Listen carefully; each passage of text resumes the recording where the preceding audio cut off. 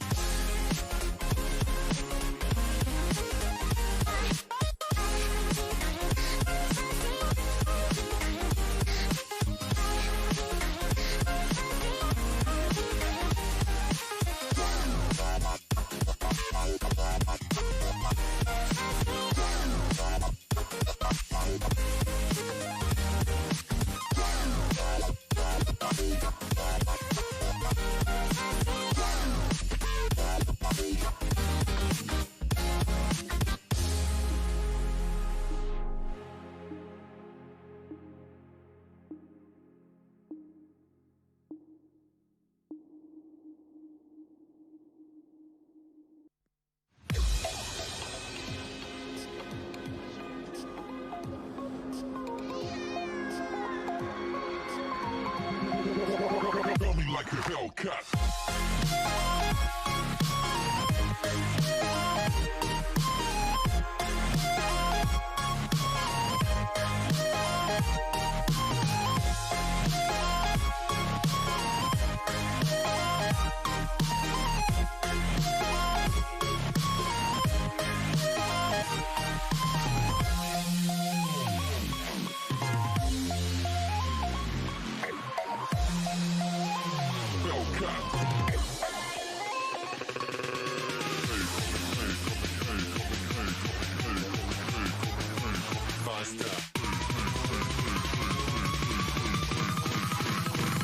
Like a Hellcat.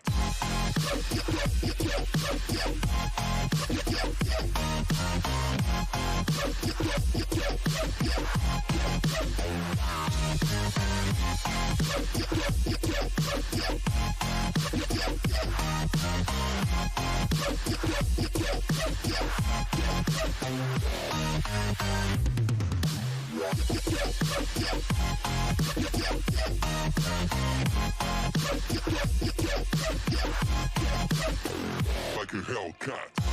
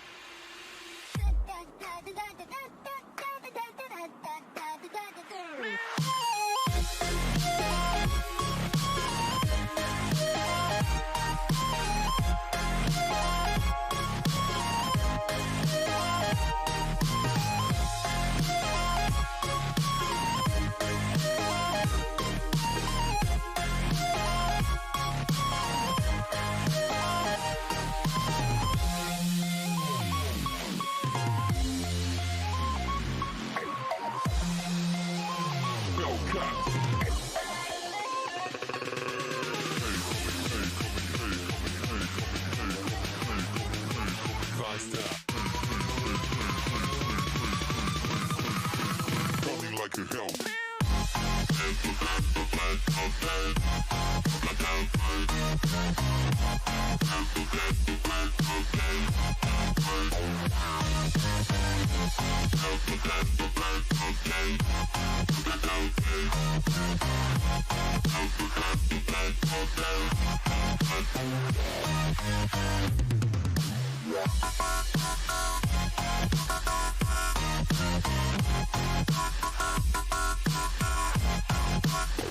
Like a Hellcat.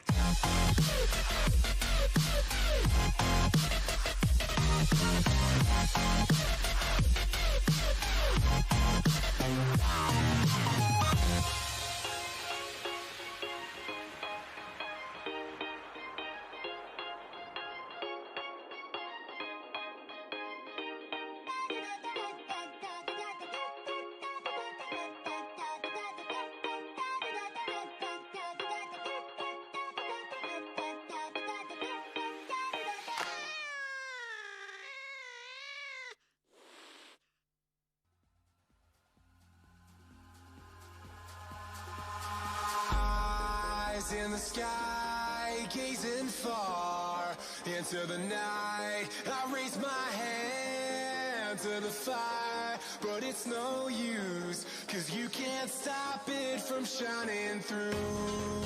It's true, baby, let the light shine through. If you believe it's true, baby, won't you let the light shine through for you, for you, for you, for you, for you, for you, for you, won't you let the light shine through?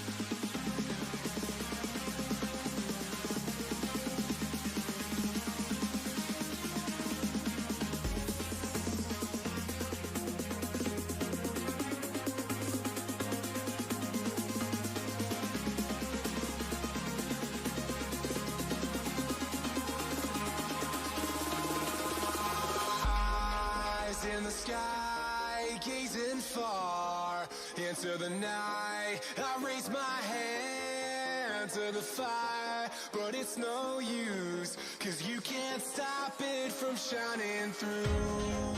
It's true, baby, let the light shine through.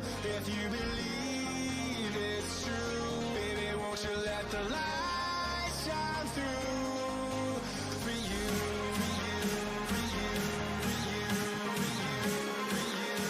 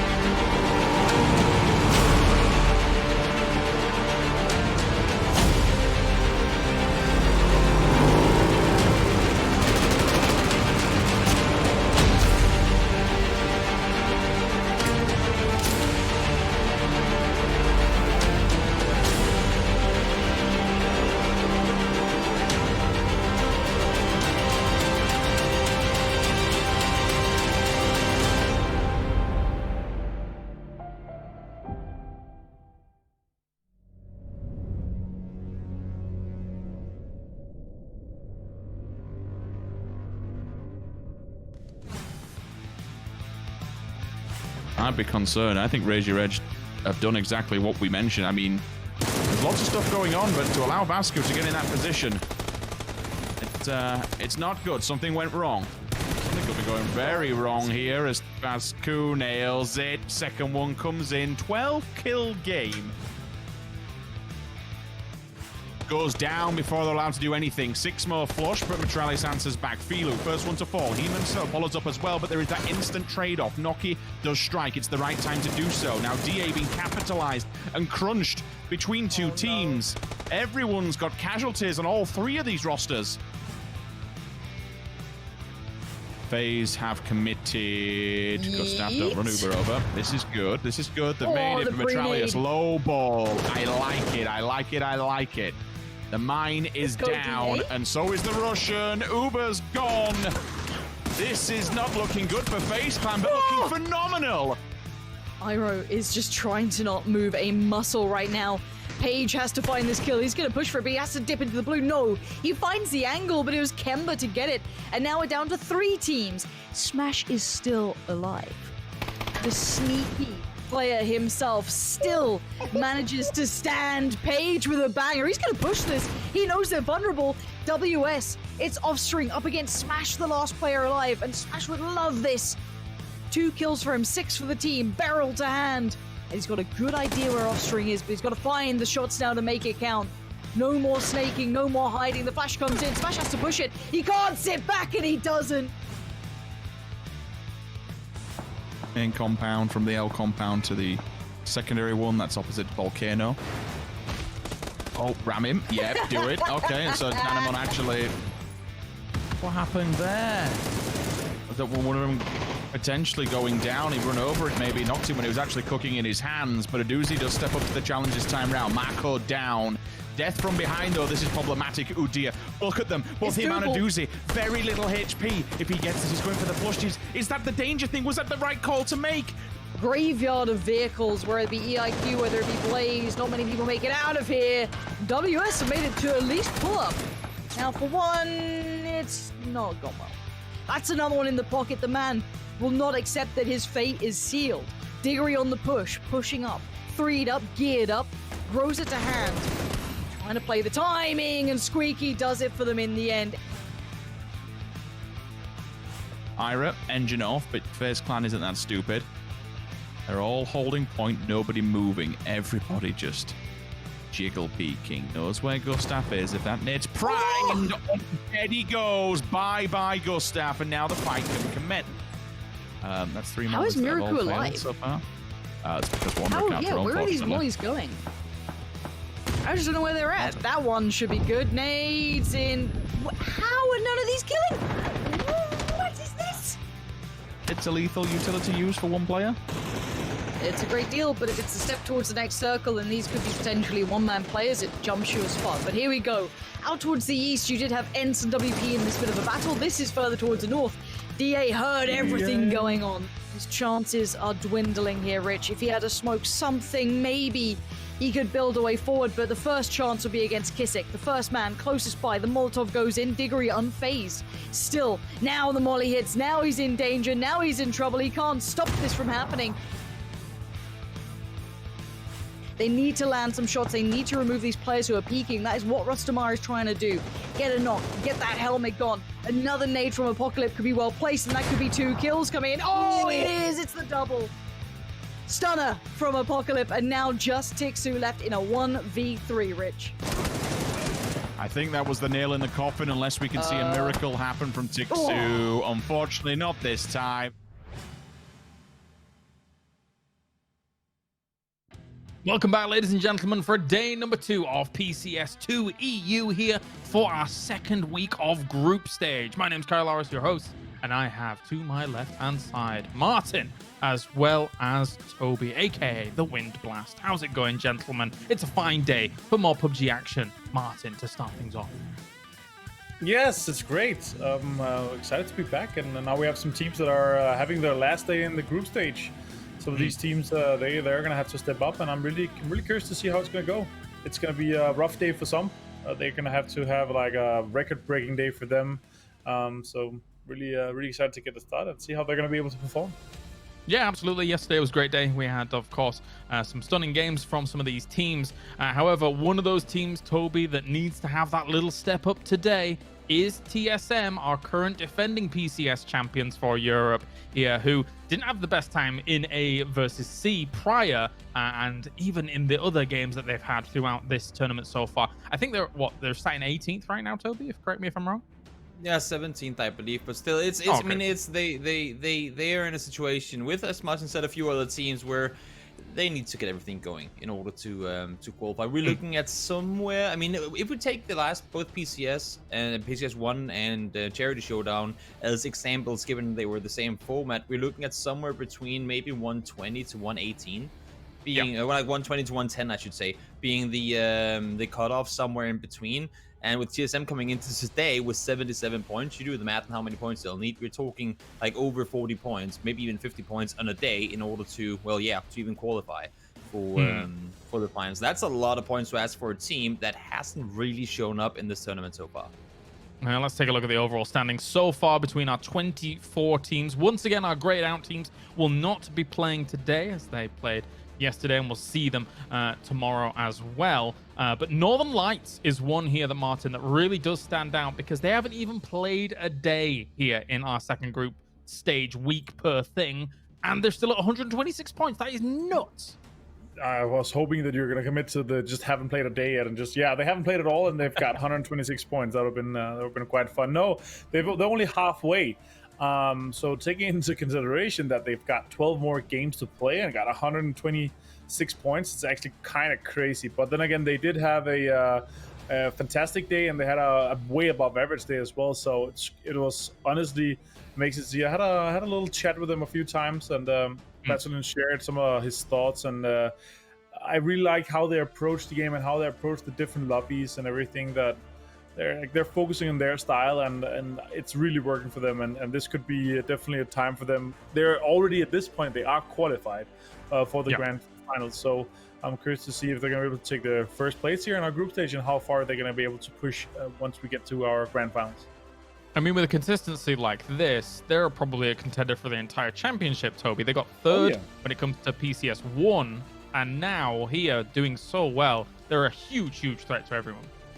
Without a doubt. I mean, they're a team that I mean, sometimes teams that are quote unquote already qualified for finals, they tend to spend that time on trying out new things. Maybe mess with some teams to get in their heads for the finals and do whatever they want. The thing is, for NLT, they're not really being contested in any hot drop or any drop spots. They're not really being contested in anything, and I haven't felt a moment within PCS2 so far where there's been anything where Battlein and the gang have had to go, oh no, we need to spend time working on this now. Like, they've been, I don't want to say flawless, because no team is flawless, but they've been playing a really good set of games over this the past 2 weekends. For them, I think it's just going to be a keep on doing what we do, and let's see if we can beat that point record from PCS1 in how many points you can actually obtain in the group stages. I just need, when we get back on LAN, for Northern Lights to create a bathrobe that is branded for the team, and then Batulins will be right at home. He'll win every tournament, I suppose. That would be so good. I don't think that's the whole the marketing for those guys. That has to be the way to go, honestly. It gives the superpowers. He has to commit to that, or even just if it was just for him, that would be amazing, you know. Yeah, even just him. That's fine as well. Let's talk about some of the other teams that have done well for themselves as well, also playing today. Aside from some of the big names, I do want to talk about win streak here so far, Martin, because they are on 122 points with 1 day remaining. They're guaranteed qualified, but it's a great performance by this squad when you stack it up against all the other names here in this lobby. Yeah, I mean, they have had a above average. They haven't had some, out of the way crazy games or anything, but they've had a consistent above average set of days. And considering our other teams, it's because that the other teams have had really bad days or are really below average days. So like that's the reason why they're up there, because they've been consistent on all 3 days. And they're getting those points. So I'm curious to see how those guys are going to be able to compete and how they're going to be able to fare in the grand finals, and also today, of course. For me though, I will say it's kind of expected, because those guys have so much experience. Like, we're talking some guys that have played the very highest level, competed That's fair. with these guys all the time. So maybe it's because like it's a new name and we don't really connect into some of the usual names, but it's very, very well fared players there. So All right, well, let's take a look now at our predictions for the day. As I guess, as is tradition, we started with Toby yesterday and we're going to do it again. He's smiling before I even finish my sentence. He knows what's coming. Let's go, Toby. What you got? I mean, now Martin kind of served it for me on a hot plate because I am going with win streak today. I think they have been. I think they've been showing some really good things over the course of this tournament. As Martin said already, a gang of very, very experienced players. So the thing is that with experience, you know the individual talent is there, but a lot of good individual players don't always form a good, well-rounded, communicative team, and that's what I have been waiting to see if I was going to get from them. And yesterday proved to me that we did, alongside with last week, honestly. I mean, their average placements have been there. I mean, as Martin said, consistency is something we haven't seen from a vast majority of teams we connect with being the consistent teams. Yeah. And through all those consistencies, win streak has really been one of the only few teams that have actually been there. I mean, they don't have a lot of those 0-point sub placement point, like outside of placement point games. They're always kind of within it. And then, of course, I mean, when you add that to a lot of really good top placement with kills, they're an all-around great team, and I'm expecting them obviously both to go through the finals and also to get a good thing going in the grand finals as well. All right, Martin, thoughts? So my prediction for today is a team that we know very well. It's TSM. And last time they played against these guys, the 15 other teams in this group, they got 12 points, and that was only from kills. They got literally 0 placement points. But the reason why I'm picking them is, first of all, these guys are insane players. And second of all, they have to have a good day today to qualify. So I put my trust in them, and I believe in them, and I know they're capable of this. If they didn't have this 12-point day last time, they just had a mediocre day, they would be, at around a 100-point mark or so-ish. Yeah. And they would be fine, but they had a rough day, and I'm sure that they have learned for that, and I'm sure they're going to have, 45, 50-point plus day today.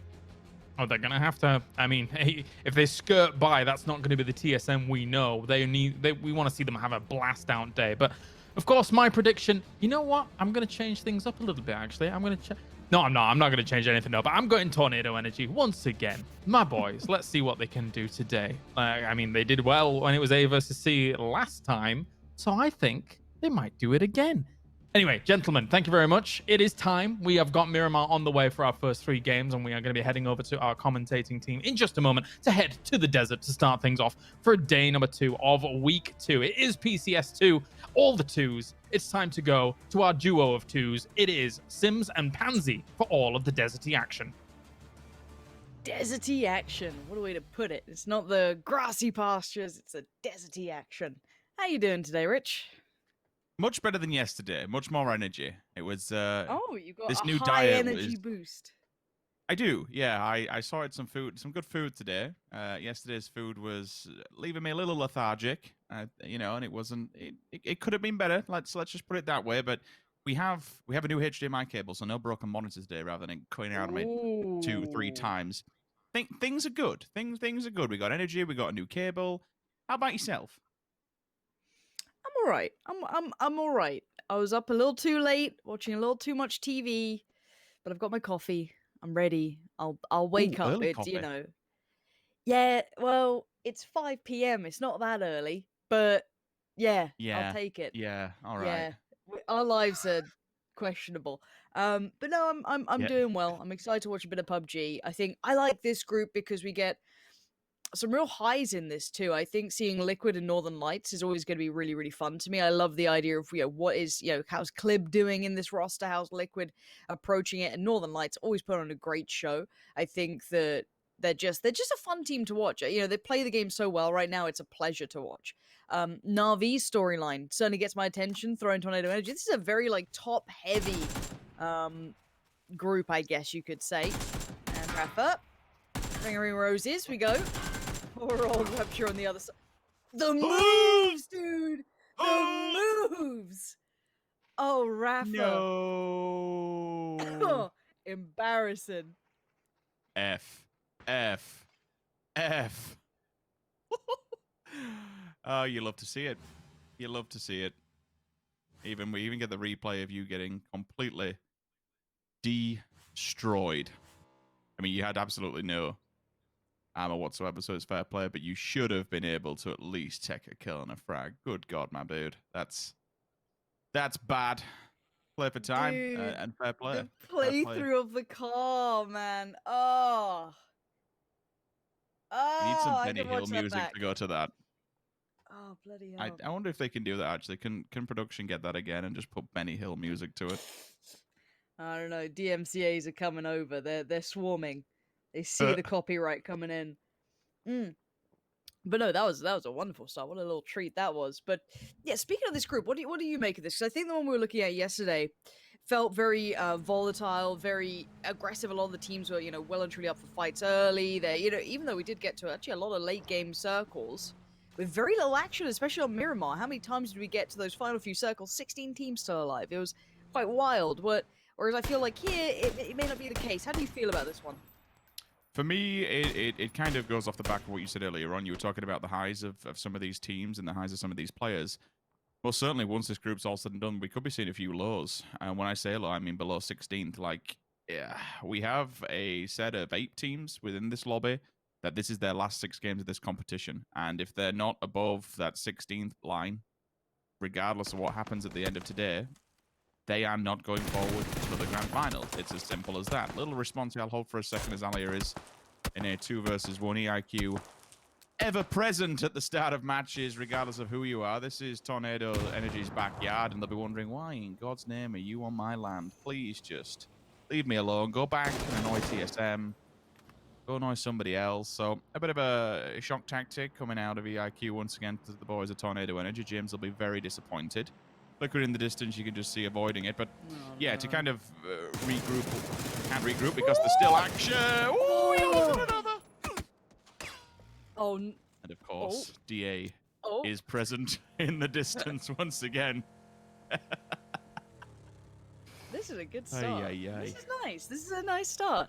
How is he alive? Like, how close is that car? I'd love like a slow-mo in like third person of how close that was. Because that looked on, right? That car like basically was like right there. I don't know. But yeah, TSM, I think Rich. that's Hold on. Do they go towards this northern lights? Do they go left? Do they go right? Yeah, they're going left now. What? Wait. Oh, okay. I thought Batulins was on the back of the bike. I was about to lose my goddamn mind. He's on the hillside. It's okay, but here comes the crash. Oh my God. They're going in on it.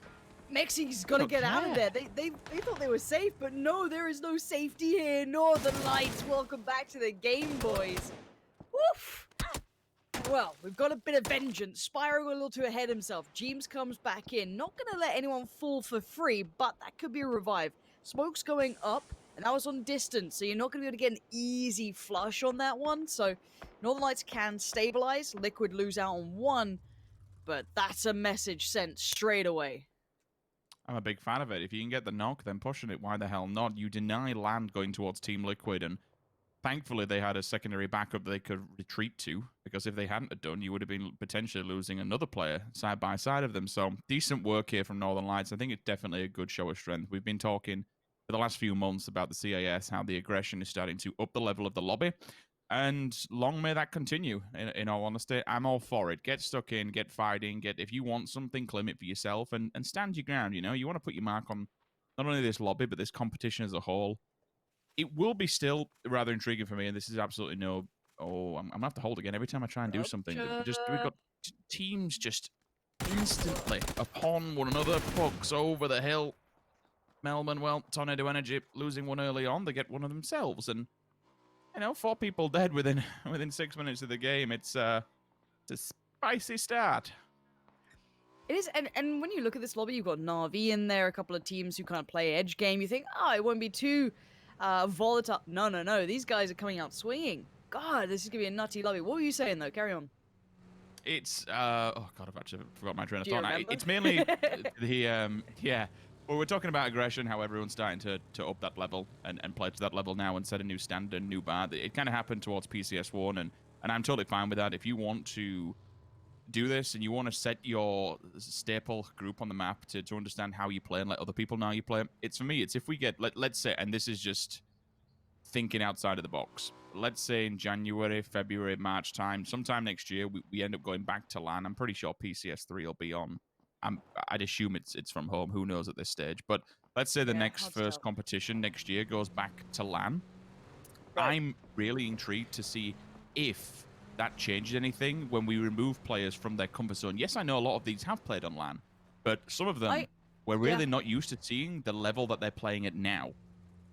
100%, and I'm with you, because this is a thing, and obviously I've been commentating Valorant for a while, and I look at the teams who are doing pretty good. There's kind of like the two schools. Oh, Vardy.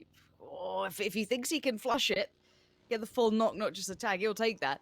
Good scouting though, but it's the same mindset to that, because that game has only really been played online. It's never had an offline event, whereas we know that FaZe, Northern Lights, all these teams, they'll deliver in an offline environment. You put them at LAN, yeah, they'll turn up. Liquid, sure.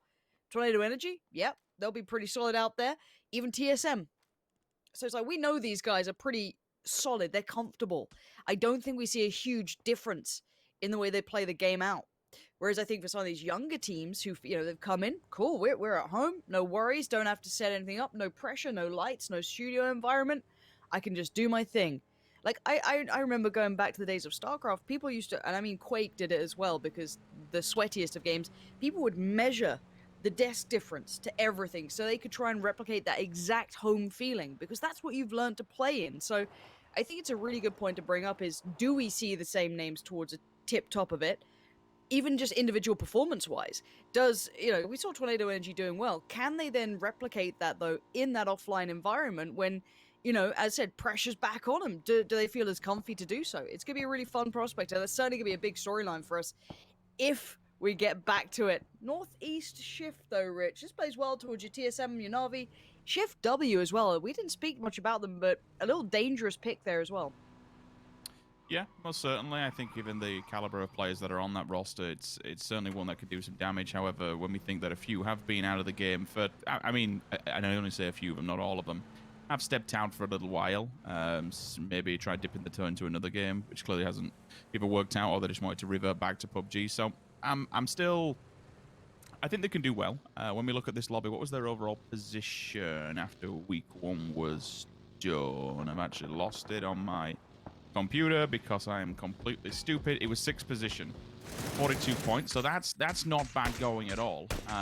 This is the one, unfortunately, where TSM in this particular lobby had their absolute nightmare day. 12 points over 6 games, like 2 points per game average is diabolical. It cannot happen again today. I'm gonna go shut my window. Crack on for a second. No, you're all good. I can tell what time it is whenever we're casting. It's perfectly fine. It keeps me in check as to when we're actually going to be finishing, so it's no problem whatsoever. But yeah, with TSM, this lobby has to be a night and day scenario to the previous time they played last week.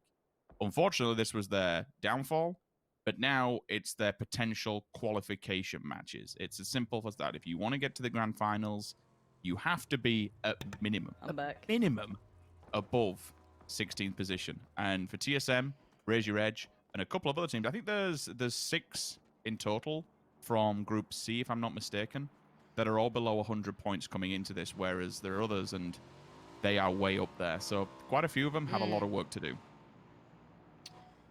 Right. And when we get a sec, can we check in with Northern Lights? Because I swear they're already getting so many kills this early on. I'm pretty sure I saw like another knock and maybe a flush coming through in the last couple of minutes. I mean, these guys are just, they just seem to capitalize on everything. You know what I mean? Like, it's everything they get. So let's see what position they're in, because they're a team that really turned heads when they first kind of came into this specific game. So I want to see where they're at right now. Okay, so they're near Power Grid. Interesting 2-2 as well. 2-1-1-ish, Deep and Spiral aren't exactly next to each other. And it's not far off from this fight. So Dogs are down there for M-Force. You've got DV, you've got DA, Red Line. Red Line are quite aggressive, so you got to be a bit careful with them, because if Michael fancies it, he will overcommit to it, and it catches people out more often than not. It's great to see. It's quite a fun prospect. And honestly, I've been really impressed with some of the kind of homegrown talent. I mean, I look at Michael, I look at Fex, I look at some of these players, and they are god tier fraggers. Just like an individual, not looking at what they do for the team, but just as that solo player. Absolutely insane. I've been really enjoying that. Now, as it stands, WS needs to find a way in, but otherwise, everyone's pretty okay. DA's not in a great spot, but I mean, if they have cars, they could always just fly it to the middle. I really want to touch on something you mentioned, and we saw that for a second on camera. Spyro and Deep's position, they are totally disconnected and isolated from Perfectus and Batulians, but that's if the hard shift comes through. That's like a backup plan. I'm kind of totally fine with that. Perfectix and Batulians are now going to be happy because it is up the way of Power Grid, and I think it'll still come their way. But now you'll expect and anticipate the Deep and Spyro to try and regroup, get themselves back. They may even just stay and try and pick up some transitional kills that come their way if they do so. It'll be hard as individuals, especially when you do have DV lingering around that area, but still, I'm kind of okay with splits like that because you're playing the numbers game, right? If it hard shifts down to the south, they would have been in a potentially game-winning position. So you have to speak also, to your IGL and work with them to make that decision. Rich. James is back on the desk real quick. We can make Illidan jokes again. He just wasn't prepared for dogs. Let's see. We can roll it back. Roll it back. James is here to geek out with us. He'll be fine. I want to hear something about some weapons potentially there. We can really, lay it on thick. And what something you were saying about Northern Lights that I liked was the fact that they hold so much territory with that. They hold so much to the south. Because look at what's happening here. There's so many teams just flying right next to you. We've got Redline there now, TSM's there, EIQ, the Wildcats. DA is probably going to be close, if not on Power Grid, potentially. You can slot some more teams in. Liquid's going to be there. And this is without looking at where Na'Vi goes, where WS goes, where Shift W goes, where DD... There's so many teams that don't have a home yet. Power Grid's looking quite good here, in my opinion, especially for this kind of circle, given that there is still a level to the south and to the east of Power Grid. It could shift across. I mean, even across the road when we look towards that hook that comes down and just runs parallel to the fields on El Pozo. It can flow off to the east and actually go down that way towards those hillsides. That's probably why we'll see TSM maybe take a 2-2 approach. Kind of the same mirrored scenarios what Northern Lights were actually doing. You're going to keep both sides of the roads in check and at least give you some kind of maneuverability options. I'm totally fine with that. It's getting a bit scarce for land, and that's what becomes a little bit sketchy and a little bit scary. Tornado Energy, they'll take the warehouses or the farmyard compound, whatever you want to call it, just front of El Pozo Fields. WS, again, sitting on top of the spine of that hillside. It's not going to go there, but at least gives you position to scout and also maybe stop any other potential that do come through. Udia onto Sixmo in the kill feed. James now has to go toe-to-toe against M-Force. Already lost one earlier on. Remember, he went out about 6 minutes into the game. So Jimbo will have to take this haphazardly on his own. They do know he's here, so they are aware that Molly going down may distract him for a second, allow him to reposition. Ooh, Clib, nice work. His input's going to pay off. We are seeing in the background plenty of fights going on. This is not surprising. That south side is rife, so is the north, so is the west. The east is a little bit easier, but speaking of, win streak! Oh, destroying Na'Vi. Senya's down, and that was almost a follow-up too. Who was that? Tab. Very low on HP there. And Kemba's angle's pretty big. Look at the information he can find from this. He does have to kind of shuffle forward every now and then. He's got to be a bit careful about it, but I'm not sure what Tab can do about this. As long as Wander don't get a bit overzealous and just overstep the boundary, then I'm totally fine with it. I think at this point, you've done the damage to Na'Vi, and you know where they're going to have to come. Jimbo, caught in the crossfire. Yep. We'll trade frag back and forth, so Clip can at least get him up. Smokes will have to go down first. That's the only thing. And for someone like Dogs, as long as he can be cleaned up, makes easy meal of that, and that needed to be done so they can force the revive and crack on. Na'Vi stuck in a bottleneck, being gate kept by the Wanderer at the moment. Offstring on top of the hill as well, so they can feed this information back. I mean, if you're someone like Kemba, just killing your old teammates is always an exciting prospect, so... But they're not in the circle. None of them are. They could just head towards the metal hangars that are just behind TSM. It's only a very small amount of land that is going to be available given TSM's position, but it's land nonetheless. God, it's horrible in the north, isn't it? There's just nothing there for them. Probably gonna lose about 4 teams here. Honestly, I don't think you can really make it much further. Tornado Energy was the first to try it, and they've pulled up, and they're, I don't want to say safe, but they're in. It's a little bit brutal. You can see what I mean. WP, trying to find a way in. Okay, you got the Wildcats to get past first. Uh-oh. You make it past them. Red line. And there we go. So far, they picked the Wildcats to fight, and it's looking a little bit rough. And while this happens, Liquid's going to try and slot in quietly just off to the side of them. So it looks like WP are taking all the attention away from some of the other teams. Wow. WP completely collateral onto IW. That's them down and dump. Them on the back of the bike, so vehicles are not in abundance for Team Liquid, but they have the speed at least, and they're in. Hide behind the crates and just keep Ratio alive, are I really suppose, is the greedy plan. on Power Grid. I'm a bit scared In at this point which- to be that spread out. I'm so glad you say that. I'm going to say in which case you've got to be really careful here. Kind of spreading yourself so thin, it's opening yourself up for attack, and whether or not you can get a quick dink or a knock is a total different story altogether, but the trades are always going to be there, right? The one thing I'm looking at for this Flammy's should be dead. Should be dead with 3 players coming his way. EIQ is helping out, actually making it trickier than it should be, but I'll come back to that once we see this cleared up. There is Flammy down, not too surprising. They are losing out on players in the way because a lot of people are looking here. Raise your edge, the one benefit is they're in the east. There hasn't been too much busyness to that side. It's mostly focused in the west, so they can get away with it, but it's a really fine line here. So if someone sees they're in that bit of a, you know, lackluster split, they should 100% get involved. Now Na'Vi have gone out. I don't have to tab an orange, but it doesn't really matter. They were pretty far in the west. That shift towards the east pretty much left them for dead. This is still going out right into the blue now. The blue's gone past. Damn. Yeah, so WP are down. As the bystanders, how much is left of the bystanders? Is it just Beamy? I think it might be just Beamy. Yeah, it is. No one made it out cleanly from the west. Remember, we had teams like WS and TE full send it. They made it in, so did Liquid. That was about it. Everyone else, screwed. Now, DA's in a nice spot there. I want Rage Ridge just to consolidate. I'd like to see Monkey and Odir maybe play together a little bit more, bring them closer by, and it looks like that might be the case. Ensure that the western side of the compound, the area, is locked out. Because the east, well, you could probably put a doozy on it to keep Shift W back. But you've got to be focused on the north and the west. Now, let's see, because the northern side's about to explode here. TSM's a team that we certainly need to see perform. We keep banging and harping on about it, but it absolutely is one of the stories of only this lobby, this competition, seeing TSM not make it to a grand finals, especially coming off the back of being your PCS #1 winners, would be just unbelievable to witness and unthinkable, to be fair, when we think about the level that is actually across that roster. But still, they're across the road. They're not safe for now. Tornado Energy is there. And Tornado Energy, I suppose, been at that top level, you're just knocking out another top-tier team. So it is, if you can take advantage of that and take them down, you're absolutely going to do so. Ivor's forced to hold as Michael bleeds out inside. Plenty of players working their way uphill, but he gets a second one as well. Excuse me, it's going to be his first. The second player is still behind the rock and alive and kicking, which I did not realize. Level 3 geared on the front.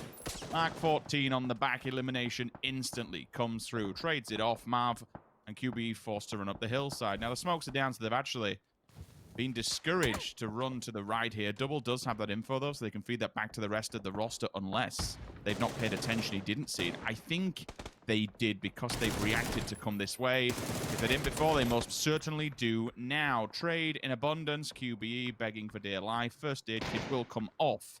Novik should have this. He has the health advantage. Level 2 helmet is cracked, unfortunately. He's outside of the blue, so the health will be ticking down. This is his kill all day long, but there's only a timestamp that you can remain here.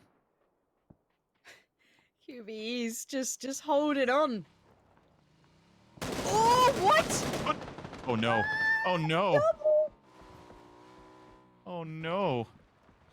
What have you done, Double? What have you done? Oh, the run over. All right. I mean, EIQ's got a lot of kills. One of them is his teammate, but it's all gravy. Let's look at who's the big players in this then.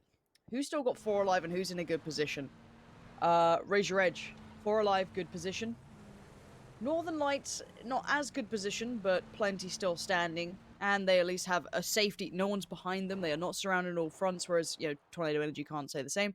Shift W lost out on Braxico earlier on, so not as strong, but on the quiet side, so they could probably, you know, slot in. I don't see how TSM or Tornado Energy don't suffer massive casualties coming into this circle. If TSM are lucky, they'll be taking the right-hand side approach, and they'll go towards the east, or their their left-hand side. Our right, as we visualize it on screen. If Ira can take down the Wanderer, and that's an instant kill, an instant drop, they'll know, right, this is clear, we can get in that way. But then again, it's not really the best approach, and this is why they're moving more towards the western side, because where the Wanderer is, you come outside that circle, you then open to the mercy of the building that's in front of you. Quizzy doesn't miss them any day of the week. Vehicle stack coming out from the Northern Lights. You go one way, you're going to run into DA. You go the other. Team Liquid, pick your battles, gentlemen. And to have this actually open, this ditch in particular, is surprising. You know, I'm not going to lie. You usually expect to see a team or two lurking and lingering around this area. So the Northern Lights, they will have to share it over the road. And I say over the road, it's just basically next door, the next ditch along. Where it's DA all day long. This is the ditch that they won their game on yesterday. They won their second, excuse me. Smash. Absolutely smashed to bits. Metralius does come in with a blinder of a nade, though. A fair amount of damage, but at least pushed him back for now. So again, TSM moving in towards Tornado Energy because they don't want to take the uphill battle against Ragey Edge once they work up that side. With a member of Team Liquid going down, this gets a little bit easier for Ragey Edge. Nudia holding point on the angle the entire time. Oh, this nade. Oh, Petulins, if only you knew. He was thinking about it. He was having a consideration of it. Oh, don't put it there. So Northern Lights have a lot of people around them, and saying somewhat of a similar situation will be TSM. They're in a more mirrored fight. Miraku and Fex about to get Quizzy and Melman right next to them, so keep your eyes on that one. And I don't know how aware they are. They're certainly going to find out now. Quizzy lets it go. He kind of shows what he was quietly building. Fex on the peak, gets a couple of tags, and Fex has been impressing me. The man is very, very talented, and he needs to be ready for this. Guns out. There it is. Fex, you feel like you could just trust him to deliver, but in the kill feed, you still see it. Perfectix, Northern Lights, they're never too far away from a couple of points to be had, and they get the flush too, so again, more and more work going their way. Iroh has been lost in the meantime, so the last stand for TSM is these two players. Still not quite in the new circle. And the problem is, look how downhill they are, Rich. They're so visible to so many players. Even in 9th position, you're not picking up any placement points. So to be a little... Oh, no. The tag from the blue solidifies his fate. How many kills did TSM have in total? That's no health on Fex whatsoever. Beautiful blinder of a shot, though. If he wins this fight, that's incredible. Example does have the time to play. Perfectix denied. 8th position they get, but Christ, 1 placement point? They didn't have that many kills. Like, I didn't get the exact figure when I caught for it, but I still don't think that that level of points is going to cut it for today. No, it's not. I don't want to say unfortunate, because it feels like I'm saying that all the time, and there's only so much you could depend on things just going your way. We'll see. There's more games, but I think it has to start from the next game, really, if anything. It can't be, well, they've got more to play with, don't worry. No. Well, that's a place to have a gilly, isn't Let's be real. Yeah. I mean, they're within the top 10, but it's a nice little gilly. Just really sneaks in there. But how many do we have left? 7 teams? Okay. We have DA in the north. Example's the only one here. Probably dead soon. Probably. How did... Bye-bye. I accept my fate, Chris. Farewell. What the hell, Chris? What are your eyes made of? What's the render distance on grass? That's... German engineering. Oh, That's what it is. Yeah, apparently so. Yeah, the western side's not free yet. I still want to see how Northern Lights and DA approach this, and because that's why Odea's got such good vision over where Northern Lights are heading. Perfectix has just fallen, Spyro's nearby and Deep and Batulins are falling back. They want to try and support this, but now comes the push from Example. He's outdone. DA have the numbers and they have the ditch, they have the cover to play off of. But now they're looking elsewhere. They're considering what's happening over here with Northern Lights. They've probably seen some weakness. They've probably seen the knock happening and thought, oh, maybe we can capitalize. But no, look what's happening. Raise your edge. Making a bit of a play, and I like this. We've criticized them before for not maybe, taking advantage of late game positions. Now they're doing it. We said, who was it? Who pushed them when they were in that final position on Miramar? It was for Omicron. I think Vascu made it super close and they were... Yes. Yeah, and they didn't capitalize on it when they had a really good scenario. So I like Raise Your Edge, playing that a little bit. Pushing out. Okay, we've hit maybe the limit of where we feel comfortable to ensure we still have some back control of the circle. Let's fall back on it. But they've just kept a little bit safe. Deuce's got to be careful. He's a little out on his own here. And now Northern Lights are going to press forward. They're going to try and find their way in. This is a power grid ending. We have Shift W, we have DV, we have Team Liquid, Northern Lights, DA, and Raise Your Edge. So some big names here. Even though I look at Northern Lights' position, I think, yeah, it's not great. I still don't want to count them out because we know how good they've been. That's the second or third knock for Batulin, so they have to be quick to get him back on his feet if they want any chance of keeping him alive. They do know one player's still down in the ditch behind them, and that's where they're focusing a little bit too much. I mean, they have to. The amount of times DA just comes to the blue and completely ends your life. Raise your edge once again, Lauren. Oh, no, it's Smash. Of course it's Smash. Every bloody time does he just turn up from nowhere and take somebody down. Whether it's a knock or a flush, it's just super annoying. The dude's survivability levels are off the charts. Raise your edge. It's not a complete split, but certainly for this level of circle, I want to see them a little bit more together to deal with these solo snakes and these last single players or duos so they can work in tandem one by one. Bubble Lord, finally, the solo snake, and again, just proving exactly what a Lone Ranger can do. Mexi also, again, another man of survivability, still in it for Team Liquid and holding on. Does have Clip with him. Didn't realize that at first, so excuse me. Again, these two of them themselves are actually a powerful duo. Individually skilled, like Clib has just been worth his weight in frigging gold. Not only for this roster, but rosters past as well. Yeah, he's a damn good pickup. I've liked him so far. Yeah, totally agreed. And you back that up with Mexi. They're still not out of this yet, and there's still a damn good chance they could pick up some good points. Mexi just got caught off, but look at this off angle for Mexi. He sees a little bit of an opportunity. You saw one of the other players get knocked. Raise Your Edge are getting ready to push it too. If you look at Raise Your Edge on the minimap, they're getting a little interested. Maybe they feel like, oh, we want to push this, but you've got to be careful. There's still essentially a whole other force stack here, and it's, Shift W and Team Liquid in some weird combination. Mexi seems aware. Zoka on the other side, playing peekaboo here. These are headshot angles. You got to be a bit cautious. Yeah, Mexi, I like the flash, but maybe the timing's not right. Gun's out right now. Blue's, 4 HP. He's dead. Surely he is dead. Just look at the players swarming it now. Mostly found Batulins. He'll be in the kill feed in a second. He is. The trade comes back in. Deep spotted out. Shift W. So this is all piling in. Everyone's chiming in on this. But Raise Your Edge are holding numbers. Yeah, and they're beginning to sweep and clear. More points on the board would be fantastic for this roster. If we can pick up another 4, make it up to 10 frags. It's going to be beautiful. Here we go. Monkey starting to turn up. 5 frags in the back. Moving on to 8. Potentially 9. Just rocking it up. Line them up. Knock them down. Take it home, boys. This could be a very big win. Unless somebody decides to ruin the day. Look at his gear. It's so garbage. I don't think he can do much. It's like broken vest, no helm. Okay, I'll shut up. I'll shut up. Deep don't need it. Deep just needs the gun. He's got the flush too. Oh, don't whiff this one, Raise Your Edge. Don't whiff it. You still got Clib and Zoka in this too. This is the first snake of 2 more. This should be dead, as said, no gear. So once they get that stray fight, they're done for. But they've got to creep forward. What's the center of the circle like? Clib's in a weirdly okay spot. Ish.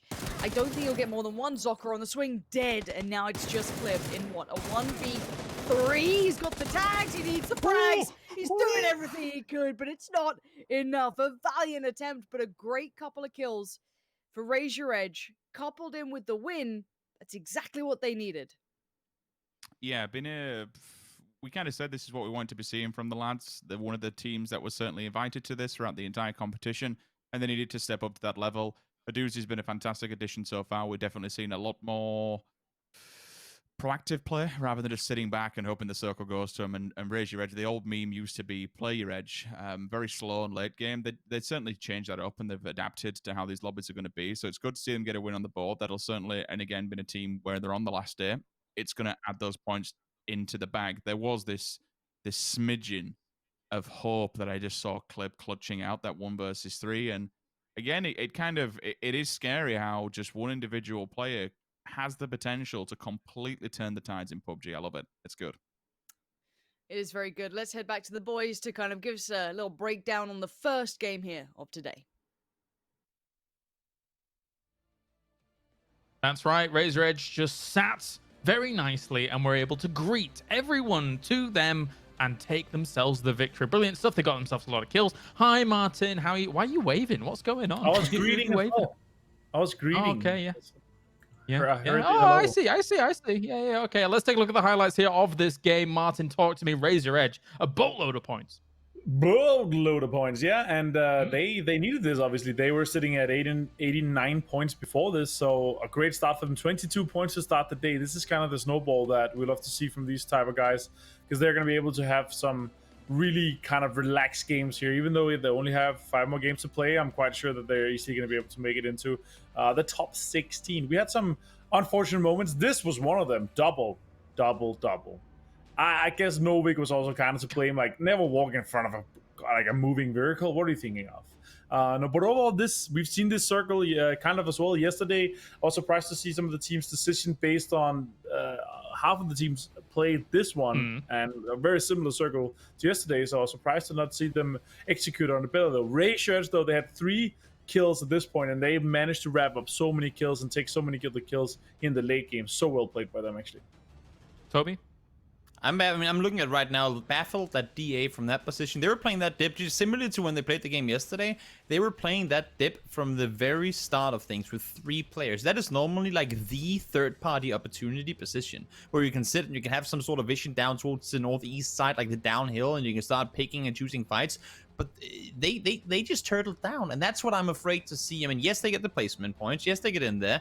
But if you, as we talked about yesterday with other teams, if you don't get the kill points to back up those placement points in a time where the point system is the way that it is right now, if you can't find the kills, if you don't dare go aggressive in these situations and try and see if you can get more than just those 1 or 2 points, then it's not gonna matter. I mean, you're not gonna make it through. And also, I mean, to be fair, the more kills you have early, the less pressure is on you later on in the game. So it kind of bites them in the butt that they just kind of turtle down in the dip the way that they're only getting 3 points in the game. Yeah, that's actually extremely surprising to me. Only 3 points off the back of that. That's kind of crazy. But 22 points comes in for Razor Edge. Huge leap up for them. Brilliant stuff. Northern Lights, as if they needed any more points. 12 come their way. And, Martin, Clib almost clutched out that final situation. He is just a monster sometimes. Whew. Yeah, he got 2 knocks. Unfortunately, no points from them. He got 2 knocks and nearly... he had a chance against Udyr, but he was low himself, and Udyr managed to round it off, and obviously that they had to win this 1v3. If he managed to clutch that clip, that would have been insane, and like I would have been devastated if I was Razor Edge. Even though it would have been an okay game for them, I would have been devastated. So good to see them round it out. Northern Lights as well, 12 points. They're on to an insane start here. They've played they've played 5 less games than some of the other teams, and they're sitting very, very comfortably in the top 3, and they might be able to push themselves very far up ahead as well now. Yeah, maybe a bit of anger in Northern Lights after not winning out PCS1, having a great tournament, TSM doing very well over them. Speaking of TSM, in fact, as we take a look at the comparison between Razor Edge and Northern Lights, Toby, not the best of starts for them. They've still got an opportunity, though. 5 more games to go. They can try and push themselves up from that elimination placement. Yeah, me and Martin were doing the game, having a little chat about them on the northern side of the road towards Power Grid. And while Fex made it across, it just I don't know if they were. I mean, I feel like they stayed on the northern side for too long. They were actually allowing for teams to kind of swoop underneath and take positions. They, in my opinion, at least, could have had a chance to go in and take control of 2 teams in the top 5 in terms of damage. Goes to show the less damage other teams in good positions do, the more space there is for teams that want to do damage to go out and do it. And the Northern Knights and Razor Edge, they were both very very, very successful in exactly that. And big numbers coming in here from Razor Edge as well as Northern Lights. And let's. Uh, Oh, hello. We're what are we taking a look at? Something. Oh, there's oh, Toby. hi. Oh, now to Martin, quick! Now to Martin. Oh, Wait, what? do be It's funny. fine. So, I mean, of course, when you look at this game, though, even the ending, Martin, is kind of very hectic, right? When you're looking around Power Grid and you're having these kind of ends occur, there's a lot of cover. It's almost a pseudo urban ending to a certain degree with these teams as close as they were to one another. Yeah, right. But what I take away from a fight like this and a game like this, especially in endgame, is how does the teams that played yesterday and how does the team that didn't play yesterday approach this? Because obviously the teams that didn't play this circle yesterday, they're literally sitting watching the games, or at least watching the VOD, right, to prepare as much as they can. And some of these teams that even played the game yesterday, they're making the same crucial mistakes. And I'm like, what's going on, guys? You literally just played a game yesterday where either you made the same mistake or you saw someone else make that mistake. Why are you doing the exact same? Because you can approach the circles in a very, very similar way, especially when you saw it was basically like nearly 1-to-1 the third circle, and then you kind of always know what's going to happen for the fourth, of course. But let's take a look at the standings, James. That's right, because my pick and Toby's pick have both stealing one placement away from Martin's pick that went down 2 placements. What do you think about that, Martin? I think it's there's 5 more games to go, and I'm not too worried, to be honest. I agree. But very well done here by the teams moving on up. Razor Edge, obviously, with 4 placements up here with 111 points. And basically, when you get to this kind of position here, Toby, you're feeling comfortable. Oh yeah, for sure. I mean, it's gotta be a feels good for every. I mean, I want to say everyone sitting on the left side of the leaderboard. As we said, 120 down to 110. We don't know exactly where the cutoff is gonna be. So if you're coming into it now, even in a Tropics position, guys, we need to get 25 points in 5 games. That's not. I mean, with 1 win, you're pretty much already there, right? Or with 1 just somewhat high kill game, it's like, well, that's half our points we needed. In essentially 1 game, we should be all right. So if you're sitting at around 90, somewhere out there now, I wouldn't be worried. But looking down the list, I mean, Redline, M4s, I don't think there's anything even to discuss. Same thing with Divan. But for Redline, the team that is, I want to say, the furthest down, but still with a slim but a chance. They need to go out guns blazing now. Maybe actually start going for more aggression than what they've been doing so far, because even if they get good placement games with a couple of kills, I to their standard, which overall would be good, it just doesn't make up for the games that they've played that hasn't been good enough. So they need to go out and have amazing games more than just their like your average good games. Yeah, definitely so. And obviously, everybody at home can be involved as well. Use the hashtag PCS2fan and record a video of yourself supporting your favorite team. Be it on Twitter, Facebook, Instagram, YouTube. You can join in on the fun as well. And you have the potential of being shown on the broadcast throughout PCS2 here as we continue things on. So, a few seconds to go, Martin, before we go into our next Miramar. Who would you be cheering for? I mean, you already made your prediction, but which team would you make a video for? Bystanders, because they're Danish and Beamy just fragged out last game. And I love knew it. Flamey's The red beard. Danish bias. I know you guys are going to request them for an interview, aren't you? I know your game. I know what's going on here. All right. Well, anyway, it's time to go into our second game of Miramar for the day. Some of these teams looking for big points. Will Divan, will Illidan take up the Skull of Gul'dan and move on? We'll find out. Sims and Pansy, take it away. I knew it, and I'm so happy you did it. it. There it is. He did it. We needed that. Thank you, James, for joining us. Durasar didn't entertain our dweebiness, and it was very upsetting. I wanted to embrace the name. If it's there, let me roll with it a little bit. It's a good time. It's a good time. Yeah, game 1 done. Excellent result for Razor Edge. They've got to be super happy with that. They needed the boost for sure. They've been showing signs of life, but that is it's like, I think the biggest thing for me is they closed out well. Yeah, it was a little shaky here and there, but they closed out a game, which is what you need to be doing. And we saw them last time. They had the advantage late game, but they didn't close out as well as we'd like to see them do. So this has got to be a confidence boost, right? You'd like to hope so. It's going to be putting you in a good stead, certainly for this lobby as a whole, because at the moment, I mean, it's tough at the top. I feel like it's Russian at the top at the moment. Tornado Energy, Northern Lights, first and second respectively. Liquid in the middle of it all, and then on the other side, Navi fourth, and Win Streak 15th, fifth. Like that's a pretty stacked up set of rosters up there. Win streak CIS 15, is I think nuts. it is. Like that whole region, man. What did we say? It was like 25, 27%, something ridiculous. Like the lobbies are It was almost all nuts. over a quarter Russian every single time. Yep.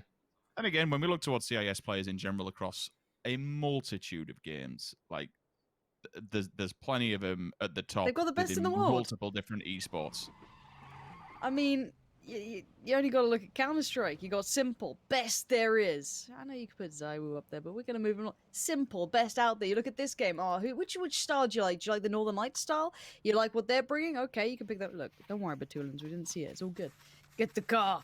Batulins, you got Northern Lights. Sick little kind of team that's up and coming in a way. I don't even like to say they're up and coming. I just don't think they've got the same, like, history Na'Vi has yet. You know, they're basically there. They just need that big offline win, really, that would solidify it for me.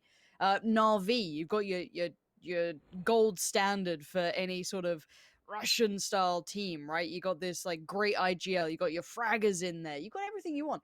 You got your pick of the litter if you're a CIS fan, if you're a Russian player, you got all these players to look up to and go, yeah, there's my team. There they are. I mean, they're nuts. Trying to think, I'm pretty sure Batulins has got a LAN event. It might have been GLL, maybe. It might have been. It may have been. It may have been GLL where he actually won the LAN event. I mean, we're obviously there's Charity Showdown behind that, and you've got Series 1 Continental at PUBG. You third in the previous one. Like, it's still damn good achievements. I'm also certain he had a good old stint on Na'Vi at one point back in the day. He was definitely on the Na'Vi roster. And that's when I first encountered him and remember him back then. So it's not as if, like, they've come out of nowhere, but certainly they've just not been at this level. But again, I want to make this very clear. This is no BM intended at all. But, like, for instance, you see him, we've got the robes on, we're comfortable, we're at home, we're chilling. It's whether or not this team of this caliber, once we go to LAN, we see that same level, because then everyone is... It's a totally different ball game, right? It's the same fair environment. Everyone's on the same thing, and you just I think they do it. I think they're definitely, without question, at the moment within Europe, a top 5 team. There's no question of that whatsoever. If they win this, I'll be very, very impressed. I think for me, we've got a little bit of a push on the compound here. Oh, Bulbalord, I don't think they're too aware that someone's this close by. Does have support there, but completely unawares, and a barrel against you, never nice.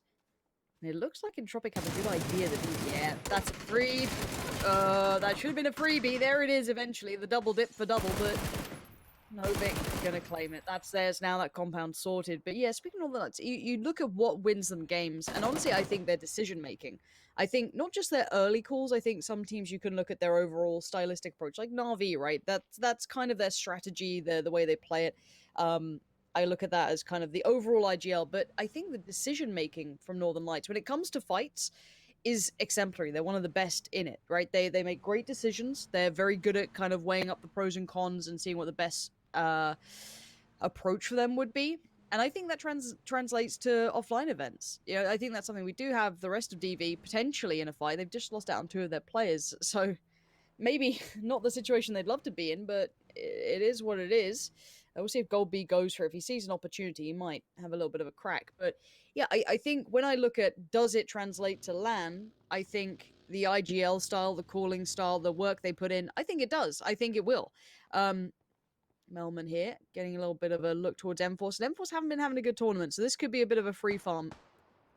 Example's already got the first bit of contact, so Melman's position hasn't been noted yet by Dogza, so this could be a horrible surprise, but it looks like he's going to fall away to the compound. Goldby did get the opportunity, so he did decide to try and take out a doozy. No flush yet, but could come through. I think he's still towards a compound, so unless the nade flushes, he might be safe.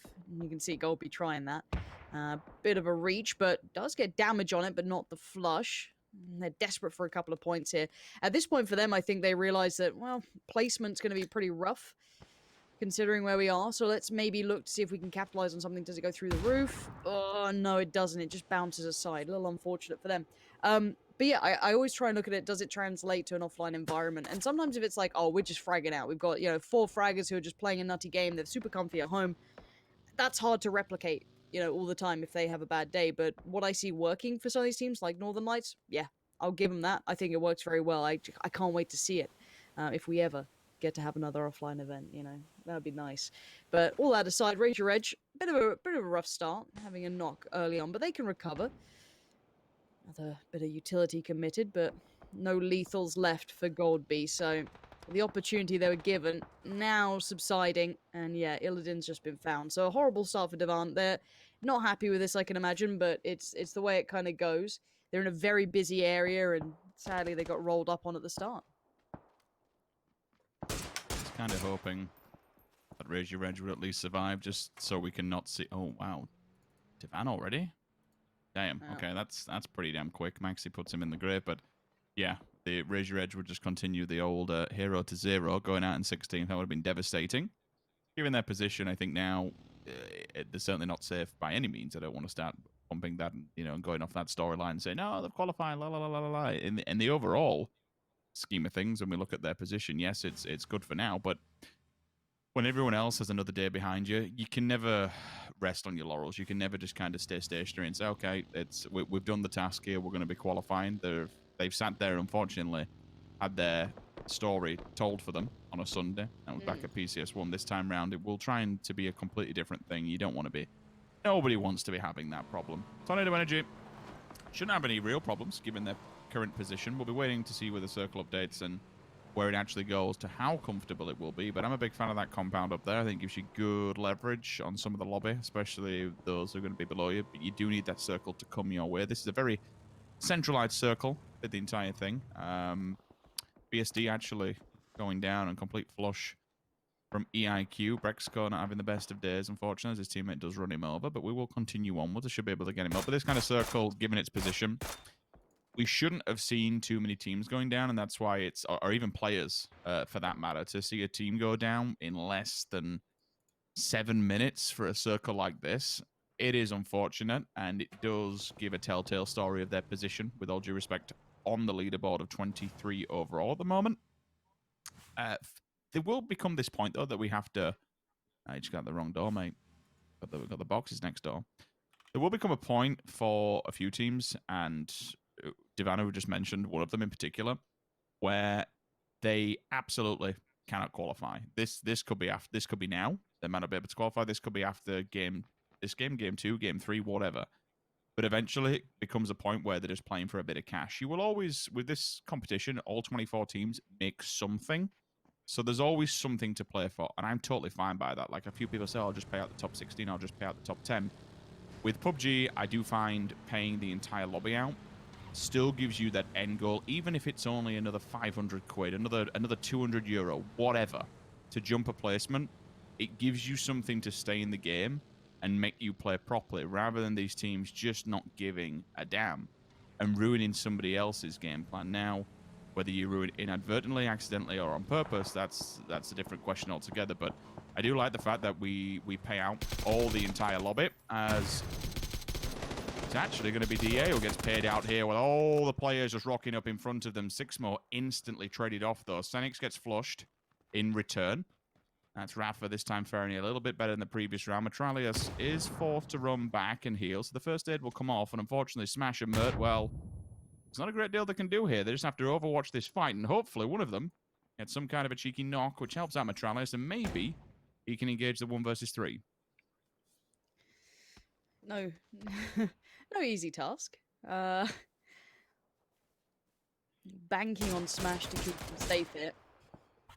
A couple of shots popped, but this is going to be a hard one to hold, and I don't know how Metralius gets out of this.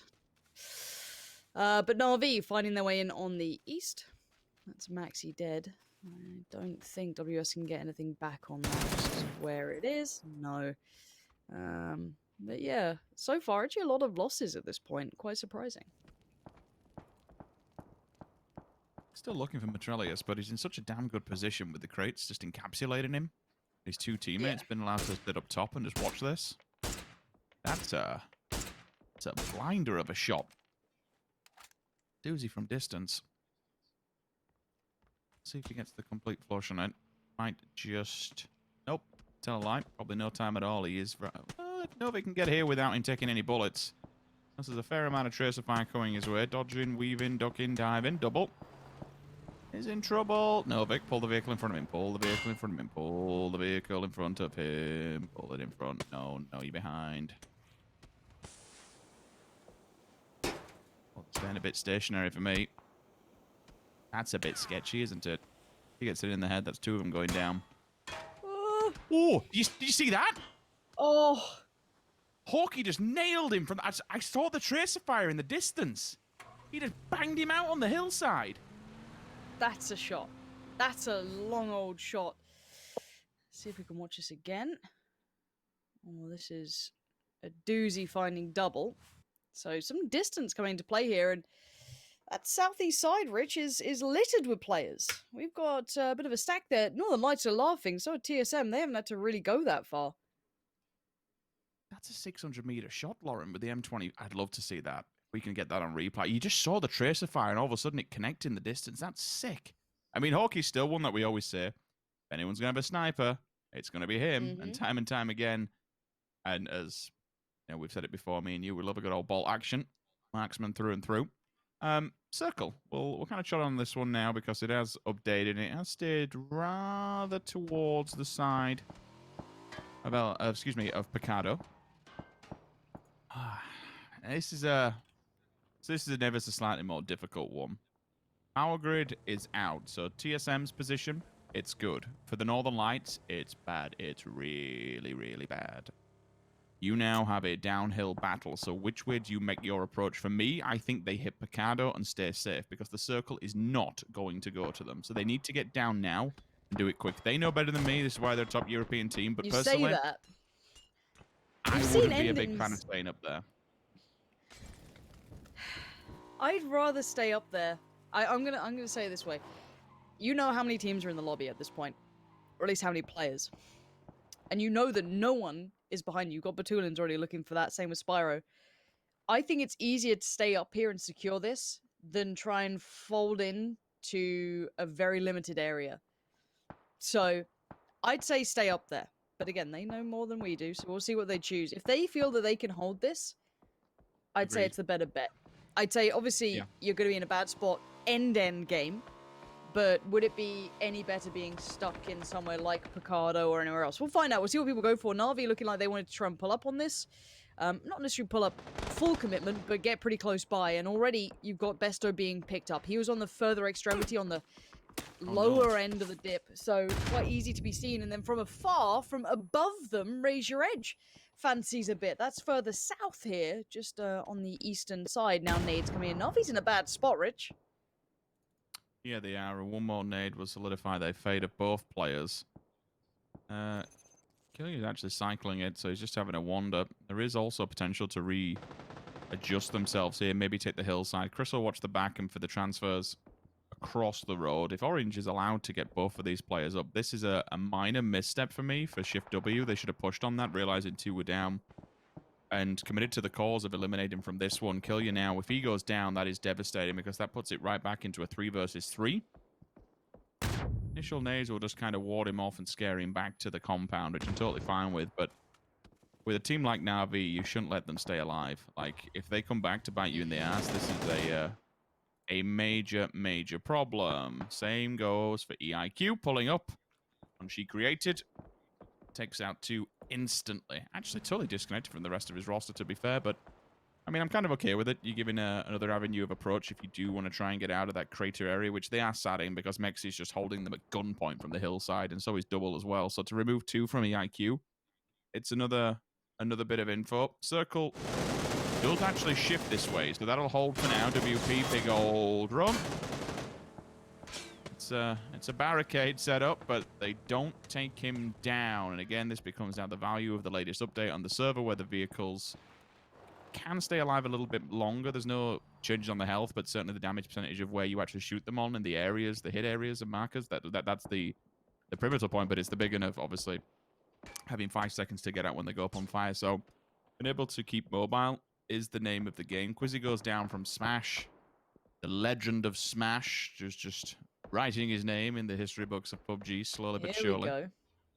We're gonna see that Northern Lights move. They decided to commit towards the hill. The circle's gone east, quite far east too. It's kept out Picardo, so they can come off this hill. But where do they go? If they've been scouting TSM correctly, they might realize that it is a bit of a widespread split potentially. There's a couple of areas, especially on the south side of this road, that are dips and divots. So we'll see what Batulin decides. He's a very good IGL in these moments, but M-Force are quite close by. Tornado Energy, Liquid, they're not alone in this, but maybe the timing's okay. Let's see, M-Force are right around the corner.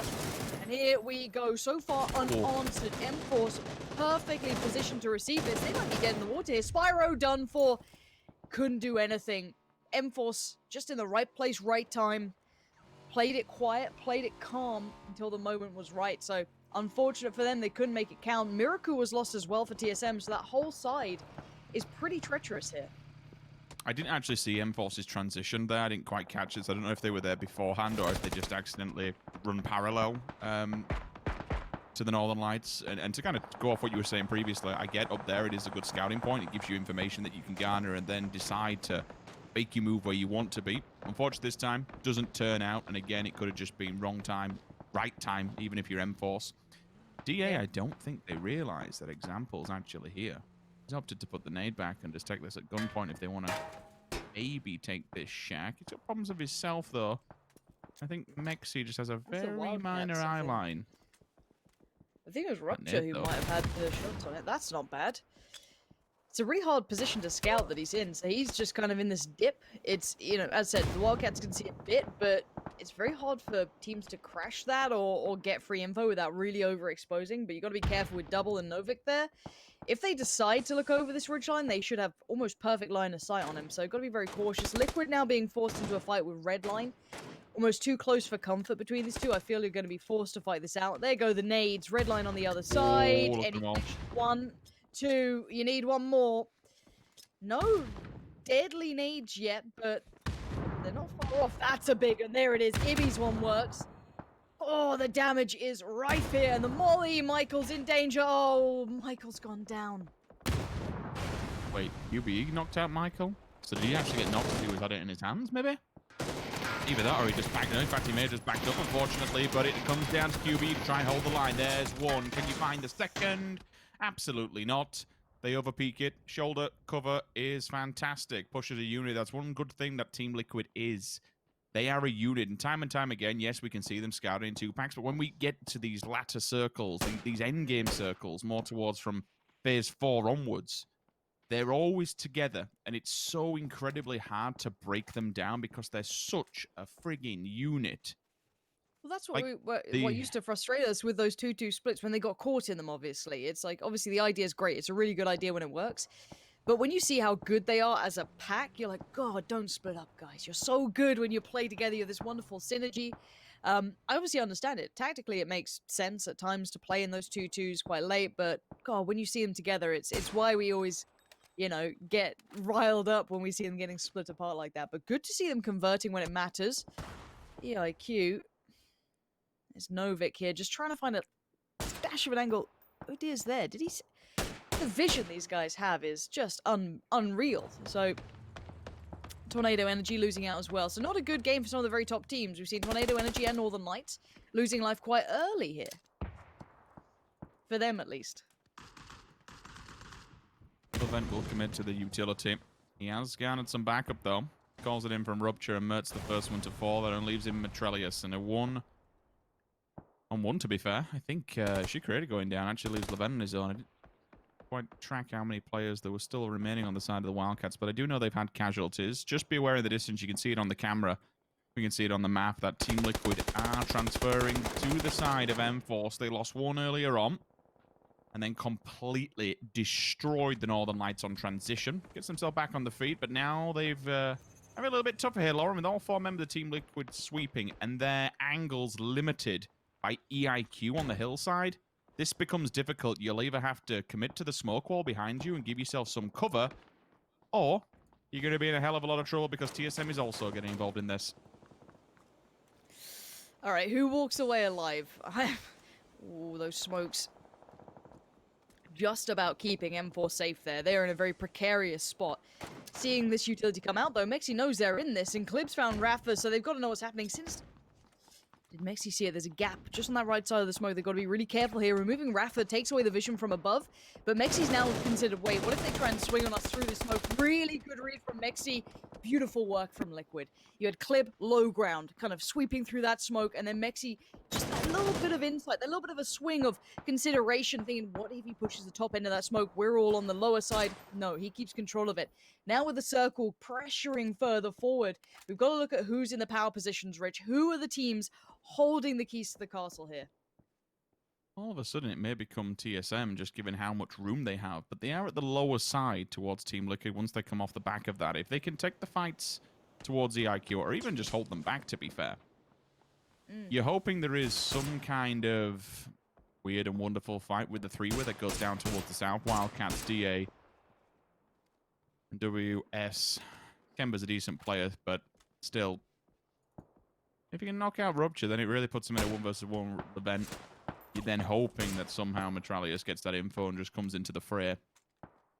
And it's a bit of a nuisance. The survivability factor is definitely in TSM's hands right now. Whether the fragging power's there, I don't know, because they're a little bit split from one another, and whether you can go for that trade-off and revive is also... So I suppose sustainability isn't in their favor at the moment. Not when you've got Na'Vi and the compound just off to the left-hand side of them, and they'll know that. If they've been scouting properly, they will know that. Raise Your Edge goes down, 8th position for them. It's not great compared to the win previous. The big win as well with the frags that came to boot. Shift W making the approach onto EIQ. They may smoke this and actually push onto they deny vision, then they get across onto double. This only pays off for Team Liquid. This gives them more time to be able to move, in all honesty. It opens up a little bit of, a little moment or two for sure. Metralius going to try and move in under the cover. Maybe the Wildcats, but did they see him? I'm seeing Rupture looking that way. I don't know if he saw him. I don't think so. I'm not sure. But Metralius isn't in, and well, he's no Smash, so I don't know if he's going to be able to kind of pull it together late game, as Smash does seem to be able to do. What's the terrain like here? It'll be Shift W as the high ground, right? Yes, but they're all way up against it, so there's really no hard cover. I mean, unless they... I'm surprised they're taking this fight up against Na'Vi. I would, if I was them personally, try and focus on towards doubles position, remove him from that, and that gives them time then across at least more of the central side of the circle. Unless Orange decides just wants to get, fully aggro, balls to this, crack on. Like, he is a bit of a nutter and such a complementing factor to this roster. And I just saw the car being pulled around as well. Na'Vi looking like they're maybe considering going on this one, but finally Shift W wake up on the other side. But Brexco's taking a barrage of damage. And while that happens, Liquid did find Rupture, so that's on the other side of this circle currently. But Tab being knocked might have slowed the aggression that Na'Vi were potentially trying to consider. Maybe trying to take that ridgeline from Shift W, but not going down without a fight. And now Chris, prone down, waiting. Zocca's still alive, so that's still going on. And James with a throw and a half towards Vard. That's a decent throw. And it has gone towards the west side. It's moved over towards that edge. So all these teams, your Na'Vi, your Shift W, your doubles, your Wildcats, all have to go that way. And Orange just praying that one of those shots came through. And we'll see if TSM do get the revive. I think Vard's in a small little ditch that they can work off the back of. I did say sustainability could be a factor, given Iris taking residency in a little shack. Senya goes for the flank. This is beautiful. All of them just focus down low. Peekaboo, thank you. Where's the second one? It's just over the hill. Goes for the flush instantly. Aggression in abundance. Turns around. Can't quite figure it out, though, unfortunately. Got held off track. Chris, you're in a 1 versus 1 here, my dude. If you get this, this will be phenomenal. Oh, he's going for the points. He knows it. With that blue on his back, he might not have the options yet. He's claimed them. He knows it. That's the experienced player coming in, though, knowing that, yeah, he could try and face Orange, but the safer approach, flush those kills, get those points, get your boys on the board, keep them pushing. Now Orange, after such a great beginning to that, it's all kind of fallen apart. It's crumbled a little bit in that. Now, look at Liquid. They're getting curious. They've gone walkabouts. What they haven't counted on is Metralius. He's a bit of a problem down the line. They're putting a lot of faith in James to keep TSM safe. but maybe feeling the position he's in is safe enough to do so. Let's see if Double does anything with it. He is just on the other side of this ridge. Did Ibby spot him? I think he did. That's underhand, getting ready to go. Boop. Just post it through the letterbox. Up and over. Lovely. Job done. Right, that is securing, to their understanding, the south side ridge. This is the problem player, though, Metralius. He could still be an issue if they don't consider it. They don't know that he's here, and he could pose a threat. Chris and Orange still alive out in the east, but those two stalemate. Both in a bad spot. Chris wins it, though. 9 kills for Shift W. Big game for them, and yeah, big game for Chris, too. We know the caliber this man can play, but what a nice final kind of couple of teams. 4 teams. You got Liquid, TSM, Shift W, and DA. They're more central than anybody else, but certainly being down, oh my god, 1 HP. Medkit will come off, so the full 100% HP will be there at least. It's the added benefit. They need Metralius to roll up here at the perfect time. Even 1 knock on Liquid just stalls them, buys them time. Jeems is getting Ibby. a little bit hungry. You've got to be aware of that. Good job Nice from work. Mexi. Cleans up Metralius nice and clean, so it won't be a problem of going any further. I love the way they treat it. I always look at them like a pendulum swing, right? They'll have Jeems being this almost safety point, and then the other 3 just swing out, take control, pull back in if they get contact, and they're double dipping towards the east. They know that Chris is out there. They probably saw on kill feed or spotted out that, okay, that was the Na'Vi player gone right. So there's still someone out there on the east. They couldn't have gone north, so they're going to be on this hillside. So by process of elimination, they know it. And they've still got TSM kept back here. TSM are a problem for later. The smokes are going to give maybe Ibby and Clib a second or 2 to work with this. Try and get Chris a nade. Ibby! It's so good! Damn! Liquid are on it today. It's beautiful. I like it. The team who are not TSM, they could do with a stonking game here, but it becomes exceptionally hard. How many kills do we have so far? Because at the moment, if they end this in second, it's only 6 points, which wouldn't be terrific. You need at least 3-4 kills to try and do something and claw something back. Otherwise, this is just going to be another tragic lobby, unfortunately, for the boys on TSM. 2 down low, and again, survivability factor. I think Vard, was it missing a helmet? Ira's already been put down to 1 HP, so we know his armor's going to be damaged. But the numbers are in abundance for Team Liquid. Look at that. It's just a big old line of players. What's the ridgeline like? I just don't know. If TSM has... Oh! Clib bagging out Fex. Iro and Vard, we saw already. Kills. Iro didn't have a kills. helmet. Oh, God, how? Oh, How is this the no, situation? This is only 6 points, Lauren. That's it. Like, unless they can... I don't see how they can get out of it. No, that's it. It's done. everything's Mexi's broken. just going to step Mexi, up here. go on. Go on, Mexi. Just charge it. There it is. It's all done. Liquid. Wrap it up. Bow on top. The present. It's gifted. It's done. TSM. I have to feel for them. Yes, endgame. Helmets were gone. Iro's helmet was removed long ago. Fex, I think, got potentially 1 shot as well, so maybe his helmet was also gone. Their gear was trashed, but we needed more again. We need to see more from TSM, but got to put it out there. Liquid put on a belter of a show then. Yeah, coming into this as 3rd position overall in the lobby, like this will potentially... They were only, what, 6 points, 5 points behind top spot of Tornado Energy. Northern Lights in front of them, so there is a bit of really good potential here. They've just topped their group, but when you see them working as a unit, when all the cogs are turning and everything's just falling into place, it's one incredibly scary roster. We sometimes question these splits. You mentioned it earlier on, you touched on it, but when the coordination is there, it's perfect and it works. They can just line people up and quite literally walk through them. Yeah. A reminder of how good Liquid can and currently are, for sure. With Northern Lights and I think Tornado Energy going down quite early, this could look a little different towards the top, so we'll check back in on that. Well, we won't. The desk will. Let's head over there now.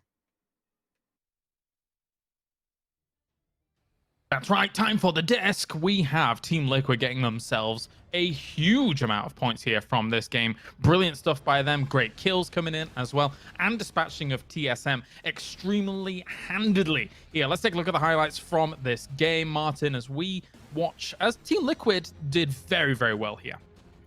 Yeah, they managed to have a really good game. I was actually, I was not expecting them to finish up with 14 kills, but overall, the game was actually really interesting, right? Because we had a somewhat, obviously they're gonna do good. It's close to Picardo and stuff, but when you get a home turf circle, there's two ways of getting it, right? You can get a home turf where you can get into a good position, you sit there for a long time, kind of like what TSM did. They are somewhat close to this position as well, but Liquid, they played it aggressively. They played some 2-2 splits. They pushed on the red line, for example, here.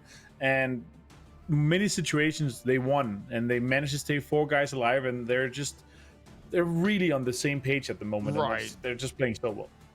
I guess, Toby, this is kind of the kind of team play that you appreciate when you're seeing a team like Team Liquid in this position being as proactive as they were about finding the fights and taking the points that they think they deserve. Yeah, I mean, that really puts that on the nail, because to me, what Liquid did well in this game and what I would expect other teams to do in this game too is how they spread out and take control. But that's not usually something we see from a team like that. That's something we've seen from Liquid before, but that's not something we saw from Liquid like the week after they changed the player, or at least in terms of competitive like actual matches against one another. So to see them already having kind of not involved, but manage to synergize with Clip the way that they have and be able to rely on him. So you hold your anchor point and we'll hold ours. And the way that they maneuver around, I mean, 24-point game, that's amazing. That's something that takes time. It takes a lot of experience and time to mold together. No matter how good you are on an individual level, it takes time to build up good communication. And to see a team like Liquid already be at a point where they can go out and do this against some of the very best in Europe, to the extent that they did in this game without losing a single player, and still managed to take on, I believe, 5 or 6 teams over the course of the entire game. That is very hard to do, and something they did flawlessly, which has me extremely scared on behalf of the other teams, because that's terrifying. And of course, we've got to give a big shout out to Shift W here when it comes to their performance in this game, Martin. I mean, even It's Chris was putting up big numbers here and taking it to some really big names. It's Chris literally 1v3'd the guys while like Senya was making a good push. Actually got a really good push onto Soccer and Navi, of course. And It's Chris was just laying low, and it was like he was waiting for them to make a maneuver and managed to get 3 knocks, 3 flushes, and then also actually getting the last player on Navi, Orange, I believe it was, getting all 4 kills from Navi in a situation where he shouldn't have been allowed to. Just talk to again how good of a player It's Chris is. 5 kills here shared with Mexi as the top fragger, and I haven't seen Rafa's eyes like that. They look scary. Is he a vampire or something like that? He is a vampire. Yeah, I think so too. But of course, M-Force here needing some much needed points as they were kind of coming into today dead last in terms of all of the groups. So loving to see even just a few extra kills their way. I think they got like 6 kills in this game here, but no placement points. So we just need to see that little extra shift up here, Toby, from a team like M-Force. Oh yeah, for sure. I mean, I gotta state this though. Clip almost hitting 1k points. I mean, this is exactly why Liquid picked him up. And I just want to appreciate him. I mean, yes, he's Danish. You know, you're gonna give me a rant for appreciating Danish players, but Clip really, really is the servant of the praise and of the spot that he's been, good enough to manage to get, because that, as I say, they needed a cannon. They needed someone who could come in and kind of go out and just start spamming people. And he does. And he's done it throughout the entire tournament. I think it's very, very, very impressive to see him be able to perform that well, as I said before. On a new team, a lot of pressure on your shoulders. He said it himself. Oh, it's not really pressure. I just use it as a motivation. But we all know. I mean, when you get picked up by a big orc for the first time, there's gonna be pressure built on your shoulders, and the fact that he can live up to it right off the bat, I think that's really impressive. So kudos. Yeah, definitely so. Team Liquid is a name that has been prevalent for a long time when it comes to esports. So there will be definitely those inherent kind of challenges that come with joining a roster such as that. But Martin, when you look at how this game unfolded, are there any other names that really do stand out for you? TSM, obviously, they got themselves a 2nd place, but no kill points off the back of it. And I'm sure we're wanting to see more conversion on what we're seeing here from TSM. Yeah, I mean, sometimes you get a situation where you get a lot of circles, but they were playing in a spot where, like, I was kind of questioning their 2-2 split in the north side, and I was I wanted them to play more aggressive together rather than it feels like they're not playing with confidence right now. I understand like you're not in a good spot right now in terms of points, but I know these guys are able to frag out. I know how well and how good these guys are able to play. So I really want to see that as well. I want to see the confidence from them as well. I want to see them play together as a 4 and not in some weird 1-1-2 split or 1-1-1 split even when they're 3. I want to see them play together, like take control of some of the areas that they're able to play off and get them kills from there, because we know that these guys are able to do like get kills on those longer ranges as well. Yeah, it's not a team that we would usually consider to be in the danger zone, but they are currently, and let's see if they can dig themselves out of it. We're going to go to a short break, ladies and gentlemen, and when we return, we have our last game of Miramar of the day. Don't go anywhere. More PCS2 right after this.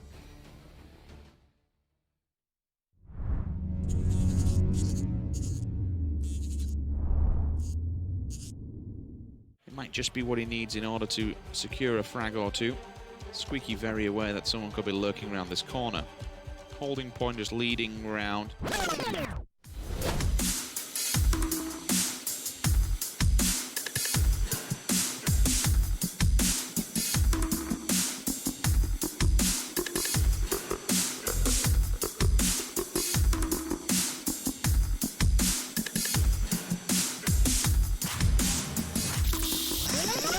Now the footsteps come. Squeaky's got the info for sure, but it doesn't matter whatsoever. Hits him in the head. There's one. Can he follow this up with a second? No, he's saved. And more importantly, Rustum, Blue's moving. Didn't realise that maybe Squeaky's dead unless Diggory can just get to him and get him on his feet quickly. WTSG though holding up till 4th position here. Gaxi does find them and back up in numbers, but they do need to find their route in towards this one. This little bit of a scrap between Tornado Energy, Liquid, and Na'Vi is going to be weird. There's the silent roll. Not so quiet on the actual pull-up. No idea where he's being shot from.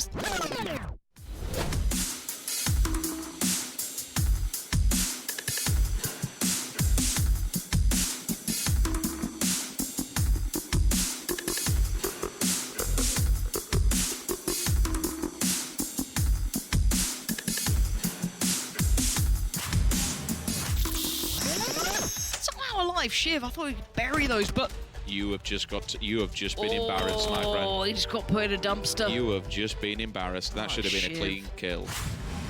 It's like the spice mines on Kettle right now. Yes, I've been watching Star Wars, but look at this damage from Na'Vi. Can they sustain? No, there's a frag back at least, but Temi is doing everything. That's 2 kills. Bestlock goes down. Kemba's gone down. It's all on Tab, and maybe Tab is just enough. But Omicron, they want a bit of it, and now T-Bone has to get in on the battle. He's got the spot. He knows where he is. It's a 1v2 here.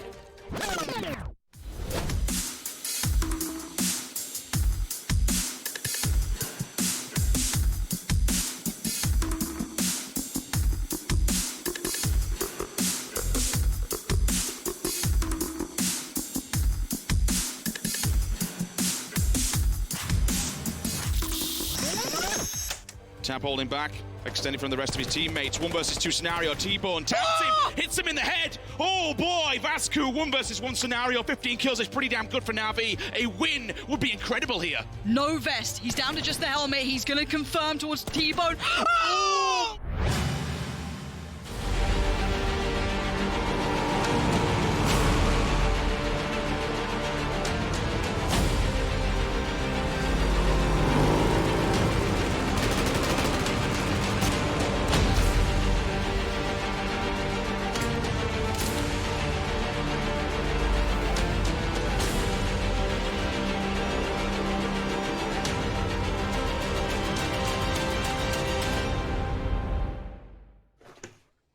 That's right, get in game, start grinding your survival pass here and get things going. Welcome back, ladies and gentlemen, to PCS2. Oh, I clapped. I shouldn't have done that. That was weird. We have Avenger and we have Toby ready to go for our final Miramar of the day. And then, of course, it's all Erangel from there on out. Toby, it is time. What are you thinking here for our final Miramar? Talk to me, my friend. I'm looking at a team like Entropic, actually, to... I mean, they're kind of sailing the same boat right now as TSM. They're a little ahead of them, up by 5 points, but they want to solidify that spot, I feel like, before the very final game of the day. So get yourself 1 good game, or maybe just 2, I guess, better than average games now, so you can look in the last 2 games and go, okay, we might actually be in already. Now we just do our best in order to not have to sit in the last 1 game and be super sweaty and go, oh my god, if we don't get a win here with 10 kills, we're not going to qualify. So Entropic, a team that hasn't really gone out and showboated by any means in any of the games coming into this point, but still, I mean, while they've been consistent, it's been a little lower level of consistency than some of the other teams we've seen. Therefore, we haven't really talked a lot about them. There has been small mistakes made on their part as well, which I feel like has kind of been the only attention we've been giving them. But they are currently within the top 16, and with a couple of good games now, they could solidify their spot for the grand finals. And a team that I feel like when we talk the least about them, actually kind of tends to come out and surprise us. Definitely not as much showboating as you say as pre-PCS1 when it came to the group stages, Martin. If we cast our minds back for Entropic, they were certainly impressing even the commentators when it came to some of their aggressive pushes and how things were going. This time around, it's not been as flashy, I want to say. How do you see it, Martin, for Entropic? Well, if they were able to impress the casters, they must have been playing extremely well, right? Because they did play well, and they were playing a style that was appreciated, I would say. I think it's a style that was kind of rare, and more aggressive style where they managed to get some points here and there and get a lot of kills always. This time around, they're still trying to go for kills, but it's more of a kind of a far-fetched situation where they go for the weird kills rather than try to play together as a team, I feel like. You know, like randomly camping a TSM, that will delay their rotations 2 minutes, and like getting one guaranteed kill on all Miramar games is going to give you 12 extra points. But if that's going to delay all your Miramar games and rotations by 2 minutes, I'm not sure. So I kind of like the style that they're playing before better than how they're playing it now, honestly. Speaking of kills, can we address the elephant in the room here for a moment, Toby? Because there is one team that for some reason, somehow, is currently sat in 6th. They went 1 down. And I don't want to talk about them too much because, you know, I talk about them quite a bit. But Tornado Energy, their kill points relative to placement points, Toby, is nuts. What is going on? Holy moly. The first team that Tornado Energy currently is beating in placement points is 16th, and that's Etiquette. But they have 103 kills. I mean, that's absurd. The closest to them is FaZe Clan at 84. And I believe, actually, you know what? I believe that's coming in to last game. So that's, I mean, that's absolutely insane to me. The fact that they're sitting at almost 20 kills ahead of anyone else. And then you normally go, oh, but of course they get the kill points because they always get late game. But that's not the case at all. They just find kill points all over the place. And yes, of course, good luck next time. We're kind of feeding them over by the double bounce for a half a day. But still, I mean, they never go out empty. They always, even if they go out outside of the top 8, they always get 5, 6, sometimes even 7 or more kills with them. It's insane to me. And that's, I don't want to say unfortunately, but that's really what this point system is rewarding. Yes, you can get a lot of, but because you kind of have the contrast in DA, right? They get late game pretty much all the time, but they don't really have the kills to back it up. I mean, they almost have half the kills of Tornado Energy, and there's a reason right now why they're sitting 6 spots behind them on the leaderboard, because kills are just, for now at least, that much more important than placement points in terms of consistency over the long term, like over the course of a whole tournament. Yeah, if you're getting the kills, eventually the placement points should come in theory. But as you can see here, of course, they did move themselves down 1 spot. Team Liquid moved up 3. And with these points as they do stand, Martin, this is extremely close. I feel like this is closer than the conclusion of our group stages in PCS1, considering the points. Yeah, like it's close. It's extremely close. And that's why I'm saying, like, I feel like we're going to have some... we have to have some surprises, like, because we have some teams that qualified quite easily for grand finals.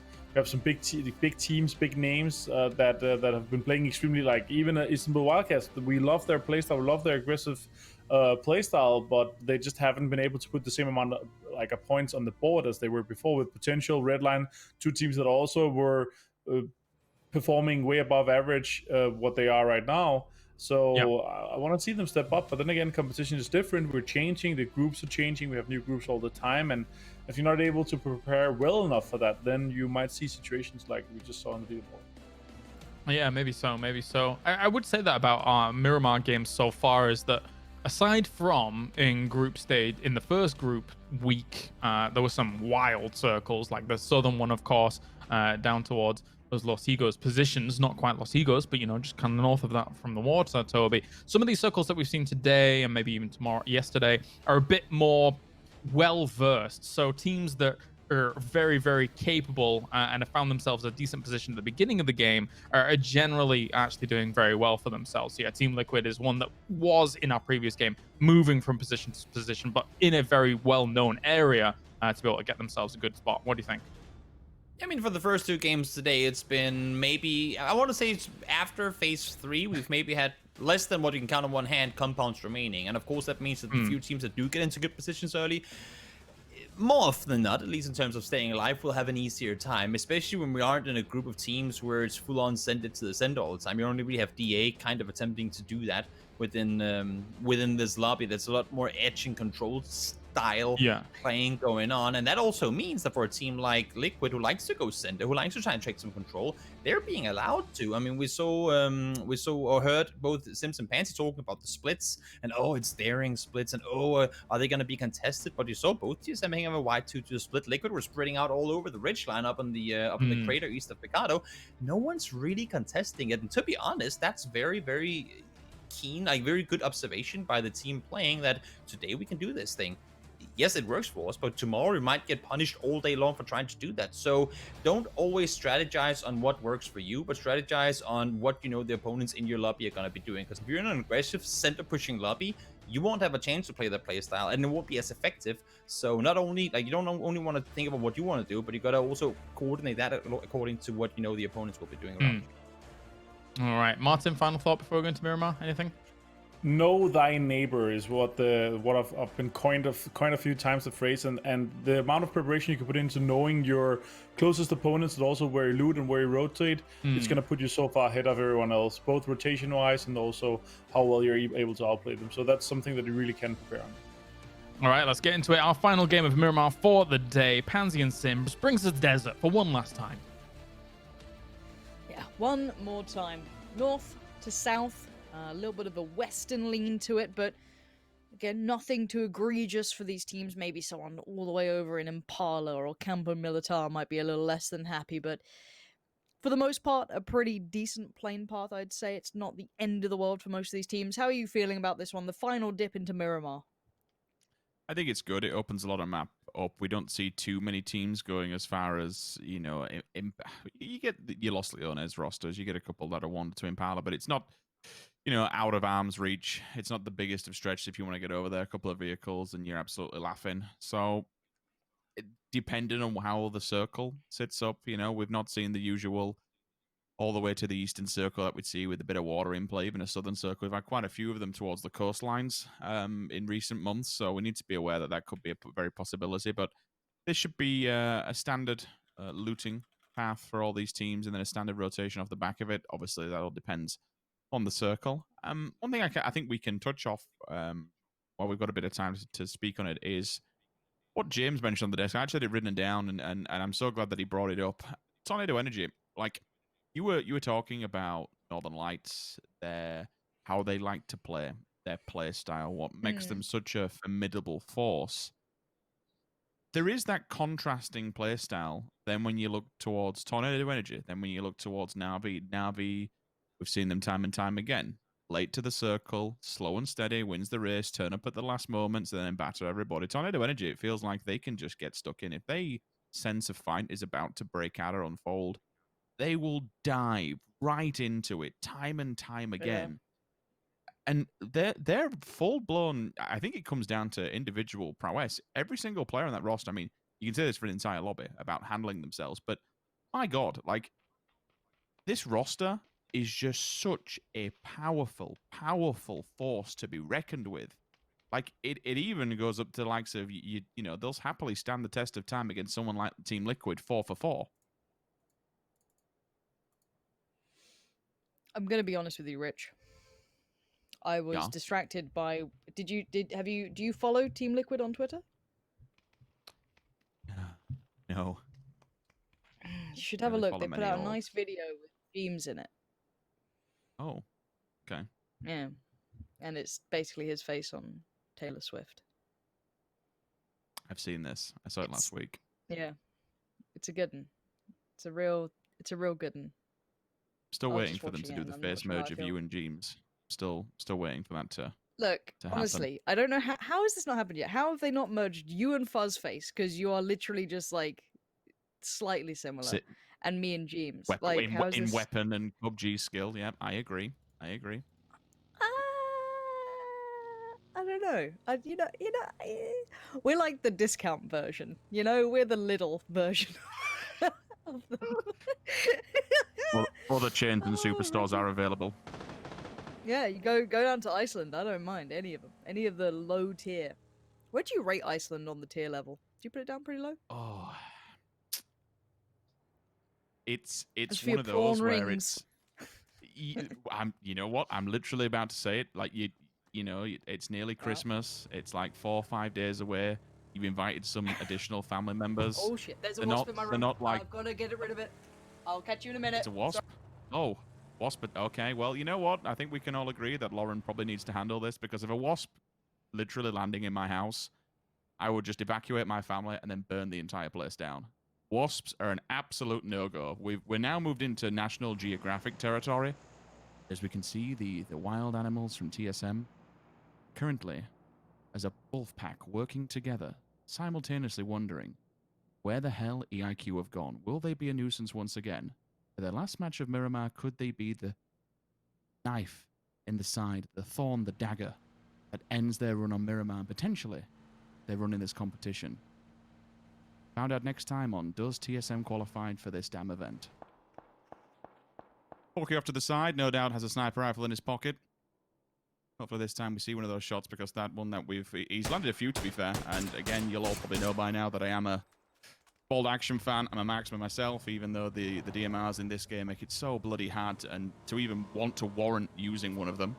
I can always appreciate a nice M24 shotgun, 98 Mo's and whatever. Somehow, eventually, PUBG does need to do something, in my opinion, to elevate that, because I love seeing it. We all love seeing it. Those might shots need where another they're just clean and co-caster, Rich. crisp This guy doesn't want to from leave, so I'm distance. going to be a minute. Oh, you're fine. I've already Sorry. told the chat that if this happened to me, I'd burn the house down. So it's totally fine, Lauren. Crack on. This is this is what happens when we work from home. You know, we have these kind of things that are thrown at us within the cast, and we've just got to deal with it. Spire on the hillside, just checking out. Team Liquids rotate. Thankfully, TSM will not be home, so they can take up residency just off to the side of Hacienda. Bard out in no man's land at the moment, but of course he's got support. It is, it's all right over here. It's not too, it's not exactly big. You're going to be able to hold it down one person, but no one's really going to be pushing you. The problem is over the road, when you'll be seeing EIQ maybe traveling further up the hillside to get a little bit of vision to look into this. Again, TSM with the 2-2, who cares? When it's 2-2, it's perfectly fine, so long as you can handle it, and so long as you're not going to be running into enemy territories where there's going to be a full team of 4 that just rocks up behind. Just speaking of rocking up behind, the bystanders on the same transitional path potentially as Na'Vi. If they do get a quick little bit of vision onto them, maybe they follow them through, and actually it could cause them all kinds of problems. I don't think they will. You don't want to be trying to chase a fight down, especially because if Na'Vi sets up earlier, then they'll just turn and face it and happily accept the battle. Circle, as you can see, a little bit more towards the north. It is off towards the east, so a few people will have to do a tiny bit of work. But again, given the situation of where people like to loot, the playing path wasn't too bad. Illidan is, well, he's just going for a wander. He's got a map. Doing a full tour of Miramar at the moment. Again, he can watch the cross, but really from that place, no one's going to be there. It's total no man's land. He's probably just waiting for the rest of his team to regroup, and then they can take up residency, wait for the next circle to update, because there is some compounds towards that eastern side that DV could take full advantage of if the circle was favorable to it. That's the bigger scenario. That's the bigger thing at this point. Is the circle going to come over to the east? With a circle like this, if you're a betting man, where do we think? You've still got Minas Generalis in the middle, and I always say that's a big problem. The circle with the inaccessible 3 peaks behind it, it just creates this whole ring around it, and it doesn't go there. So it just pushes the circle away from it, and you don't want to be there, basically. It will just push everything in a full 360, either left, right, up, down, whatever. But when it's in the center, as an IGL, you have to think, okay, where am I going to go now? Where's the next step? Where's the best place to be that gives us some kind of evacuation plan, or even just a point that we can move to? And that's when your 2-2s do really become viable. When you're able to regroup with your teammates. You saw it in the first round.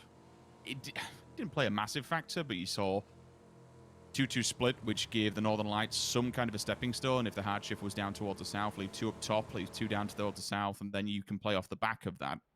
Teams that are looking really good more towards, if you take out the Minas Generales kind of area. Oh yeah, sorry about that. Past the end of Del Patron. Hello, Lauren. Is the wasp dead?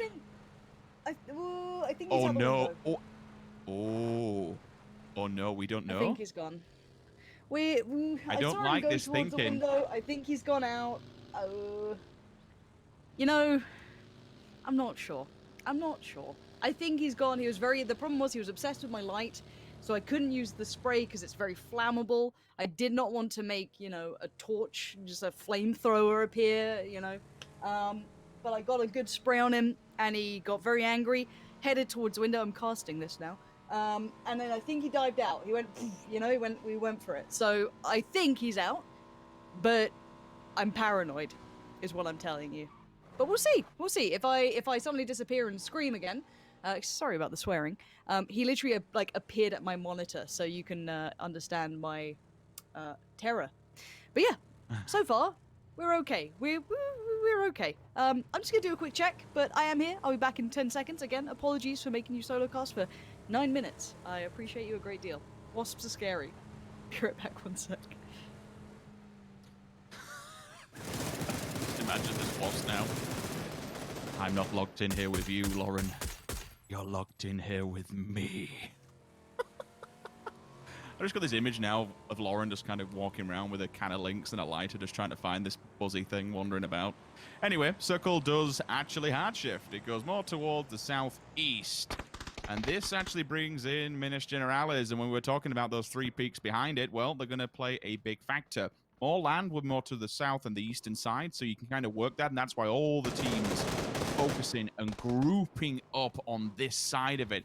It's the largest portion of land, and you do have a really good roadside that runs from Minas Generales all the way over to the the eastern coastal road. So at the moment, all the teams are littering and loitering around that roadside. There's some very solid compounds. We've actually had some endings that go over that way towards the east. And there is one cube stack in particular. Give me the breakdown.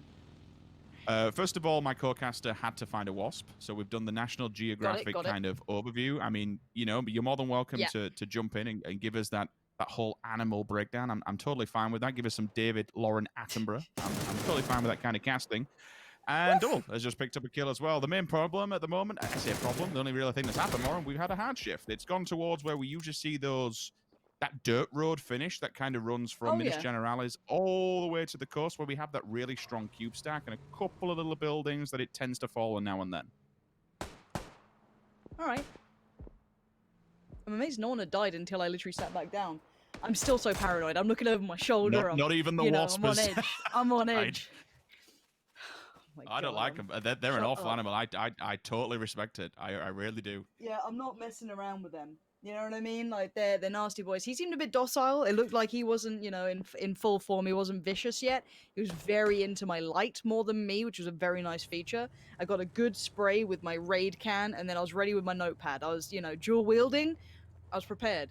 But still terrified. And now my windows are shut, and it's really hot. So here I am.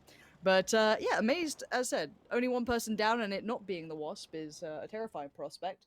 I'm just staring at my window like, is he out there? Did he fall into my bed? Because my bed is under the window he went out of. There's a lot of things going on right now. There's a lot of terror in my mind. I'll get over it. I had a 3-day fight with a mosquito last week. So, I mean, here we are, living our best lives. That boy was wily. Speaking of wily, Kemba trying to get the little deep angle towards Novik. Not going to get it for free. Na'Vi way out in the blue. I mean, they're never seemingly too opposed to it. It feels they're happy enough, but this is going to be a very condensed circle. God, Tornado Energy, look at that land that they hold there, Rich. That's 4 players, right? All spread out. And basically the entirety of the northwest quarter is theirs. Obviously they're going to pull themselves together a little bit because that's way too risky.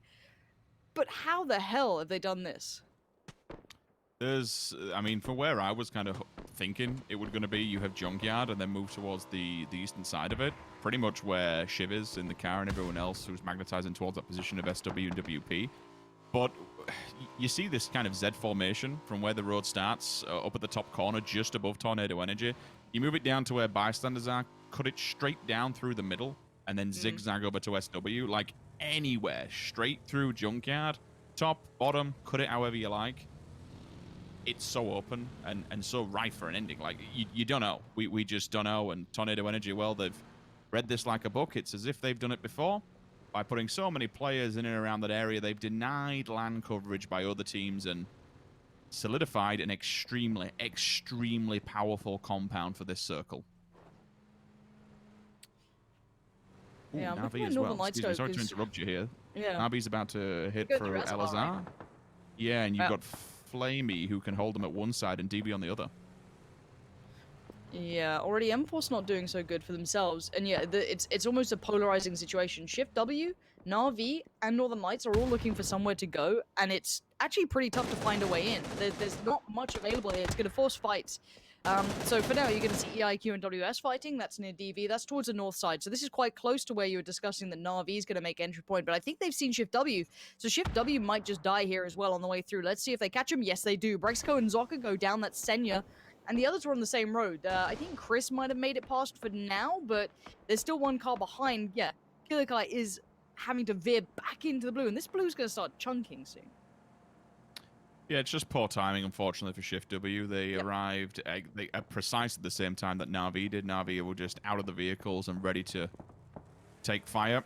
They've eliminated 2 from them, so losing 2 in transition, especially when we've still got 16 up and 59 alive and kicking, it's going to be extremely problematic. Nick Stees and Co, Mika, Eamon, Compot's using the off angle and just trying to distract them, draw some attention, and then all of a sudden they'll hit them from the right-hand side. Oh yeah, it was off the back of the bar, so that's some good shots from Senya. It's always nice to see a bike go down like that. It's just because they're so damn hard to hit. So when they see it, every single bullet landing with perfection, it's nice and precise to see. Chris has arrived though, and instantly the welcome wagon collects him. Dead, done. But that, by doing so, has actually been a catalyst. It's allowed Double to push in here and knock one out for himself. Phrasing. Senya's going to be working his way through here. Na'Vi coming in from the eastern side. My brain's all over the place. Raise your edge. Same sort of scenario. And honestly, Northern Lights have shuffled in the south. They're right next to DA. So most of the teams are, well, again, southeast. We're right on Junkyard. That's where it's kind of closing towards. And you've got to look at that northwest now, right? We're looking kind of northeast before. Northwest, you've got Bystanders, TSM, Tornado Energy, Liquid. And then you go Polar North. You've got DV, Shift W, WS. That's going to be pretty rough. There's a couple of good hills here and there for sure, but not much to play with. Redliner laughing. Here we go. Raise your edge, turn attention towards EIQ. They get the job done swiftly too. Raise your edge, just mowing down, walking through them, and they've got a nice compound to hold here. But, you know, maybe Na'Vi get a little curious and they are littering that hillside, looking down, looking in towards it. So, got to be a bit careful on that front. You don't want to get outdone, and Na'Vi can definitely punish. But Liquid, what do they do with this? The bystanders know they're there for sure, so no easy way forward for them. TSM's got a bit of a run on the hands. They do have vehicles that can regroup with their teammates. Kemba's tanked up as well, which is probably going to pay dividends here. As the kill is collected, Na'Vi have 3 on the board. Team Liquid time to move. Remember, they've only had 1 go down so far. Jeems, the initial one. You said bystanders will hold on to this, but I'm surprised they've only managed to collect 1 body. If Liquid gets behind them by hook or by crook and punishes them, that would be just insanity to watch. But I think Liquid just wants to bomb it to the center as much as humanly possible, or even just the circle, let alone the center. Get to the edge, chill for a second, gather their thoughts, gather the resources. Yeah. Oh, look at this compound And breach. truck on Metralius level 3. Groza, you got to put it to good use, my dude, because they're at the door. Yeah. And you got 6 more on Overwatch. Smash is there too. This could be holdable. Mexi just got found by Na'Vi. Yeah, here we go. This is going to be push time. Metralius and Smash are getting less and less land to work with. They're getting pushed further and further back here. Nade comes out towards Smash. That could have been good. Just that little bit further, it would have done it. And they're going to follow up as well. Another one missed. That's good, though. Molly's going to force him out. Force him maybe into the open. It has, but not on the side that they can see. But now 6mo's been pressured from behind, and now Northern Lights will know that. They'll note that. They'll say, okay, they've lost their Overwatch. They've lost that big cover. Let's make the push happen sooner rather than later. But it's still tricky. It's still dangerous, as you can see, as Metralius finds a double. Deep and Perfectix get shredded in this one. Spyro can't change it. The 3'd-up gear. The Groza was so good. Petulins. Okay, who can he say? Perfectus instantly goes towards him because you can see the HP is low, but look at the Wildcats. They're coming in towards us. They want to see it. They see blood in the water. And Northern Lights, I don't know if they can get them back on their feet in time. No, it'd be a bit of a stretch too far to at least get all 4 up. Excuse me, all 3, and then back to a full stack of 4. I think he gets... If he doesn't note exactly the Wildcats' position, he'll go for the second. So they'll be able to take it as a 3-man stack, but they could lose one here. Illidan towards the side of Na'Vi. Orange forced to just run away from the res. Say, nope, I'm sorry, we've got to keep on moving because the blue has arrived. We have to get in front of this. And they could do so and actually just bottleneck them between them and Liquid. TSM, that's a split in a half. That's a wide old... This passive play for them is just not paying off at the moment. I don't know if the pressure's getting them to or what, but saying that, Vart instantly with the confirmation onto Beamy, Fex also onto Flammy, so they're just one by one actually eliminating the bystanders, and this buys them time and gives them room to breathe. It's not much time, but yeah, Hjort can't make it away from the blue. Oh, Fuzzface said you were better looking. Damn, what a nice guy. What a nice guy. Yeah, that north side, that whole band of players is nuts, by the way. TSM, Tornado Energy, Liquid, like, you've got some heavy hitters. Yeah, obviously, this isn't a great one for TSM. It ain't a great one for Northern Lights. They've been really struggling to make it out of this area, that southern side. These hard shifts have put so many teams in such bad predicaments. So, for now, though, we've got to see who makes it in from this. Right now, Liquid's okay, Redline are okay, and M-Force raise your edge.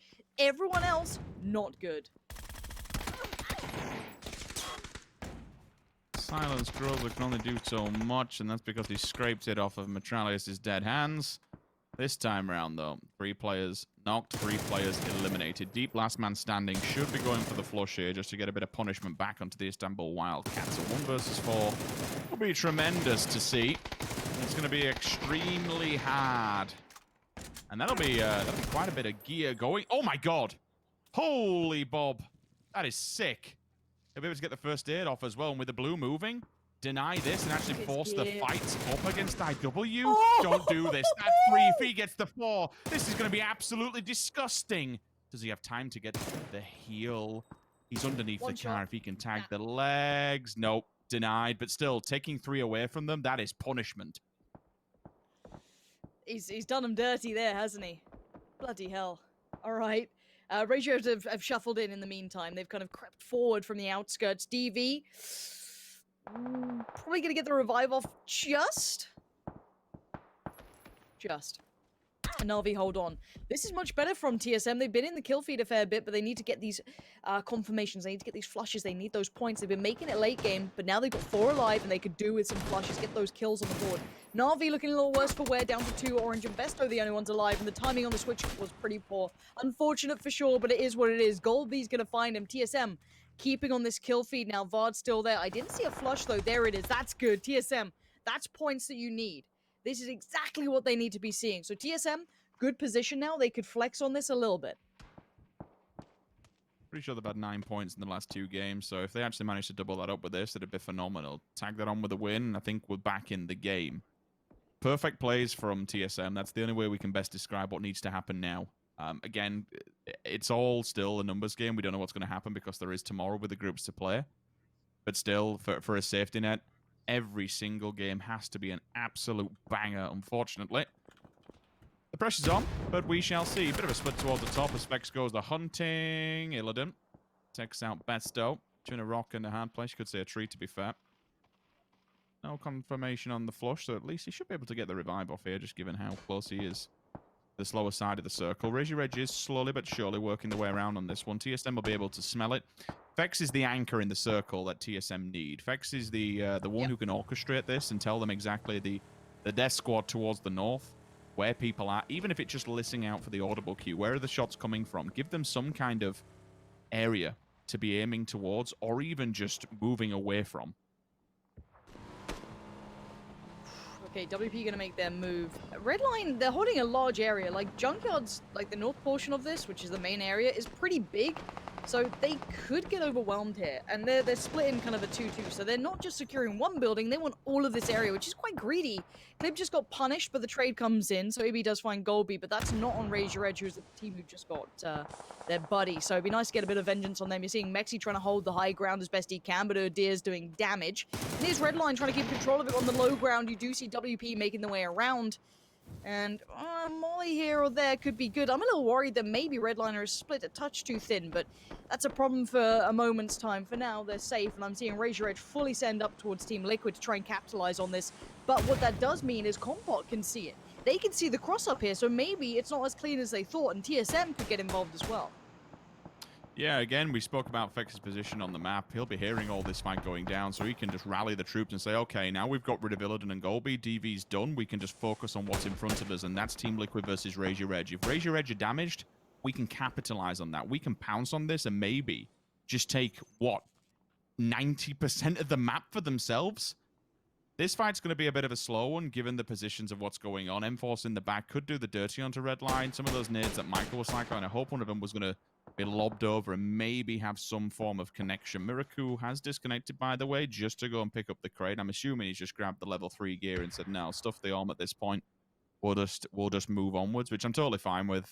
Again, with how strong DMRs are, we have seen a few big boy guns and big boy weapons just left in the crate, and I understand why. It's the DMR meta. You're in this point where if you miss that one shot, you're in trouble. But with the DMRs, they're just so overbearing, you can just constantly peppering enemies, doing so much damage and allowing your teammates just to fold on that and get back in it. So I'm fine with it. Leaving an arm at this stage in the game, I'm totally okay with it. Bard's still holding that off angle, and that is just to deny Monkey any way of traversing around and above TSM. Okay. Who needs it? I honestly, TSM need this so badly. Like, if they really do need this one. This isn't like one of those where it's like, oh, that'd be nice.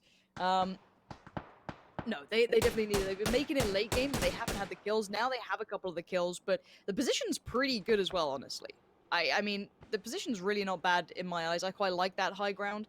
Raise Your Edge, though. They're such a dangerous little team down there. They're just off towards the northeast, so we'll see. Central point, WP, Redline, and M-Force all fighting for this. It's a really... I don't know. This pays off, though, right, for TSM. Like, if they can just... Oh, yeah, 100%. If they just deal with Raise Your Edge and then come back to this and just mop up what's left, that is frags in the bag. I can actually see the push happening onto TSM, so I'm hoping we can get over there. Yes, we can. They're all cramped in a shack now. The question is, was this the play? Was that the... was that the last-ditch attempt, the survivability factor, when you should really be pressing out on this one? We mentioned Monkey's position earlier on, trying to get swing up and around onto TSM. Now they're all on red alert with VAR damaged as well. This becomes 10 times harder. TSM, you need this today. You need this now. Raise Your Edge are in 8th. They've been turning up. They've been delivering. And Aduzi's about to deliver a face full of bullets if he gets around this corner. Fex shows himself, taking down Monkey. The HP's low. He doesn't have the time to heal, but Vard's got his side. Great work from Vard, but Urdir did find Fex. So it's not over yet. Urdir is still standing. No one else is in this fight just yet. It's just these two. They are just battering each other. Iroh's down. Fex is down. The flush comes in. Fex, he can't be picked back up. Urdir is doing dirty damage to him. Finally they fall, and TSM hold on. They need Iroh back up. They need this win. What a play from Miraku, constantly just holding the line on the opposing side to get information instantly. As soon as one player drops down from TSM, he just belts it across the map, rallies the troops, rallies with the team, and away we go. Now they're still standing on their feet, so a nice reactive read from Miraku to get back in the fight and get back to his team and save them to work in that tandem. Now they can just regroup, pick up what's left off the body boxes, and decide what the play is. With Michael down, this becomes problematic. Heeman as well should not be able to get the revive off onto him. And I suppose for TSM, really, the only problem is the fact that M-Force have decided not to get involved in this battle. Instead, they've gone in the warehouse. Yes, eventually they will have to come out from that. But they've not shown their hand, Lauren. They've been extremely passive, extremely quiet. And I think whether it's TSM or whether it's these teams fighting it out, I'm concerned they're going to catch someone off guard. Okay. 4 teams, 11 players. TSM have so much ground. I like this. They're in a really good spot. Micah trying to work around the outskirts. He's kind of playing that eastern side. He can kind of shuffle around it, but it might open them up towards TSM. So you got to be a little bit careful. At this point, M-Force, I actually like the way they slotted into that little bit of a building there. They found a little bit of room to work with. First bit of contact. Dogs just found Michael. Redline, did they split themselves too thin? This is what I'm worried about. The flush gets stolen by Nixie, so WP still in this, but barely. Marv out there, rocking the Scar, the throwback. That's Mike up on top of the building. Again, TSM is seeing all this. If they can have a chance to maybe nab a point, steal a flush, that's exactly what you'd want to see. With the circle update, does put TSM in the driving seat, meaning that all these teams will have to pull away, will have to meet them on TSM's land, so they can just fan out, make sure every angle's covered, play for the 10 points on the win. Micah clearly has some sort of information, hoping that VAR just oversteps the boundaries. It's not exactly the greatest long-range weapon in the world, so you wouldn't be challenging it. Especially at that range, more importantly, it just gives away information and to his location. 9 red line players maybe. at this point. Yeah, it's a weird one, but the Blues arrived, so we'll see how many do actually survive. Peekaboo, thank you, QB. First one to find contact onto Sinisters. Again, with M-Force just playing a bit quietly, that gives them some kind of punishment back for removing Michael earlier on. But now here comes TSM into the fray. That's a bit of a meltdown, though. Oh dear. TSM, don't whiff this. Do not whiff this. 12 kills is really damn good. Get that win, boys. Come on. Let's not mess this up. 12th place. This would be huge for them. This puts them in that top 10 run. This puts them into this Miracle. The nade is huge. If he gets another that bounces down well enough, that could have been massive. Still 3 teams, though. Dogs is still alive. He's still holding on for dear life. The revive, it's there. Ivers is back up. Whether I can get the full heal off, I'm not sure, but we'll find out. Dogs are time to strike. He makes it out. The smokes are up. He's got his wall for safety. TSM holding on for dear life. Vard and Iro on the outskirts as well. Iro checking on it. Doesn't see Marv now, but Redline are getting close. Does he notice this? They've got a good idea. They've got a theory. They've got an inkling as to what's happening, but Dogs is on the way up too. If TSM don't balance this right, they could be in trouble, and they definitely need this. First bit of contact made. Dogser sprays him wildly, and M-Force go down. It's down to 2 here. Redline left with just Ivers, and TSM need to push this. Already Ivers there on 1. He can't make it count, and TSM do what exactly they needed. Finally, they get the win. Finally, they get the kills to boot. That was a very well-needed win. They had to really fight for that. 23 points is going to do so much for not only their position within this lobby, but their own self-esteem. Like, at the moment, they've been going through, I can imagine they've been going through the ringer mentally. Like, this is not an easy dip for TSM to be in. Let's be honest here. This is your PCS1 champions. And now within this lobby, like coming into this, they had 15 points in this specific A versus C group. Instantly, with 23, they've overtaken 7 rounds worth of points. That's good. Now you've just got to keep on going again and see what you can get done. We're moving. That's it now. Miramar's over and done with. You've got 3 games left in Erangel. They have to count. No mistakes. Yeah, the buzz set. The gauntlet set, however you want to call it. We know what they've got to do now. They've shown they definitely can. This is the wake-up call we were waiting for, but it can't stop here. And probably give us a little bit more kind of, minds towards that will be the desk. Let's head over there now. That's right. Somebody awoke the TSM dragon, it seems, and now, formidably so, get themselves a lot of points. Also, congratulations to seemingly Pansy for defeating the 1v1 as well in her apartment. That's nice to hear. As we talk about our final game of Miramar here, Martin, Toby joining me once again. It's about time, Martin. It is about time. It was about time, and this is also one of the reasons why I predicted them today, is that they had to do this, and they're a team of caliber that is able to do this. Very nice, Pasenia, by the way. I love that spray off.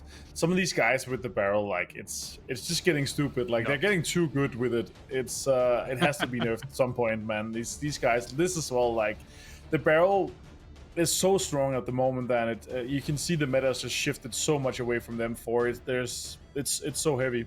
But besides that, a very, very nice game. I love these junkyard endings because the terrain around it is so nice to play. You have these dips, you have all these kind of high grounds, low grounds, but you can still play around it and play cleverly around it. And you saw some of the teams, you saw even like M-Force, they're sneaking in there, getting into a good spot, even with 2 guys left alive. So really interesting game. I love to see TSM step back and get back into this. They had some good placements, but they just didn't have the kills. But they got the kills in this game, so nice play with them. Toby?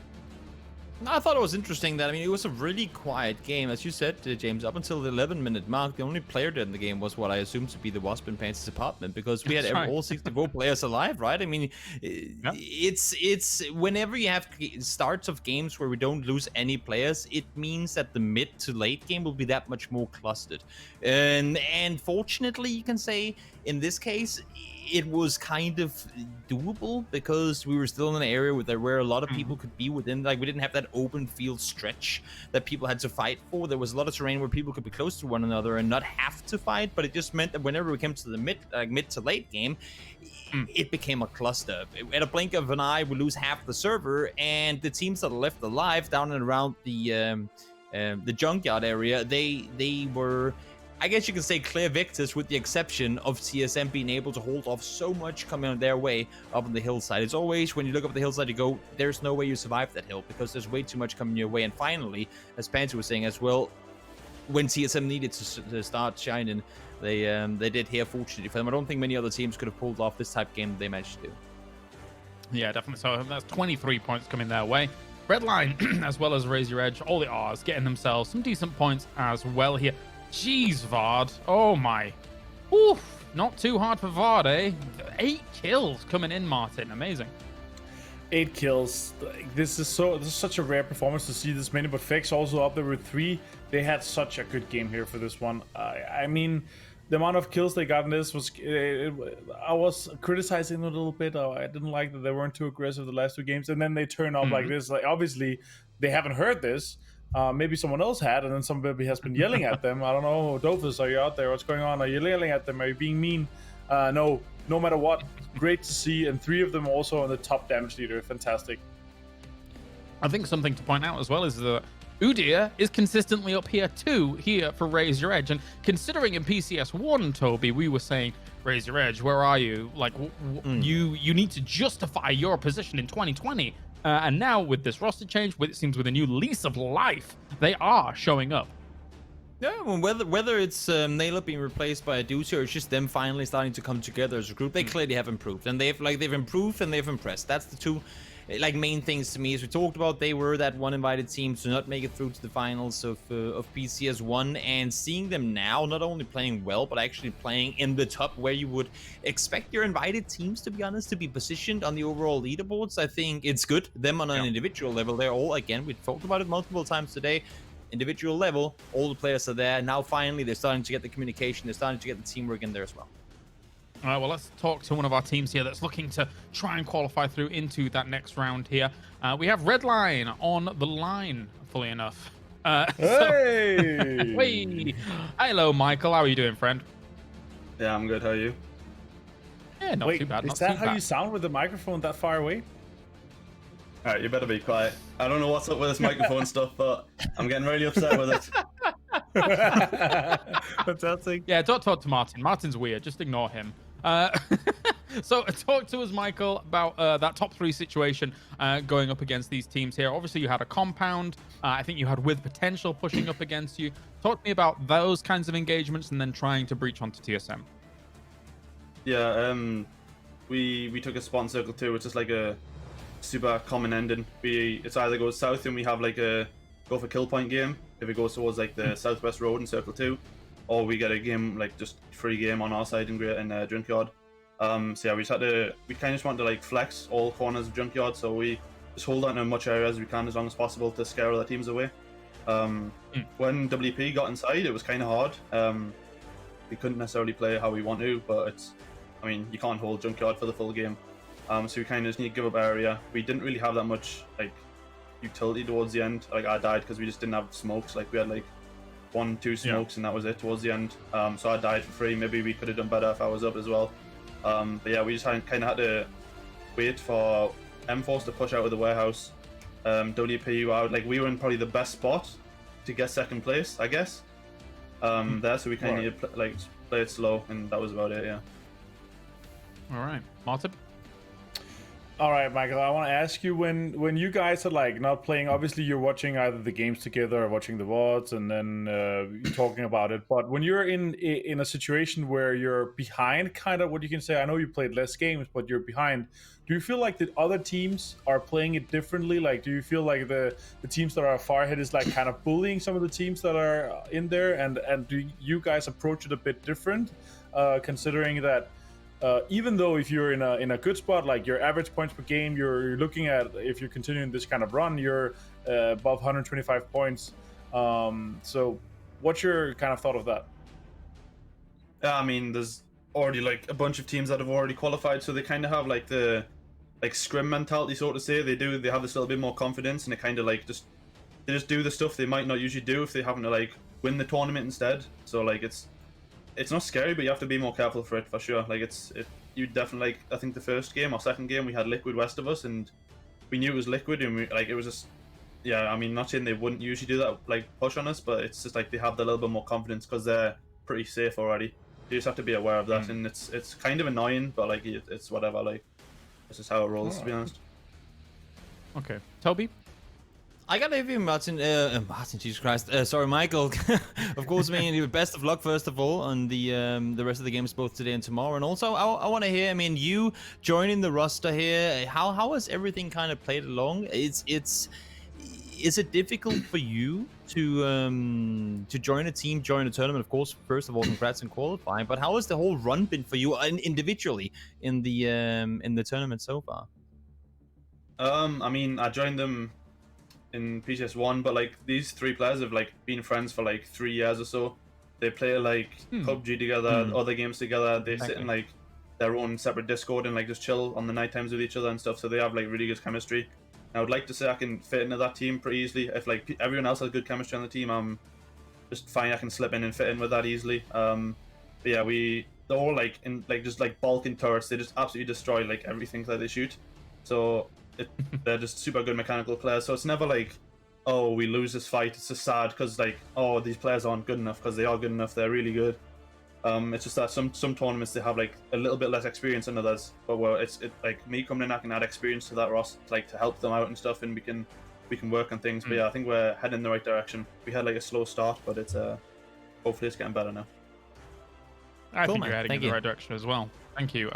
And of course, Michael, keep on with the Instagram game, because you keep posting British food that I miss a lot. So I appreciate that. So any final shout-outs, Michael, before any final shout-outs before we let you go, friend? I mean, there's a lot of Balkan viewers supporting us as well. Everyone from my Discord is all supporting. So yeah, thank you for that, and hopefully we have some good last games. All right, best of luck, friend. We'll see you in the games. Good luck. Thank you. Good luck, buddy. Always great to talk to Michael, especially when we actually get him. And wearing the TSM shirt, you know, you just gotta throw it back sometimes. That's fine. That's fine. So, looking forward into Erangel to get things going. Do you think that they are capable, Toby, of making the recovery? Considering their PCS1 performance, I would say so. Yeah, I would. I mean, I'm not, to be honest, too worried right now, at least about Redline. They need to find somewhere along the lines of 40 points in the matter of 9 games. I mean, that seems very doable, but at the same time, as he was saying as well, Michael, just now, the more teams solidifying their spot for the finals earlier and earlier, the more a team like Redline, who aren't already guaranteed, needs to worry, because are these guys gonna do something weird that we aren't expecting from them? Like when it's everyone against everyone and no one's qualified yet, you go, okay, we know TSM usually do this. You kind of play off what you've done in terms of analysis and knowledge from teams, and especially when you know a certain team is in a certain position, you take for granted you know what they're planning on doing. But now you don't really know what anyone's gonna do. And when we look at Redline, they're sitting at 79. We're talking a cutoff between 110 and 120. that's going to be scary for them, because over time, more and more teams will get in to that safety spot, and they will be probably the last, if not one of the few, that will have that final game of the final day type moments where we'll see if they qualify. And if 15 of those teams in the lobby are already in, Yeah. they've got to be worried. Yeah, for sure. And you can see here with the overall standings, the big TSM jump up from those. I think it was the 24 points that they got there. Huge stuff. So 5 leaps into top 12 positions here, Martin. Got to feel very good about that. Me personally, or just Them, not you. Josh, sorry. No, I like both. Obviously, I think that it's great for the guys that they're able to step this up, and they had to do this. We were talking about it. It's as Richard would say, it's do or die time, in that same voice as well. And they had to do this, and they're capable of. So like 109 points. It's not quite there yet, but we're talking 4 teams within 2 points of each other right now. Blaze, DA, Navi, and TSM. But some of the teams are obviously playing tomorrow, and TSM has the last day today.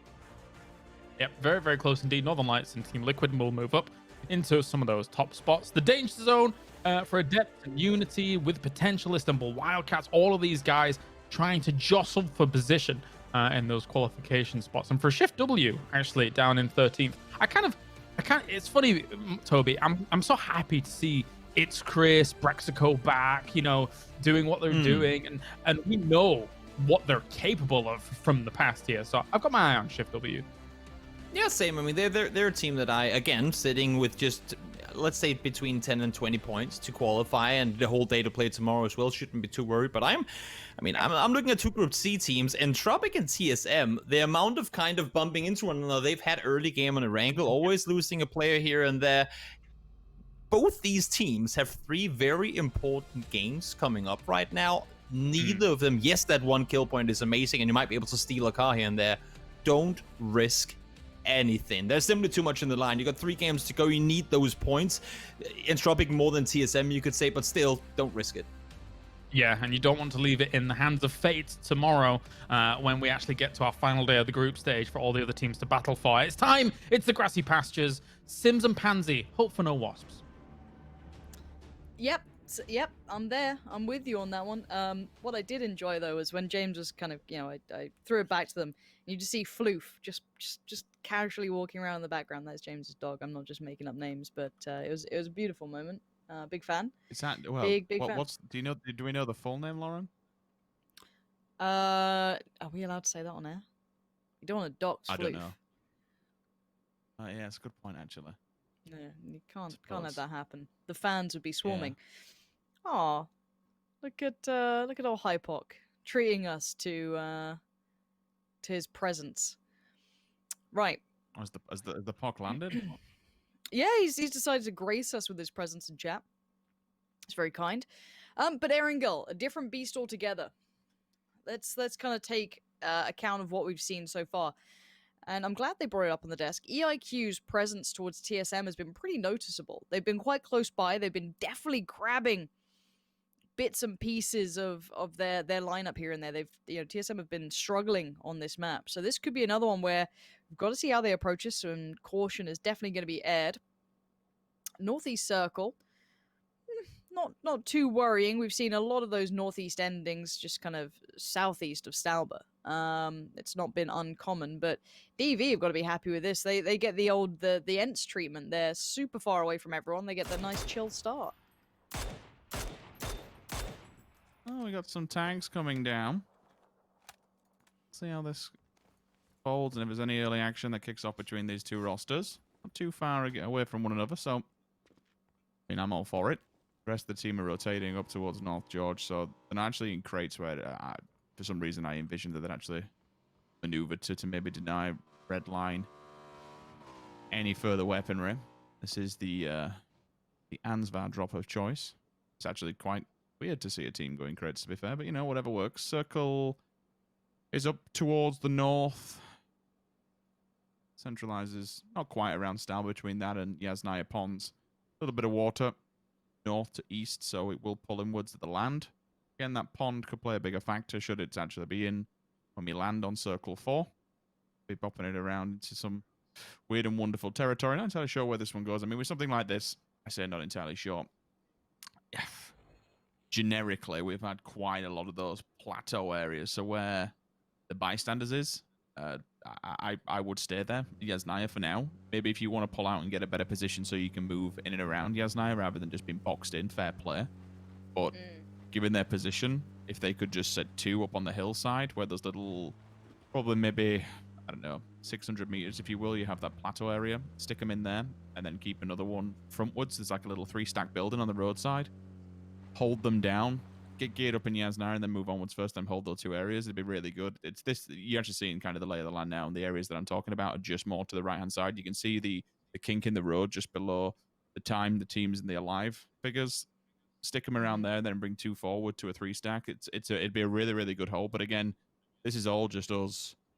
If, buts, whens, maybes, whatever, we do not know. This circle can be extremely punishing at times.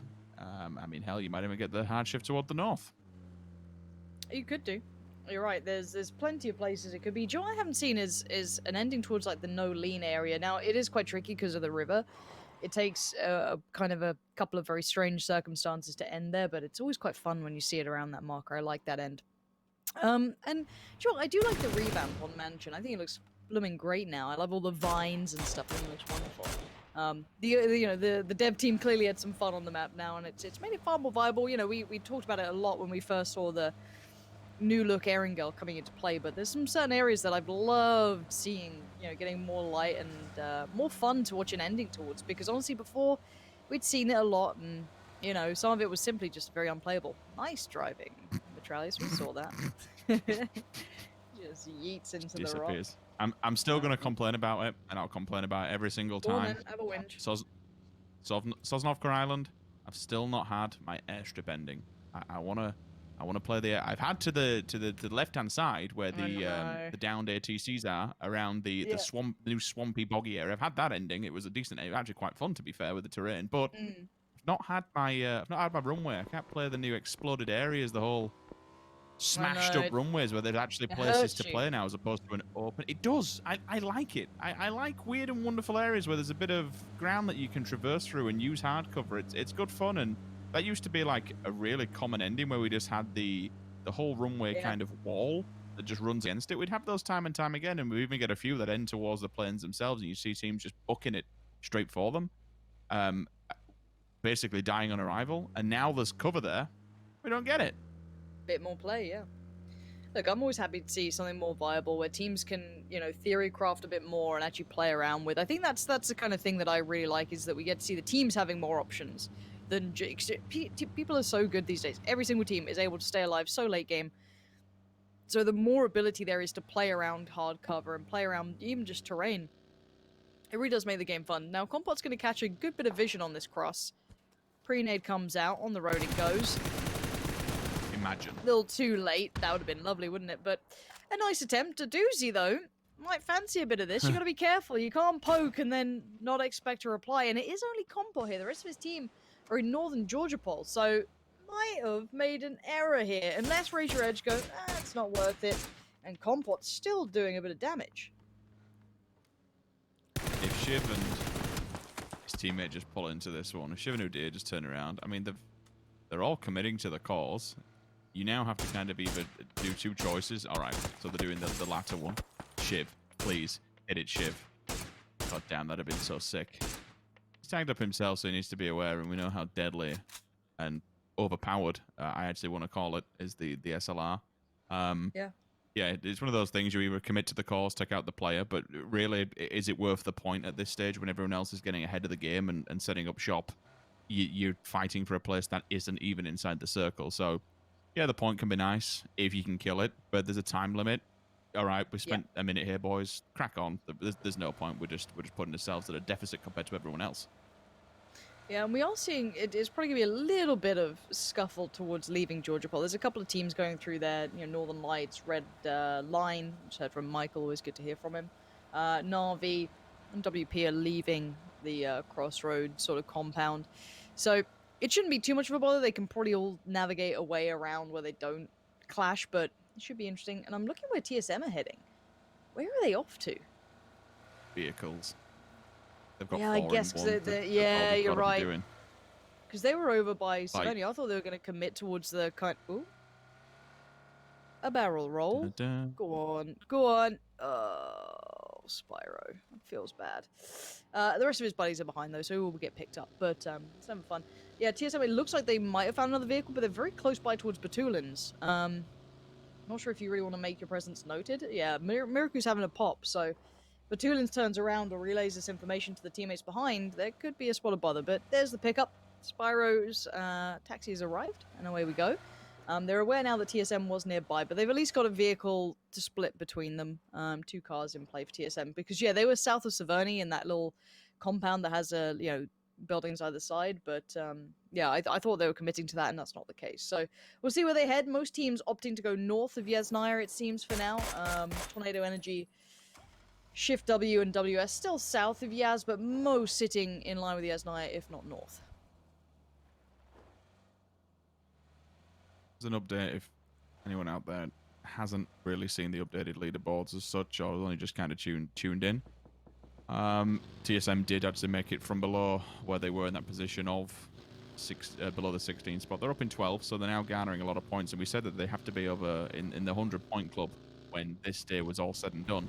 And you know what? They're on 109, so that is a fantastic recovery, especially with 3 games left still to play. That is an exceptional last game. Has really, really harnessed a lot of points they needed. 3 more rounds like that, even if it's just 10-point games, like set it up to 109. 3 more games of 10-point games, set it up to 140 points. I think you're going to be safe. I think that'd be a damn good job. I'm still kind of oh well, you know what? I might have spoke too soon, because unfortunately they're outside the circle and they've just run directly into a wall of 2 teams fighting one another. That is a travesty, Lauren, to be caught in that scenario. Far down, trying to get Ira that revive, down. yeah. I don't know if the others are recoverable. No, Ira's been flushed. Okay. 16, surely not. No. First to last, Miracu's Rick. got as well. First to last, we see it. Oh, it's rough. It's not the first, and it won't be the last time we see these sort of things. It happens. Tornado Energy looking to find the bystander player, trying to leave the edge compound of Yasnaya towards the east. Yellow on the run. Makes it away? Yeah, makes it away. They're okay. They can kind of bring this back together towards the northern apartment buildings, so they'll be alright. Speaking of someone who's not alright, though, is Fex. He's trying to get his buddies back up. It dropped him all his smokes, so he can try and build a bit of a smoke wall, but it's gone. It's done. 16th for TSM. A brutal end to what could have been their road to recovery here. Obviously, the back of that last game was great. It put them well within that top 12 position. A win here could have pushed them up towards, or not even a win, but a good performance could have put them right up there with DA, Na'Vi, not to be. So now the gates are open. If Na'Vi or Raise Your Edge has a good game, the gap gets bigger. Even though I understand it's the right thing to do, but the knock-on effect of going to find a car, driving outside of it, that's what slowed them down. We spoke about that. That's what could potentially happen with other teams by just, overstaying your welcome. They went to go get the cars, other teams are rotating, ultimately arriving late to the party where everyone else is set up. It cost them their life. They've run into 2 teams fighting it out. It's just one of those things, but again, it's the time limit. It's that choice. What do? Do you want to go get a vehicle? Or do you want to be late to the party? Unfortunately, they chose the first point. And, you can't blame the lads. It is just one of those things. You've got to check it off. And now you really, for the last 2 games, you need to go hard. This is, dire straits if you're a TSM fan. I still think they're going to qualify. I'm not going to put it out there, but it's no, I think it just gets scary. Yeah. Yeah, I mean, if Shift W has a big performance, WP, there's a world in which it gets a little bit too close. They should be okay, but you don't like adding the word should. It's not a fun caveat to add. So you've got to hope for their sake they can just kind of keep grinding it out. But 16th places are very, very hard to mentally look beyond. We have seen the circle go again slightly north of Yasnaya, just towards the fields as the center point. It'll probably go north again. Wow, okay. So I thought it'd be a little bit further east of this potentially, but no, it is bang on north. Mert has lost life. WP have kind of leaped forward Compot's got to be careful. He's in the blue. But WP are holding it. They're gatekeeping here. And Na'Vi's about to come past too. So there's going to be more targets on way. But Na'Vi are probably going to be very mobile when they do this. Tornado Energy might be sending up towards Ibby. Let's see if Ibby can survive this, because it looks like they're going to send it right towards him. Brexco's found a doozy. This is way further up northeast, and that was kind of a one-man band. Elliot has found Jeeves, but the cavalry is here, but it's not going to be an easy one. This is a bloodied battle between these two. Mexi's on his knees, but not flushed yet, but is in the open, so I don't think he's going to be able to survive. No, he's not. Tornado Energy with the punish on this. And I mean, plenty of teams could have had a bit of a shot at that one too. Ibby survives, but barely. Circle, it's kind of going the way of what we suggested, Lauren. And what I'm interested to see more than anything, at the very start, we spoke about bystanders, how they could get ahead of the pack, ahead of the curve, if you will, the circle, go get stuck into that middle area and get set up for what could come their way, given the position of the initial one. Oh, now that is a shot. There's a second one damaged up as well. DA might not even be able to make it any further afield. A good old spray. It's zealous, but Jesus. Oh, you don't make that. He's tagged you him. don't make that. He's tagged. Surely Murt's dead. Yep, done. Smash.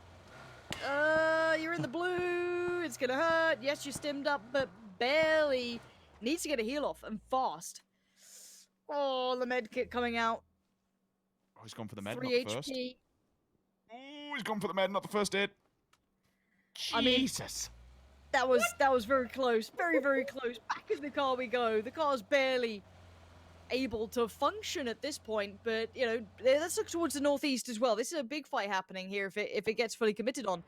Northern Lights and Shift W. Shift W, Brexico's getting a little bit of play here. He's trying to shuffle up into those rocks to get just below Northern Lights. So if they push this, they could be in trouble. Kilyakai going to be trying to get Zoka back up. Chris is trying to keep them safe, but this could be a nice battle. Shift W's looking for a couple of points here. They're in 13th right now. Not bad. If they had a good game, they could definitely jump a couple of places, but having a fight with Northern Lights is never an easy one.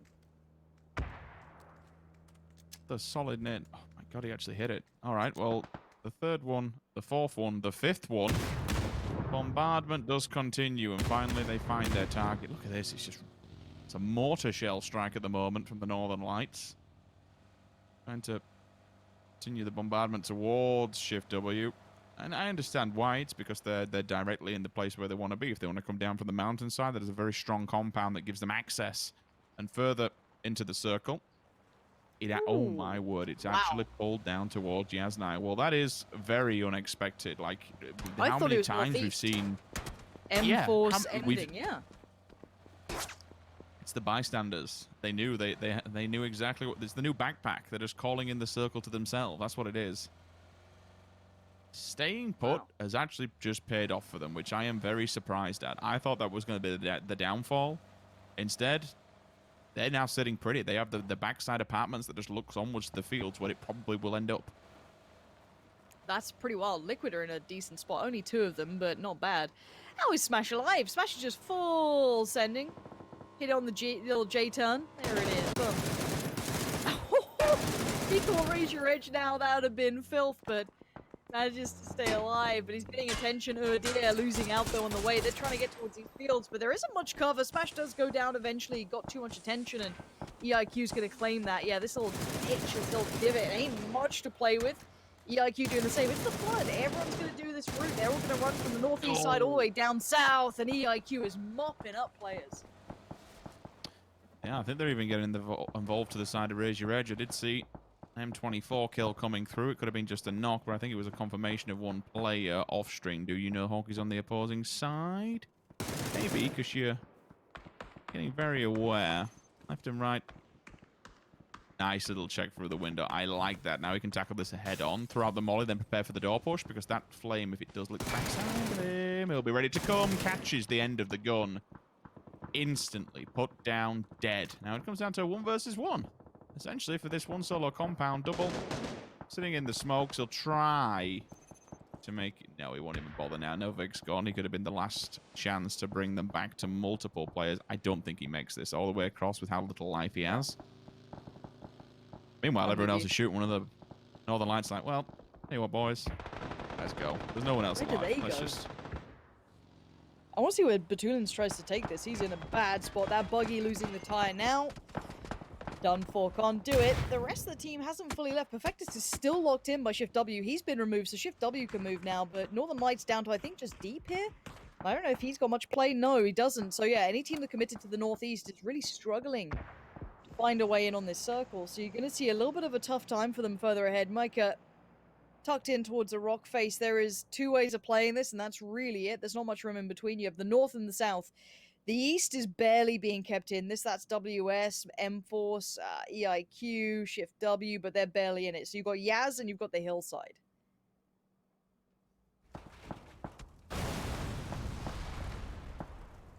Through the fire and the smoke, Raise Your Edge will at least stay alive. Vehicles are up, but the bike in the middle looks like it's still alive and kicking.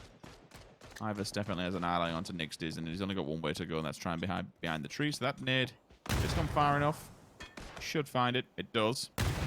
So little health, there's not really much you can do. We'll just watch him bleed out now, which, again, that's the only thing for Redline.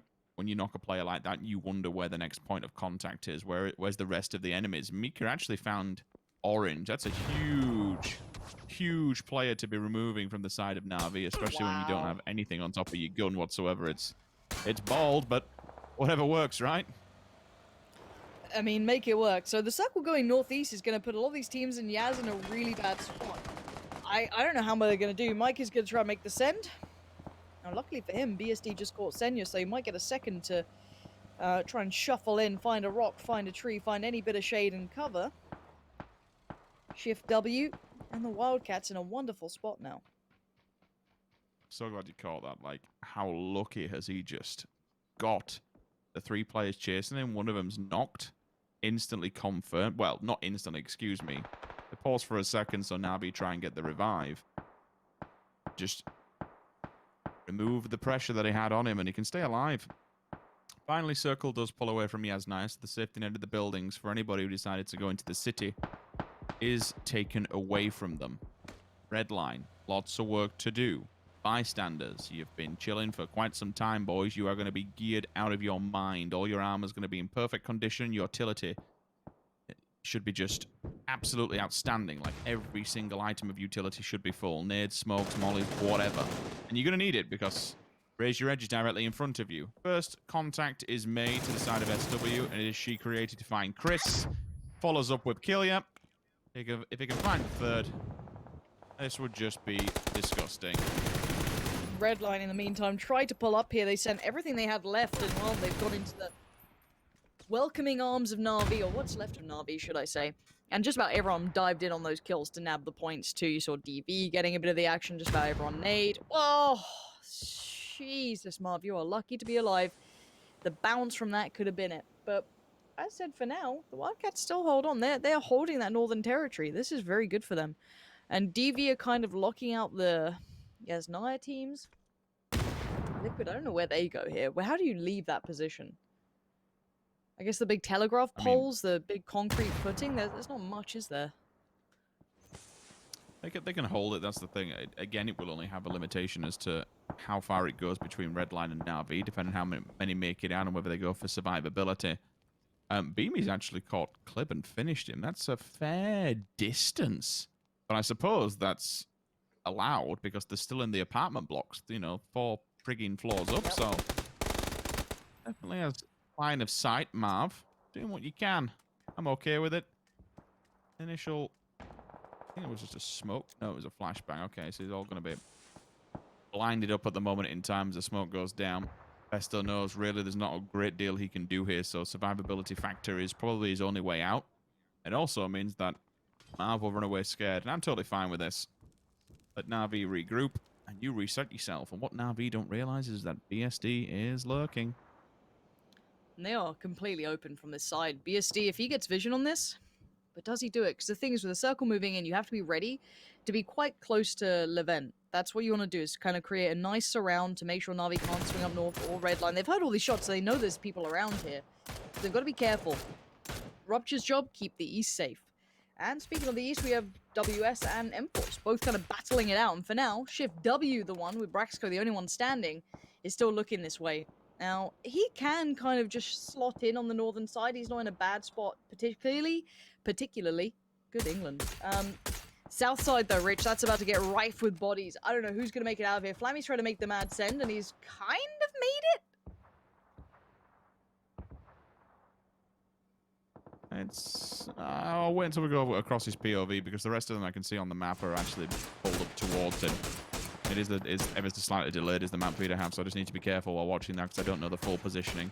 I would like to see, once we've dealt with this fight, bystanders position how they've made it to this one, because they had a lot of people they had to go through. She Creator has found Flamey, finally. Senix goes down to offstring as well. That's a confirmation on the kill. The flashbang's in towards the side of Raise Your Edge. Monkey won't be able to see a single thing, but Shiv's also limited by his vision. Tornado Energy's gone. IW are actually just being a nuisance to every single team at the moment because of their position up top of the map. The northern side of it, they're on a cliff face. They can lay down and prone, and no one will see them. But they have exceptional lines of sight on everyone down towards the south. I'm also seeing K98s. It's either K98, I think, excuse me, it's K98 on one of the players, which I have seen 2 knocks come out of it now, so range must be there with them too in terms of scopes. Yeah, the bystanders are in trouble here. They moved ahead. They tried to get in front of Razor Edge and DV, but the position that they went to, not very sustainable, very hard to actually defend. Na'Vi in the same spot. Basically, there's not enough room to house these teams. This is one of the areas that didn't get a massive facelift. Everywhere else on the map kind of got upgraded. This hillside is still very bare. The big kind of concrete bottoms of the foam wires I was talking about, it's super open from at least half of the teams in this. So there's no way you can be safe from both sides. Sadly for Beamy, he's going to die to that. Flammy's still alive, but I don't know for how long. Raise Your Edge, I don't think they're quite in yet. They're very close to being in, but they're going to have to shuffle a little bit further up. Just about. This should be a Wildcats win. Every day of the week, this should be their win. I don't see a team that can really stop them in this spot. Raise Your Edge going to make the run. Monkey in the field. Monkey on the car. Does make it to the next hay bale, but that's still not in. He's gone down. Yeah, I think we're just seeing what happens when the circle says, only the Wildcats get to play today. Maybe WS2. Well, the Wildcats certainly with 9 kills have been running rampant in this lobby in particular.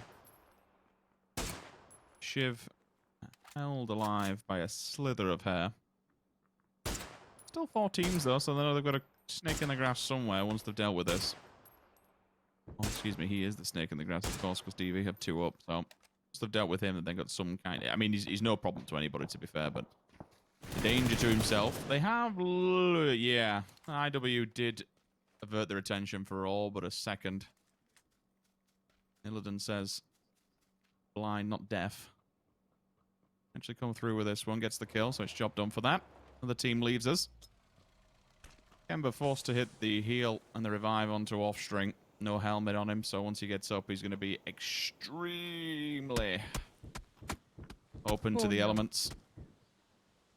As Kemba decides it's time to move. This.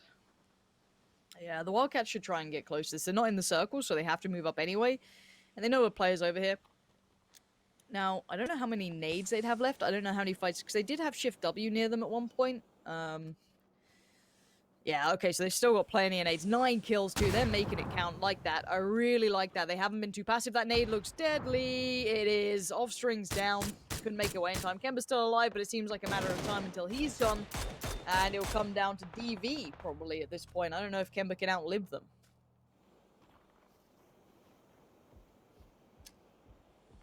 I mean, you could say the blue's moving, but really everyone's still in.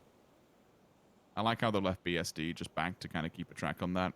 Yep. Take a height advantage as much as humanly possible. The rest of them, because even for them, you know, once they kind of expose themselves, they run out of tree line. The further you go towards the eastern side, the less hard cover you're going to have. 10 kills come out from the side of Win Streaks. That's a good job from them. 8 on the side of Devan, so I'll be extremely happy with this one. But team of the hour, or team of the lobby, should I say, IW have completely raised hell with on these teams. Given the position where they were on the rock face, they've just been allowed to attack everybody from every single angle. And Boba Lord, well, may have the grass. Oh, no. BSD has the height advantage. That's a win for the Istanbul Wildcats, 21-point game. And honestly, that's one of those teams that we've said that can be extremely explosive given the right circumstances. And, you know, they haven't sat back there. They knew they had a very, very good amount of vision from being up there on the hillside. They played it well. They took the full advantage of it. Yeah, they truly did. Again, it's one of those where the circle ends there. Whoever's in that spot generally does win it, but you like to see a high kill game with it as well. That makes it kind of worthwhile. That kind of adds to it. Where were the Wildcats? I actually don't know. I think they were kind of sitting mid to lower end of the table, if I'm not mistaken. I'm not too sure. We'll have to double check on that, but I wonder what this does to them. So we'll see how that shakes up the leaderboard at all, and I really hope Floof goes for a walk again, because we're going to head back to the panel so they can talk you through what we just saw. No, she's just walked here and now she's underneath the desk, just chilling in her little bed. So I'm sorry. But Bulbalord used Razor Leaf, and unfortunately it wasn't very effective here against Istanbul Wildcats. They had a great position throughout this game. And actually, that might be enough points to put them in a decent position to try and qualify. And Toby, when we look at it, it's a big performance here by the Istanbul Wildcats. Yeah, big one, coming in at a crucial time too, as you're saying. They only have a few more games to play, and adding a good chunk of it to this one. I don't think, I mean, they shouldn't be guaranteed just yet. Of course, we never know what's going to happen at the end of the day on Sunday. But this for sure is going to, at least for them, go, okay, guys, we like not going, okay, we need a good game because you just had that game. Now you just need to, like, now it's just buffer. Now you want to be guaranteed. You don't want to have to sit back and watch tomorrow and go, okay, is there going to be a chance? Because as far as my memory serves me, Istanbul Wildcats have already been the player, like the team in that position where they go, are we going to qualify? Are we not going to qualify? We don't know yet. All we can do now is sit and watch and hope that we qualify. So they want to make sure that they can lean back and watch the games play out tomorrow comfortably. Martin? Yeah, so first of all, I want to say She Created is an absolute beast. Like, some of the shots he's hitting is just insane.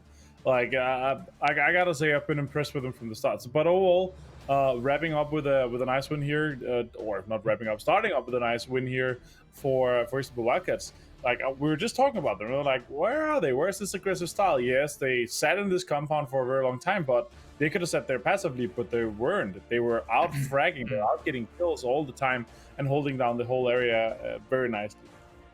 And here are the points coming in here, as we do have not too many coming in down towards the bottom. TSM will fall from riches to rags here, from the 1st to the 16th spot. Let's take a look at our 1 through 8 as well, as we have big points coming in, of course, for Istanbul Wildcats. And when you think about them, 21 points coming in, win streak getting another 15 points. Toby's going to be happy about that. Istanbul Wildcats, you were mentioning She Created, Martin. This is a name that has come up whilst we've been watching the games multiple times, to the point where we're saying She Created could be, down the line, one of those all-star players of Europe if we see him on maybe another roster, like, if it, down the line, if Istanbul Wildcats doesn't work out, for example. Definitely a hot commodity. Yeah, for sure. I mean, I was talking about him a few times back in our other tournaments as well, and like he is, yeah, of course, and he's a beast, and like we see him on the top of the damages. We haven't seen so like in 2,700 damage. That's insane. We haven't seen too much of him in this tournament so far, so I'm happy for them to step up like this. Like, they needed this. They were not going to qualify without a game like this. So they were in 18th. They're playing their last day today. They had a 14-point day yesterday, and before they had 2 31-point days. So for them to make sure that they had a big one, She Created 6 kills, guys. Insane. Good for them to step up here. They need to round off nicely. It is their last day, and they're sitting around the 110 ish point mark. So if our cutoff will be around the 120 point mark, they're gonna be sitting just behind that. Yeah. What? That's what you get. That's what you get when you sit in the warehouses north of Yasnaya. You get to shoot at everything for a very, very long time. Damn, that is, as if we needed any reinforcement of our point that She Created is really good, then this comes along. And Levenda's up there too. Yeah. For sure. Yeah, nearly impressive. 1,000 yeah, for sure. And when you look at win streak and see how they've been putting up numbers, Toby, obviously they were your pick coming in today. Once again, they're really putting up the numbers. And it's interesting to see that they are a very well-rounded roster as well. Obviously, there's names that really do stand out to you, but you know, every single person on that roster is putting up numbers. Oh yeah, for sure. I mean, in this game in particular, to me, they lose players, not early game, but they have that whole engagement with M4s over towards the east side of the circle. But it's kind of, to me, it's what happens after. You lose 2 players, you're on the edge of the circle. Most teams, I mean, they wouldn't just give up, but most teams would go, okay, we're probably not going to get a whole lot more this game. I feel like Winstreak, after losing 2 players, they became even more aggressive for points. And now, of course, I know they're in a situation where they've already qualified, so they don't really have anything to lose. But still, the aggression they're able to put out with 2 players is more than some of these teams are able to go out and do with 4. I mean, they're constantly pinning down players where you go, there's only 1 guy shooting at you. What if the 3 of you proning in a dip right now stood up and started shooting back? You could actually take him out. I mean, it's a mental thing. If these guys continue to be the, oh my god, these guys are scary over time, and especially coming to the grand finals, teams will feel them the same, and that's going to open up so much more space for them. So it's a smart play, and they're doing an extremely good job. Yeah, brilliant placement so far for Winstreak, and that is that. We are going to go to a short break, ladies and gentlemen, and when we return, we have got 2 more games of Erangel coming at you here for day number 2 of week 2 of PCS2. See you in a few.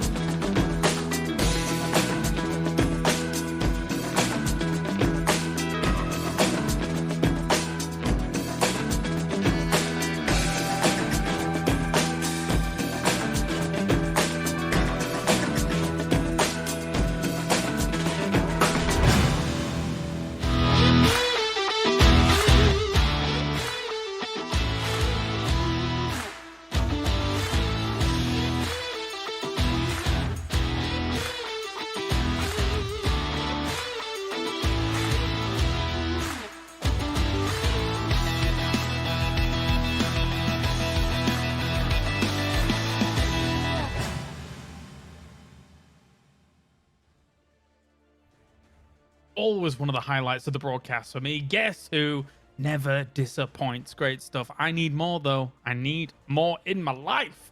We have got 2 more games of Erangel coming on up here, Martin. And actually, I can't remember the last time I saw a North of Yasnaya finish, but you know, it happened and it came and it went. What do you think?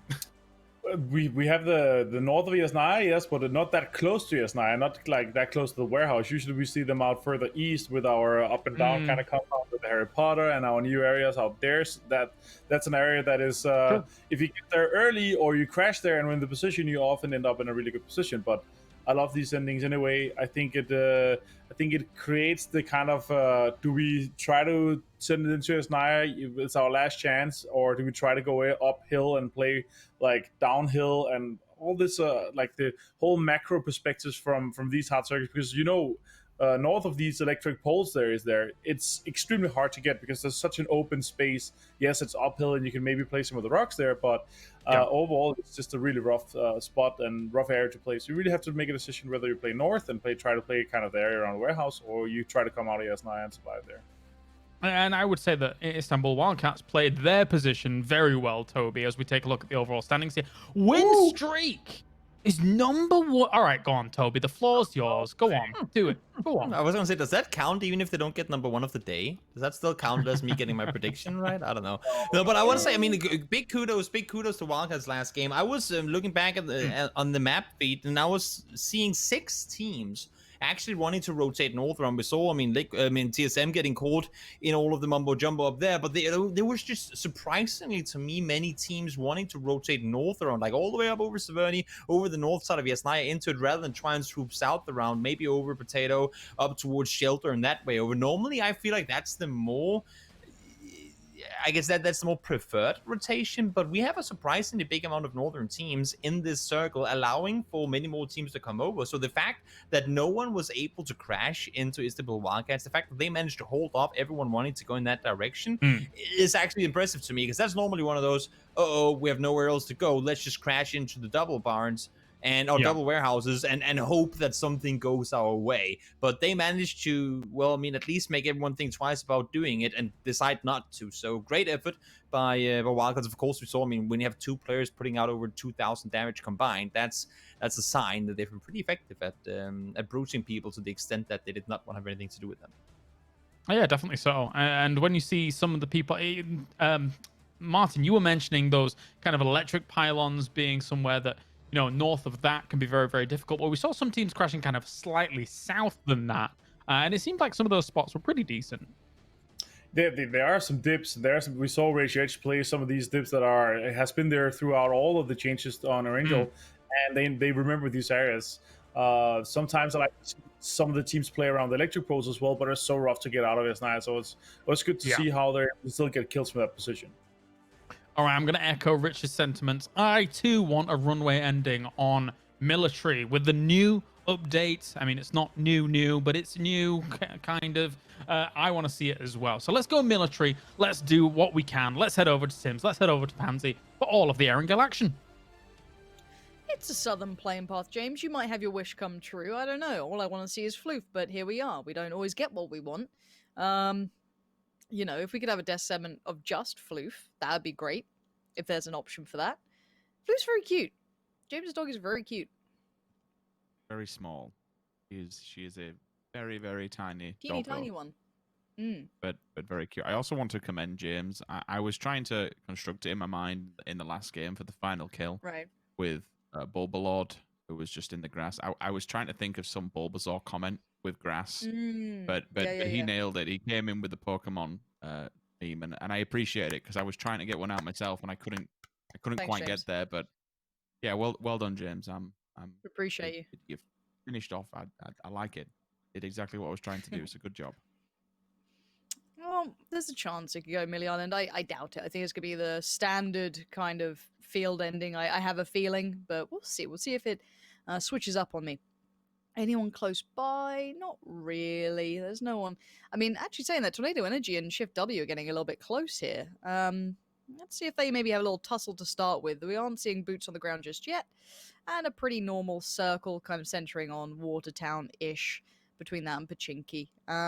Yeah, again, Tornado Energy and Shift W a little close by, but not too close, I don't feel. It seems as though it should be. You don't want to share it, but it's a shareable area.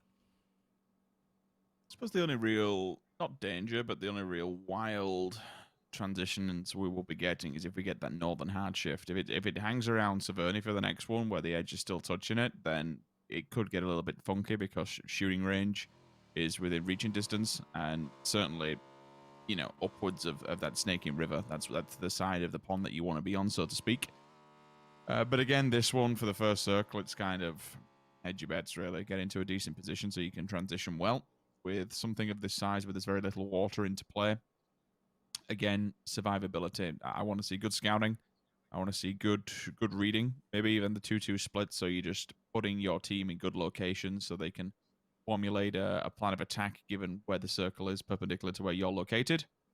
It'll be a quiet one, so you'll probably just hear us either going quiet ourselves and watching the games just as much as you guys at home, or just general banter. We can talk about locations, we can talk about rotations as much as we want until the cows come home, but this is one of those circles where there's so much landing play. It should be a pretty quiet game. If you were taking an early bet, you know, kind of the old, this I'm showing my age now. My grandma used to do it, that spot the ball thing where you got a little sticker and you had to kind of put a cross where the ball was. Like, What? I'd be looking. Do you never play it? It must be a Yorkshire thing. No.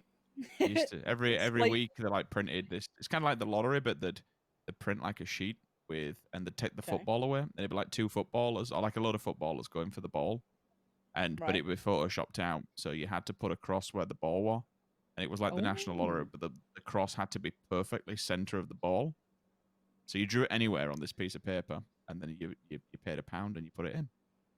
Oh, that's quite exciting. What a thrill. I ain't seen it for years. I haven't seen it in years. No.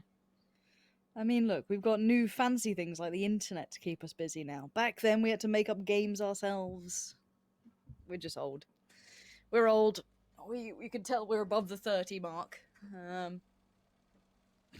Bobbleod's car wants to escape. It does not wish to be kept any longer. Bonk. Yeah. But yeah, I think in terms of where this one could be ending, really good possibilities is where we've been seeing them. Probably EIQ area. You know, we've seen those yellows come into effect. Anything that's. I mean, I'm actually reminiscent of seeing ends for some reason on this map. Every single time we get some kind of the circle, I just envision them hitting the mountaintop and then the yellows below it and just pre-scouting everything, which no one's tending to do it. Certainly at the moment. Maybe Redline do that and anchor it and await the presence of WP for them to make their move. They're the closest ones who could possibly really do it. There's no reason for anyone else to pull up that far, you know, from down south at least.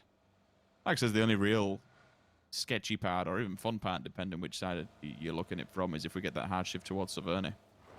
It could happen. I mean, we'll see. We'll see if anything comes of it. For now, it's pretty fair game for most people. We'll see what most teams choose to do. Pachinki, we had a Pachinki almost ending. I mean, we've seen a lot of things recently. Do you ever have that thing at school where, like, a game got banned because people couldn't be nice? Do you remember those times? I mean, I was genius, so no one was ever nice to me in school, to be fair. So we had Pokemon cards banned because, I don't know, people were, like, fighting over them. They were, couldn't have them. Conkers weren't allowed because people were like throwing them at each other at some point. Trying to think of what else we had banned. A lot of like the schoolyard games eventually just not allowed. No fun allowed. It just made me think of like the weird games we used to play at school, and yeah, we got most of them banned. We were, you know, kids being absolute terrible humans. You know, we'll see. We'll see if I'm just trying to think of like other weird stuff I did as a kid, and there's so much, but the main for now, ones we're the seeing the most people problems come together. I probably say, and growing up in a more rougher area, it was the so there was like where we were, there was quite a few local schools. One was. Did you have the fights at the start of the new year? There was one that was extremely rough. Again, growing up in quite a rough area myself, it's, you know, I'm not. Queensmead. No one liked Queensmead. Nothing. Ugh. There's nothing wrong with growing up in a council estate. I did it myself. But yeah, there were two buses, and one would pick up on a morning, but there was simultaneously pull up at the same stop either side of the road. Oof. And the amount of times that the windows would be open, the things that the profanities that was A, shouted, and then B, if it was an older bus with a slide, not a window that opened on an angle, but a slide window to the left. Yeah. Oh, I'll never forget. And this is one time, and this is like talking to your granddad of a story where one of the kids had nicked a roll of magnesium. I think it was magnesium oxide or something from the science class, and he put it in a shoe and posted it through the window into the other bus. God. Set it on fire and posted it. Like, the things that happened on those school buses Kids are terrible. it was insane. Honestly, it was just pure madness. Nuts. Yeah, I mean, as said, you did make me have a little bit of nostalgia there. Oh, that's a little unfortunate. DA, I don't think they were looking to stay here potentially for Smash, and the others are quite far away, so Bystander's gifted a freebie on old Petralius. A little unfortunate for him. As the Wildcats going to try and make their way around, this over by Naya, so Bystander's really kind of trying to be a bit of a gatekeeper of the north, not letting any of the Turkish teams have a bit of fun. So they're going to have to redirect, maybe go across the Roshok Bridge or, you know, something of the such. This is WS leaving the Millie Island. They'll be making their way through. No one's on the other side. They're safe to cross. And beyond that, who's close by? I guess EIQ, WP, and TSM are quite close, but I mean, not really. No one's in immediate danger. We're seeing a lot of posturing. These teams are still pretty safe where they're at. This could be a problem, though. Pulling up like this could cost life and limb. Already, Rafa's going to rip a couple off Gold Beak. And Dogs are out in the open. Too many targets, too little time, too little cover. For that matter. So M-Force, I thought they had this one. I thought they were pretty safe after that first pick. I was like, oh, they've gone well. But no, they've had to call in reinforcements. Sinister's on the way. All the others making their way down. I think losing The that one compound might is kind of paid off because... hand. Oh, no. Yeah, I mean, the player going down on the back of the bike allowed the vehicles to actually get themselves some hard cover here. So this all kind of went wrong and only gets buffered by the fact that SW will eventually have an eye line into it. And we are seeing Northern Lights firing red line. This is again, that was over by Gatka. It's surprising some of these guys going in right, closing right in towards kind of Roshok and Watertown. In between that is your central point. So a couple of teams on the outskirts, the western side for sure. But this fight going on is a bloodied one because I don't feel as though there's a clean winner. Illidan feeling brave going in. The fire and the flames working out well. That's going to at least flush Dogza. That revive has been denied. Bulbalord getting a little bit of a glimpse. Senex down there as well, popping shots. Bulbalord's going to be forced off the angle. Can't keep teammates safe any longer. And there's the push. Nice work from DV. Capitalizing on that. Well played in the end. M-Force unable to secure and contain Na'Vi, continuing the assault. Or should I say Senya? As really, I don't see the others right now. The rest are turning up, but spin over to the other CIS team, Tornado Energy. This is in school now. This is a fight you don't often get to see. This is a fun one. Tornado Energy and DA in school battling it out. You know, this feels like the games I play. I just see a doozy finding Senya, so bit of a battle on the other side going a certain way. Navi's reinforcements now left in no man's land. You're going to see them kind of in a bad spot here as Tab's just fallen as well. Smash gets a glimpse through the window, tries to fall away. Lots of cover to play with here, though. There is. You can work at the stairwell as well, maybe even go to the roof, but once you're on the roof, you've got the teams that are going to be around you and you're open. Potentially. Oh, well, that's, yeah, okay. Yeah, bye-bye, Navi. 15 place will be for them, so raise your edge. Good points in the bag. Mert's actually on the backside of school. He took the window route and opted to go forward. Again, you can actually work this and run to the end window and maybe get up to second story if you wish to do it, but you'd have to do it as the team. Again, you will be able to be seen. Actually, you kind of defended for these windows because of the hallway and where the doors are compared to the window. They're actually chasing it. Oh my god, look at all those players. That's a scary sight to behold. Turn around and just a whole bandwagon. Damn, that is a lot. Yeah, I was a little worried because, as I said, if they weren't ready to trade on that, there could have been a threat, but no. Tornado Energy roll as a pack and DA get pushed out. Smash left on the outskirts here, unable to do much with this. And I like this circle. This has kind of proven quite fun because that northern quarter is not necessarily unplayable. It's just unlikely due to where the water currently resides and the way it runs through. So it kind of cuts us into, I don't know, three quarters, something like that. I guess you just miss that northern portion. So it kind of, you know, solidifies a lot of those fights on that central band from ruins to maybe apartments. That area will be littered and very, very fought for. Gosh, if we saw a water town ending, I would be laughing. I'd be super happy to see that. I love a bit of it. And poor old Smash is going to be in snake mode. But hey, he's good at this. This is somewhat his strong suit, I guess. I don't know how to say it. You know, he's extremely good at that. This is the Na'Vi fight. Now, Senya did pretty well to, you know, get a couple of knocks, get in their face. But the problem is the rest of the cavalry wasn't there yet. And by the time they dealt with Senya, they were easy. Well, not easy, but they were free to engage on the others. They were caught in no man's land on the push-up. A little unfortunate for Na'Vi, but it's credit to Raise Your Edge for holding that so well. I suppose with Smash, there'll come a time where you have to ask yourself, is he a cut above the rest when it comes to DA? Or is he just super, super passive and not actually applying his full ability to the rest of his team and backing him up? I always wonder this because there's sometimes reminiscent of individual players. Samty was another one on Liquid where he was just constantly always the last player alive. And Smash is now, I can count across two hands how many times he's already done this. The circle moves into yin and yang mode. It's difficult because now you have to weigh it up. Given how it works and the strut comes down from the north and moves into the south, and you do also have the little island, like there's potential. Honestly, setting up in and around bridges here, especially by the rock side, provided you have hard cover to the left and right and you can work with it, this would pay off so much right now. Oh, Nixties is going to be laughing. If they hold that bridge, looking in the west right now, if they hold this, Red Line could be in trouble, WS could be in trouble, we'll see. But this is right now TSM and Northern Lights having a little bit of a battle. Yeah, he's pulled up, he's turned up, he's going to try and do this one. Ivers did just find him on, so already a bit of a problem with that. Nixties, the mutant, it ain't it, Chief. And now he's in a bad spot. WP are a little bit isolated, a little bit kind of put into different pieces. Nixties could have really done with a clean kill, and Himan staying alive would have really helped. But already Nixties is trying to do what he can. The QBE's put into the faces, and Redline aren't going down without a fight. WS are on the way as well. But damn, QBE did so much damage there. To remove Heman as well is pretty devastating. That takes the level 3 player with the gun out of the way. If WS actually hear all of this, they will turn and face and maybe go towards the jaw. Pull up. They're pulling up. They're ready for this one. They're ready for this. Yeah, there's a spray down. Spyro and D find him. They couldn't stop in time. They couldn't do anything in time. That was a great read from Northern Lights. So they're just going to try and send into Rozok. Ibby. One more shot. He's dead. He's stayed alive for now. Anyone going to stop him? Oh, he's in for now. Just about. Bloody hell, that was close. So we might see a Rozok fight here. A Rozok ending. When did we last see that?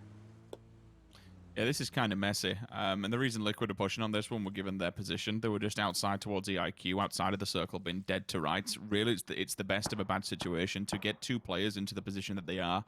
I actually don't think it's that bad of a job at all. Like, we've seen in the kill feed that sniper rifles are actually doing a fair amount of damage. The man's a beast. So good at this game. Yeah, I'm actually glad he's back. I really am, because... Yeah. I mean, it's always nice to see a German team alive and kicking, but more importantly, it's good to see Chris an individual. He's put on some highlight reels in the past for us during PL.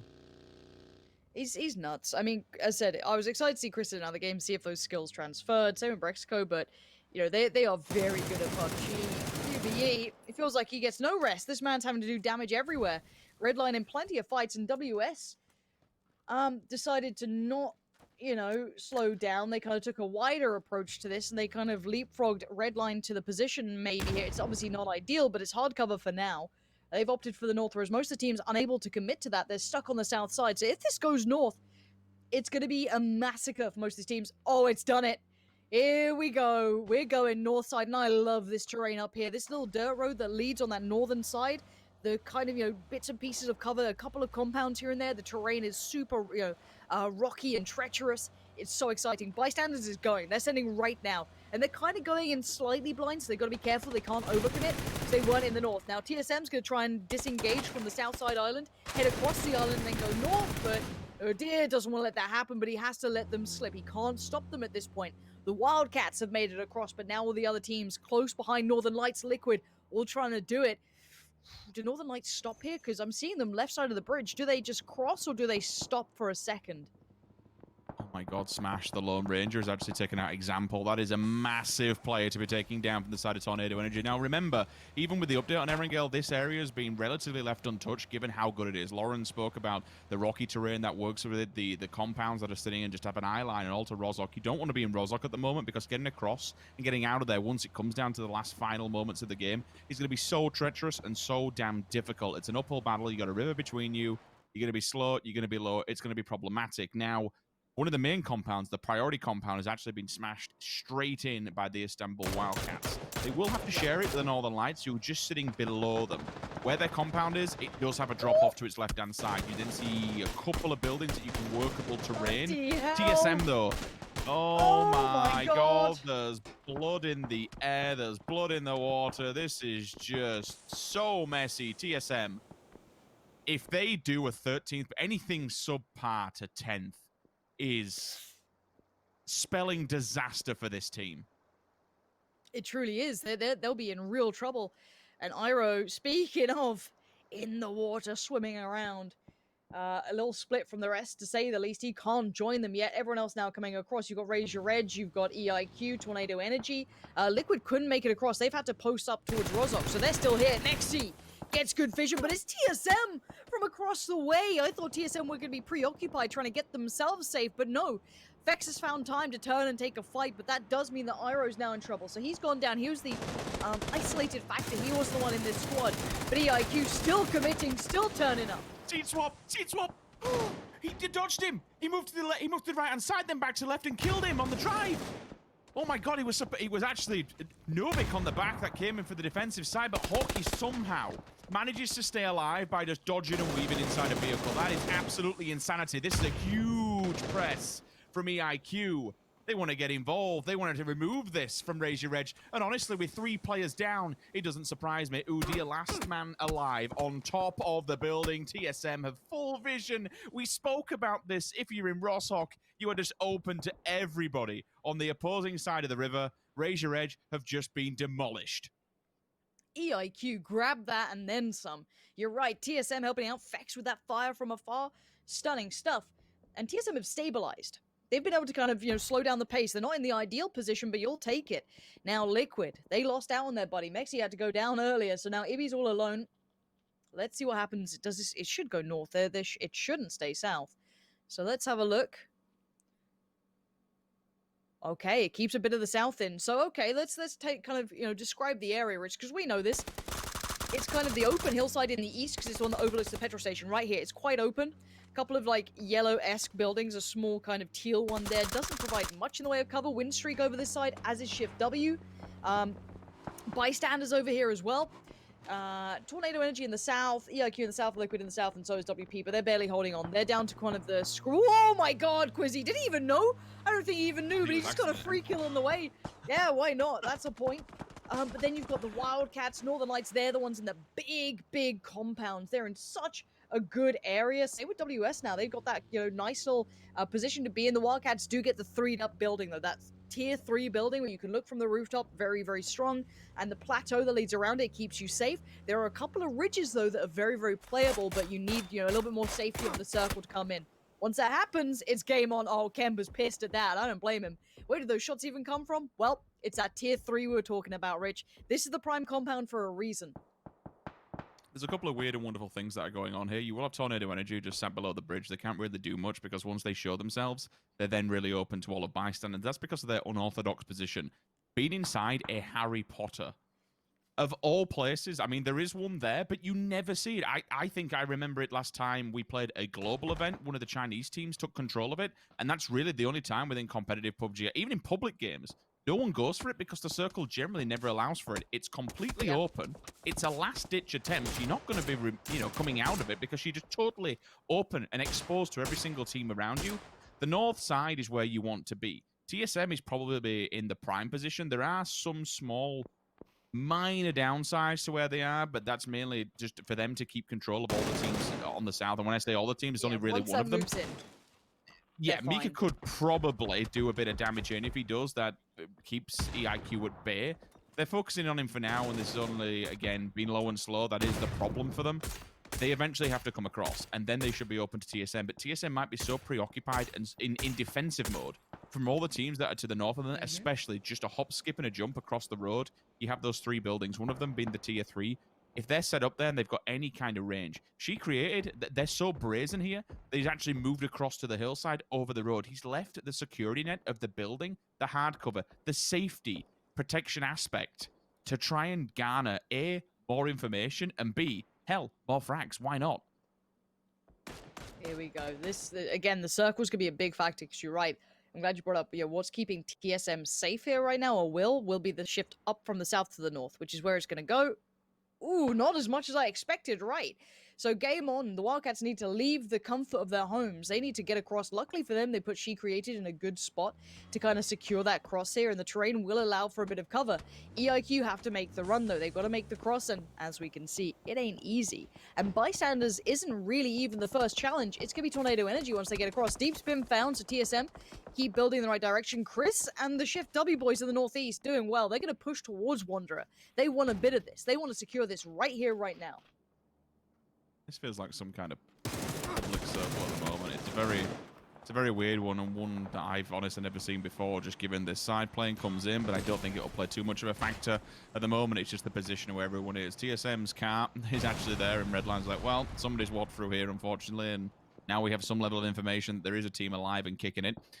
That's problematic for them because now they're open and exposed on that hillside to the remnants of EIQ. But again, this Harry Potter just provides line of sight and vision for the bystanders. They'll just hold them dead to rights. I would not have expected them to be able to just all stand in this tower this late into the game. Like, hell no. This circle is so damn weird. TSM will have the fight of their lives eventually because the Wildcats this is the thing. This is the catalyst. Redline will engage with TSM, and then all of a sudden the Wildcats should jump on this. If they don't, I'd be very surprised. It's quite an aggro team. They're feeling it from the last round. There's no reason why they shouldn't get involved in this third party. They should, but it's tricky. The terrain is hard to work across. This is the one thing. Vex is going to come alive in these moments. 4 kills already. I love watching this guy play, but Marv's got his number this time. Marv with the insta-flush too, but good trades from Miraku coming in up top. But now, where are the Wildcats? They should have pushed this. You're right. Where is that next bit of pressure? Vard was trying to hold them back here. Nice work from Vard, but the Wildcats outnumber them drastically. 4-2 is a big favorable switch. But look at Shift W. They're getting interested, and Shift W have 3 players sweeping from the north, so the Wildcats might have missed their opportunity to clear the southern side of them. And now they've got pressure on both fronts. If Shift W keep this up, there could be some real danger. It was so close. That one was perfect, though. Levent goes down. That's the opener. That could be a ghost symbol, maybe. To TSM not to push onto it, but just get into an advantageous position so they have an angle. If they get another pick, it'd be glorious. It'd help them out so much. Chris gets responded on answered. She created next one to fall, so the trade-off is there from Killia. Slow down for the moment. Beautiful headshot. That's a cracking peek on the side. It all comes down to Zoka to hold the line, but unfortunately, it is not to be. They work together. Look at that. Instantly. On a pinhead, BSD turns around, puts the frag nade down. They're trying to revive. That one could be good. Flashbangs up, 2 players to the left. Can you hold it, Bard? Can you? Yes, you can. There's only one more of them standing. This is phenomenal work from TSM. But look how geared BSD is. 3'd up, nades, mollies, he's got everything. But Miraku's got the off angle, and that's all that matters. If only they'd stolen those other 2 points from Killiakai, but they'll take that. They'll take that every day of the week. And EIQ have snuck in on the south. They've made it across the bridge. They've crossed those treacherous and choppy waters to make it here. Now, yes, it's a little bit of a rough spot to play into, but at least they're there. And bystanders, high ground, good cover, vision from the Harry Potter, 4 of them too. They've got everything they need. So this should be bystanders' game, but I haven't seen them late game very often. I want to see what they bring to this now. And the problems and the cracks start to show, Lauren, once we go to circle update, because they've been sat inside this tower for damn near all the game, right? TSM can gather their resources, get themselves back together. Well, hopefully, Miraku can. There's no reason why he should be coming this way at all, in my opinion. He should have took the high road. The plateau area is completely occluded from vision. What? That's a mistake. That's absolutely a mistake, in my opinion. Given where the circle is, they could have just played for survivability and taken the top side of it. That's what I was expecting and anticipating. For bystanders and EIQ to have a fight, then TSM just to come across the top line and maybe get involved afterwards. Pick up a few franks here and there. Surprising to see Miracle go down in that scenario, but nevertheless, Vard will carry on as solo. By doing that as well, I suppose it now gives EIQ a possible entry point here to be able to wander upside the hill and actually get behind the bystanders without them seeing it. Okay, Vard just wants to keep his head down in the car. Stop it. Tires are gone. Oh, he needs to stay low. He's been spotted. Novic's there. Getting a lot of attention. Vard! What is his HP on? Problem is, he is cresting in just a manner where it's quite visible to him to get to the heel, but look at this play. Look at this flank coming in. They're going to get right up close and personal. Doubles right there with the molly. This could be the death of Vard, and I don't think he can escape in time. No, he's done for. He's dead. And we're into the final 2 teams. A good attempt from TSM, though. Good couple of kills in late game. That's what they need. Bystanders and EIQ very close by on the overall board. 15th and 17th. And Bystanders, this could be a big step up for them. Getting to that 100-point marker. Sit comfy. Look pretty. EIQ, these guys, you cannot underestimate them. They are down to 3. They do have, I'd say, the worst position out of the 2, technically. But they also have a bit of high ground to play with. Let's see if Double can get up to the top in time. That's what he's got to do here. Try and get almost a mirrored scenario with Beamy and Cure.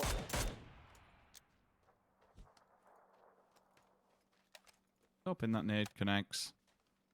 I like how they've managed to fan out. Oh, it does. 41 damage. The follow-up. Come on, lad. Have it. Have it. Takes the vehicle. Takes him with it as well. Beautiful nade. And now the pressure really, really begins to set in.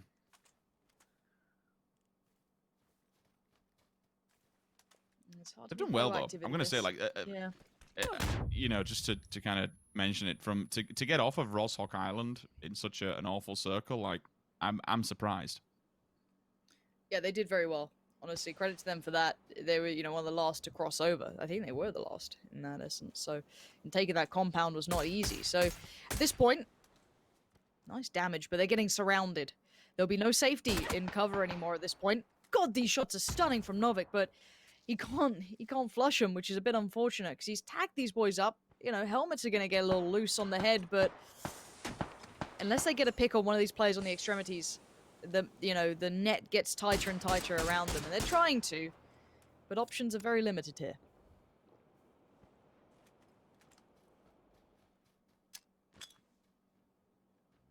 Bit of damage, though. The nade can find its target. Nope, falls short. Just cooked a little bit too much. Hockey would have been good for this kind of scenario with bringing the sniper to this game. Late game, we've said it can be really, really viable, even though, most of it would be ARs in abundance, but something as open as this. Oh, Reggie just looked to the wrong side, spray down, but the adjustment's good. It's beautiful. Bystanders pick up a win, a much-needed win. Only 6 frags, but still 16-point games, nevertheless, is always damn good. Yes, Circle was extremely favorable to you. We're not going to hide away from that. But they kept it. They worked with it. They monitored what was going on around them. More importantly, at the end, they found out that they absolutely give EIQ no chance to fight back. Yeah, I like that end. It felt it's not as quite as decisive as some of the high end teams that we often see in the end. But I think they kept it calm. They didn't make too many mistakes there. They didn't let anyone get capitalized on. They held it together, and that's exactly what you want. That's a tick in the box. But a great game, a lovely circle. Let's head back to the panel to give us the walkthrough there.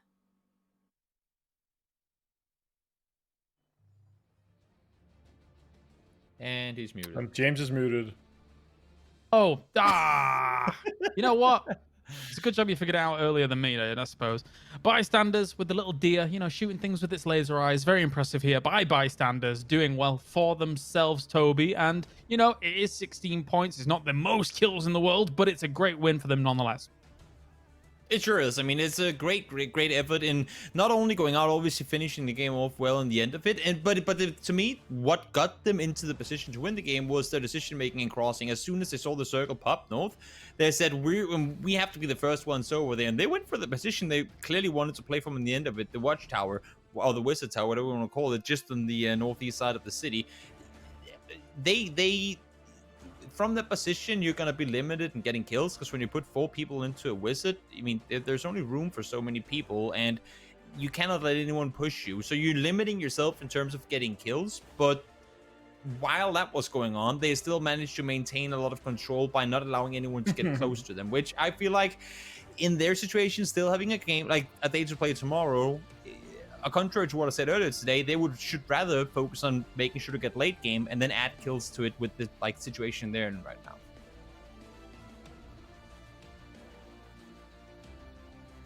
James is gone again. Did he mute himself again? I haven't done anything. Well, usually you say Martin. I did say Martin. No, you didn't. Oh, that's weird. That's also fine. Either way, TSM did get a lot of kills. Bystanders walk away with the win, and Tropic get some points, and they also needed that. And for some of these teams here, Digitalytics, they have to step up here in the last game. They're kind of on the cusp of what our theoretical cutoff point to the top 16 is. So yeah, they really have a decent game here in the end. I'm talking like 8 points plus for them to feel somewhat comfortable looking at the games tomorrow. Yeah, here's the point coming on in. It's weird. I guess my mic will properly cut out there. That is strange. But anyway, 16 points coming in for Bystanders. 16 points for TSM as well. Whilst they were looking for big points, I think this is a pretty decent amount to be able to, push them to that kind of safe mark here, but there's still a lot to be played for in the last day, Toby, to try and catch up to their position.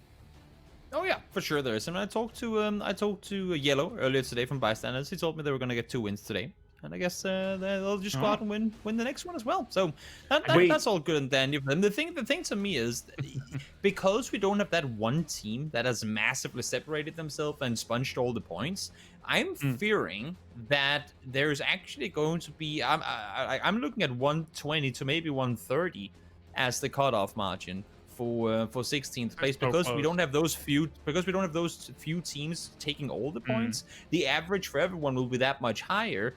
And I mean, looking at with potential coming into their final game now, and I don't know. I mean, it's going to be difficult. And in Tropic, to be honest, they aren't really, despite having a good game here to some extent with Bystanders as well, they're not really safe. Martin, you want to say something? I just wanted to.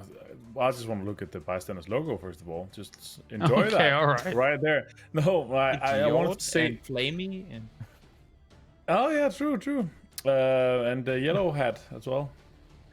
No, jokes aside, I just want to say as well, like we're looking at our, if it's 120, 130, it doesn't matter too much, but still, like they have to start playing here in our last game. But I'm looking at some of the teams and looking at the total leaderboard while we look at Fex on 5 kills. Nice.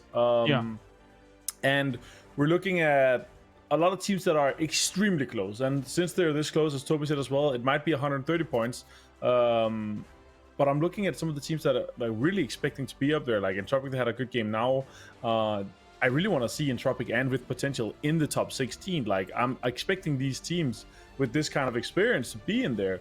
Etiquette is another team that have been performing pretty well. They had a 59-point day, but then they had a 17-point and a 10-point day. Like they can't have this many hit or miss games or days. But if Etiquette gets another 50-plus day tomorrow, then they'll be safe in 130-plus points as well. So there's so many teams that are going to be looking at the last, or like either be looking or playing in the last day, and they're going to be so close, and it's probably going to come down to our last game again. Wait, does Hjort mean deer in your language? Yeah, they're all in it because it's beamy, as in the laser beam as well. So they're all actually in that photo. I realized that when we're looking at it right now. Yeah. Everything. Thank you. Everything has just dawned on me. This is brilliant. Of course, at home, you can be involved as well. Do you like Hjort and BSTN with their beautiful logo? Well, you can make a video supporting them either on Twitter, Facebook, Instagram, or YouTube, and use the hashtag PCS2fan to exclaim your love for the team, maybe their logo, if you are so inclined. So make sure you do that. You might get featured on the broadcast as well. What a great logo, now that you say about it. I'm so glad that now I know that Hjort means deer. Brilliant. We need to look for hidden meanings in all these other teams' logos, but it's probably not going to be happening. And you can also follow on all of the social medias below, as well as follow here on twitch.tv/PUBG or PU Battlegrounds, etc., as things go forward. So, Martin, our final game of the day here coming up with our next Erangel. TSM was your pick for today. Do you believe that it's going to be solidified here for them as we take a look at the overall standings? They've got 125 points. That seems like a pretty decent spot to stage your position from, I suppose. I mean, they're 5 points ahead of the second team right now, I think, with the leaderboards and all. So they're sitting in first right now. So I just hope that some other crazy team doesn't come along. No, obviously, I'm looking for them to solidify them in the top. Ratio Edge is looking as the next close target, but it's 7 points, and they're playing as well. And I'm not sure if they can take them over, but I would say an 8th place with 125 to 130 points would not be bad. If they take even more, I'm not worried for them, but really happy for them, for them to step up like this. Like, it's a 48 point. They've had such a rough tournament, and for them to step up here in the end, like I guess I'm happy that I put my prediction on them, but it's our champions. They have to be able to perform at this level, to be honest.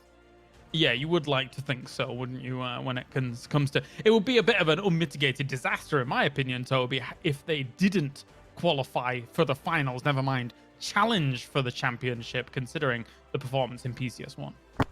Oh yeah, For sure. I mean, I don't think anyone coming. I mean, I for the little article we did prior to the tournament, I picked TSM to be one potential winner of the whole tournament. If they don't even make it to the finals, that's gonna make me look extremely stupid. So please, guys, please do do qualify. I had this. I did the same article, and I said in that if TSM were to do well during this tournament, we could be entering a little bit of a TSM era, not dissimilar to what we saw from FaZe Clan a while ago now, right? But for TSM here in this stage of the tournament, it has been a bit rocky. So let's see if they can kind of iron things out in this last game and then kind of tune that into the grand final. Any final thoughts, Martin, before we go on into our final game of the day? Most of all, I want to see some aggressive plays here for the teams that are playing. We have 8 teams that are playing their last game today here in our group stage, and I want to see them really go out with a boom. I want to see them go aggressive, go for the kills. Around 70% of our points is coming from kills, so I want to see them hunt that actively or set up potentially some traps or play cleverly around that, not just play passively and so forth. All right, the final game of the day here for day number 2 of week 2 of PCS2. Let's get it going here for the group stage. Let's see if any of these teams can get themselves the big points to qualify on through. Take it away. Thanks, guys, and yeah, this is it, right? This is the final one to make the big push on. Great game we just saw. I love that ending. It feels like a rarity we get to go there, so always exciting when we do get to head up towards that side. But for now, let's see where this takes us. I'd love a Millie Island. God, that'd be a treat when it close out. Because I feel as though we haven't seen it. And do you remember the time when we saw so many of those circles, Rich? Yeah, I mean, hell, it was a point, especially in time. I think it was Face It London event, the major, where I think Millie Island circles were essentially what, with all due respect, like OP Rangers were not even looking to qualify, and then they got a Millie Island, qualified through, and then several. I'm pretty sure they were the first ever team in PUBG to win a major LAN competition off who actually looted Millie Island. Like, before that, there was no real. I couldn't remember another team that had managed to do it, but it was just given with all. Again, they played fantastic, and I'm okay with it. But every circle, generally, the majority of them was always down south. I'd be down for it because I don't think. I think you're right. We've not seen one so far in this competition, at least. Raise your edge, a primed, prepped, and ready for it. If it does come their way, nope, we don't get it again. Denied instantly. Hopefully, we get something tomorrow. Otherwise, that'll be group stage. Not even a single Millie Island circle, which is not something I kind of expected to see, to be fair, or even be saying. In terms of this group, then, we'll see after this match if Team Liquid can round it out on joining the 100-point club. And I'm only saying by this group, not in the overall leaderboard, just as a full clarification on that one. Tornado Energy, a little behind, 14 points, 80 points. Liquid up there at 94. Let's take a look at some of our bigger team, or who we didn't expect to be seeing down the bottom here. Where's the kind of the drop off? Okay, we'll say from TSM onwards, TSM has made it into single-digit figures, so they're on 60 points in 9th. 10 through 16th, raise your reg. Only 1 point behind. It's not all that bad, not all that far, but yeah, then it's pretty close. Like even down to 14th, then it's only 44 points. Yeah, well, that's the thing. Like I think the desk kind of highlighted that very well. That to be able to jump up in this lobby is actually quite easy, technically, if you look at the points. There isn't... Before, we've seen tournaments where we've had that big sponge of points towards the top, maybe 3 teams. And yeah, you could say that WS, Northern Lights, and Team Liquid are definitely taking a fair share, but it's not been as one-sided, not constant 20-point games. It's not quite like that.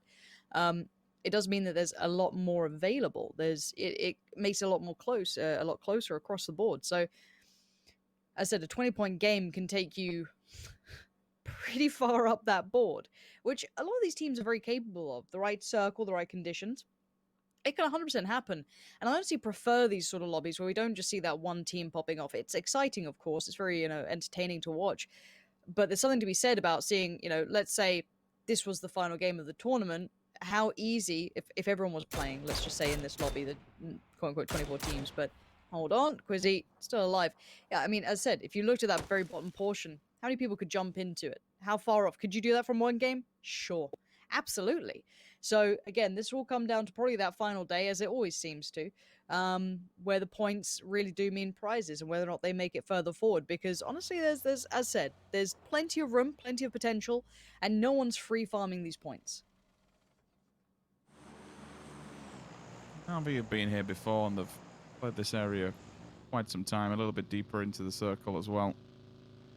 Gonna be one player at least. I'm thinking. In fact, no. Excuse me. It's not even in the circle where I'm thinking. But they know this area anyway. It's home turf, so no one's really going to challenge them at that point.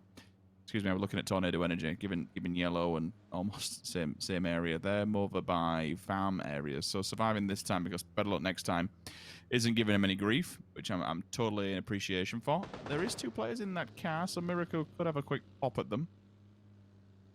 It would be the perfect ending as well for EIQ to be done over by TSM, given how many... Oh, well. Oh, yeah. They could, if they don't scout, they could be doing themselves without any problems whatsoever. But Sinister opens up with something like that. You kind of understand what teams are playing for and what the mindset is. Like, if you're M-Force, you try and let people get close, especially if you want to go for the frags. You wait until they're at the doorstep and then nail them, so they're instantly dead and they can't really go where they have to commit and confirm the push. If you shoot him at that distance, then clearly you don't want nothing to do with it. You just want to play a bit more of a passive game and just wait till late game. So you have to take those fights. Yeah, a couple of options as to how they want to play it. We saw a circle go Lopovka way pretty recently, which was quite good fun. We hadn't seen one of those in a while, so that was quite nice to have it kind of shift a little east.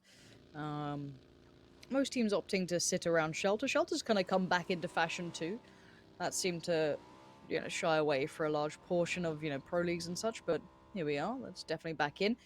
But there's so much room. I mean, one hard shift and it's a completely different landscape. So this, I'd still say yes, there is a lot of water in play here, Rich. But honestly, there's so much land available. I don't see too many issues early on, unless someone gets picked out of a car, for example. But even then, I don't see there being many issues with this, if I'm honest. There shouldn't be. Should be standard generic play. Mainly looking towards central areas. Heaven, had it not already been occupied by a team, would have been fantastic to see. Zocker's got himself a beautiful tool. There's a suppressor in there as well to go on the back of it, and it's quite a rarity, to be honest, to actually see the suppressor tagged up. Okay, so... Take...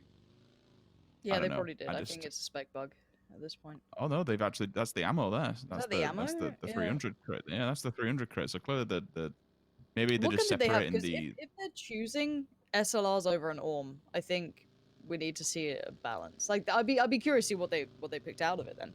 I mean, obviously, yes, there is limited bullets, but if the one most OP bolt action still isn't being picked up, that's a balance problem more than anything, I think. I think, I'm going to be honest, I think there's just snipers in general. You get a couple of players that like to run them. I mean, Wookie, they'll always run sniper rifles because they're so damn good. I mean, even to points where Wookie started to, it was just mowing down with the SLRs at one point, like even towards the latter stage when we saw him competing not so long back. Hockey's just one that will always continue doing it, but they're just so forgiving. You miss a shot, you just go again. Miss a shot, go again. Like, there's no real reason to... There's only very selective circumstances that you want a bolt action, and it's really disappointing to me. I get it, and it's a hard, finite balance, and it's really hard for PUBG to try and fix that, even if it needs fixing, which some will say it doesn't. I definitely think the SLR needs sorting. The SLR needs sorting, so does the barrel. Like, they're 7.62, they kick like a mule. You've got to... They just hurt. They're so punishing. They need to be reworked at any given moment, to be fair. M249s were disappointing to actually see them. I want more variety and in I these think things. Like, throw some more in.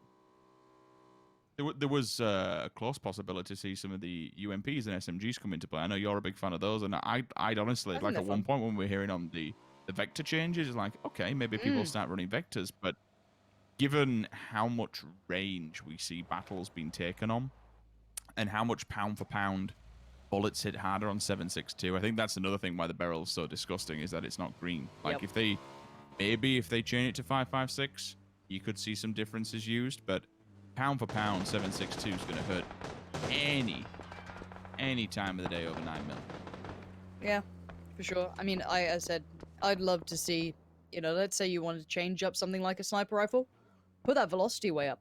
again, we're playing. It's not a full mill sim. I think anyone who plays mill sims already will not be that impressed by the, the depth in which the guns perform. They're great fun. It's it's a good middle ground, but it's not like an actual mill sim as such. But I love it for what it is. It's a little bit of an arcadey approach to it. Ooh, south shift. Hello, that's gone pretty far south. But yeah, I'd love to see just a higher velocity on the sniper rifles, make it a little bit easier to land, a bit of range to it, get, bullet damage drop off almost minimized, get that, don't have to zero up to, let's say, 400 meters, basically, like, give it a boost. But again, what do I know about game balance? I'm just an idiot who talks about them. We are going south towards Milta, though, because you've got to imagine that when that water gets removed, what's to be left is Lumberyard, Shelter, and Milta. That's why people advance in as soon as they can. You gotta be hot off the heels, and you gotta be quick to the draw to be able to do this. Raise Your Edge needs to defend this one. Shiv knows that he's kind of messed up his shots. There's enemies at the gates, though. Look at that. Breach and clear. The one player removed swiftly from this garage compound, and all the garages that are in abundance around that area are going to be prime territory real estate that you want to go and try and grab a hold of. There's two of them that run simultaneously side by side near enough with a small gap in between, which I would say go for the 2-2. Exactly. You can see it on screen. Exactly what SW have done. They could reconsolidate their resources further towards the central side of the circle, mainly because full teams of four will be pushing these buildings, and you want to be careful while doing so. Maxi's got problems of his own. Hell, he's got all four players from Team Liquid potentially about to beam on down. This could be a huge fight. Miracle goes down the kill feed. BSD sees him. Jeems is about to bleed out, but Mexi the Savior is there. Miracle has been flushed, rather unfortunate. Rupture is answered in return. Jeems gone, bye-bye. Nade goes off. Leven also kill feed. Two huge fights for four big teams going toe-to-toe, Lauren. This is madness. And bear in mind, Windstreaker are at the tip top here, and they've been fragging out 101 kill points. That's a lot. Now, Clip has found Wanderer, so that's going to slow down the roll. They were kind of clean in this approach, but now with that little bit of a frag back, it's game back on. Nice approach from Offstring. Does he realize how close Mexi is? I think he does, but now he's going to find out for sure. He's being surrounded here, so Liquid are definitely not out of this. Removing Wanderer allowed them to refocus themselves towards this nice little molly. Going to put Offstring in further bad spots, but a nade would do it. There we go. That could be the ticket. There it is. Nice work from Liquid, stabilizing in a very high-pressure situation, but they're not safe yet. There's still plenty of threats around, Maxi being one of them. I wish Maxi would move back to a ball, actually. I've actually seen him in publics, let alone, I mean, competitive player. Like, we've seen... He's just bopping up and down. Maxi, we've seen throughout... I mean, hell, I even think back to when we were doing qualifiers for Pro League. Still using sniper rifles, and he became a bit of a well-named staple for it, but even he's opted to move away. So it's slightly disappointing to see that, because we knew what damage he could do to teams at range. TSM will turtle up, and that's totally fine. Excuse me, totally fine, given the position where they are. Another area that's seen quite a lot of rework with the stones and stuff, and then I put around that were there before, but there's a couple more, a little bit of hardcover that you can work between with the trees and such, and the deficits that you fall off the back of it. So I'm okay with that area.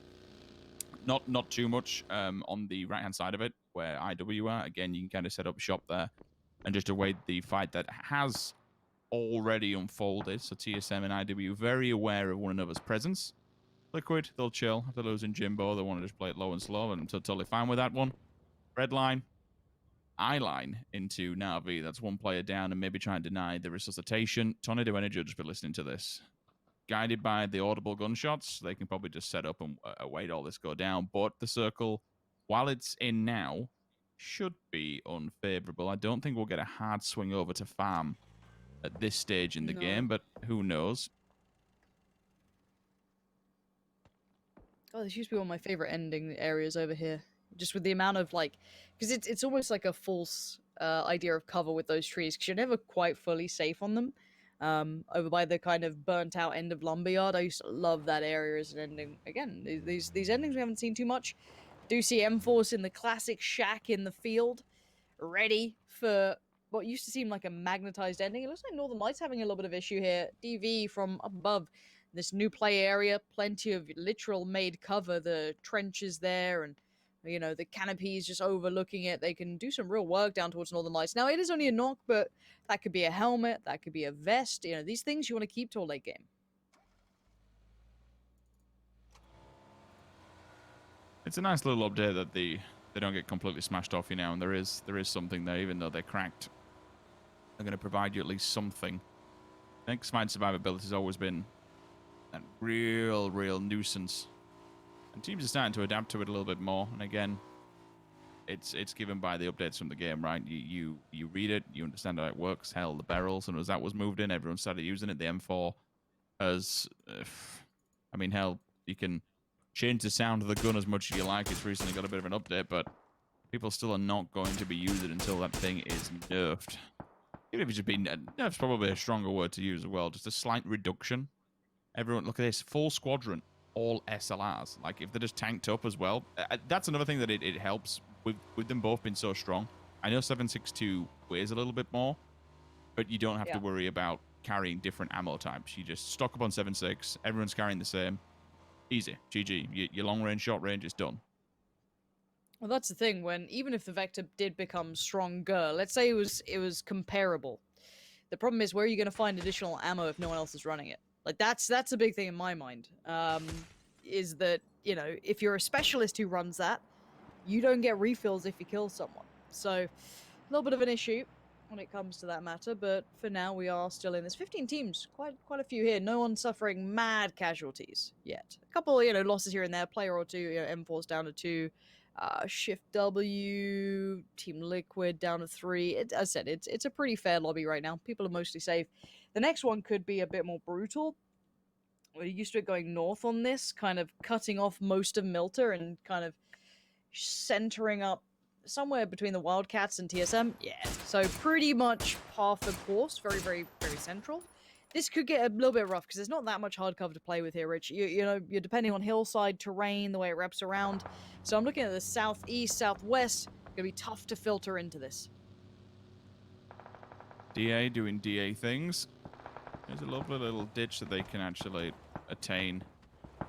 No, excuse me, it's the wrong side of it. I'm thinking of the Harry Potter up where there's the ditch in the middle.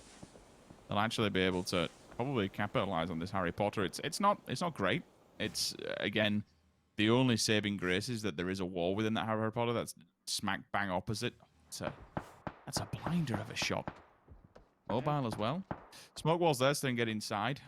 Instantly taken down, though. And again, this is just because of how open and exposed this tower is. Second one falls as well. Smash going to hide in the corner.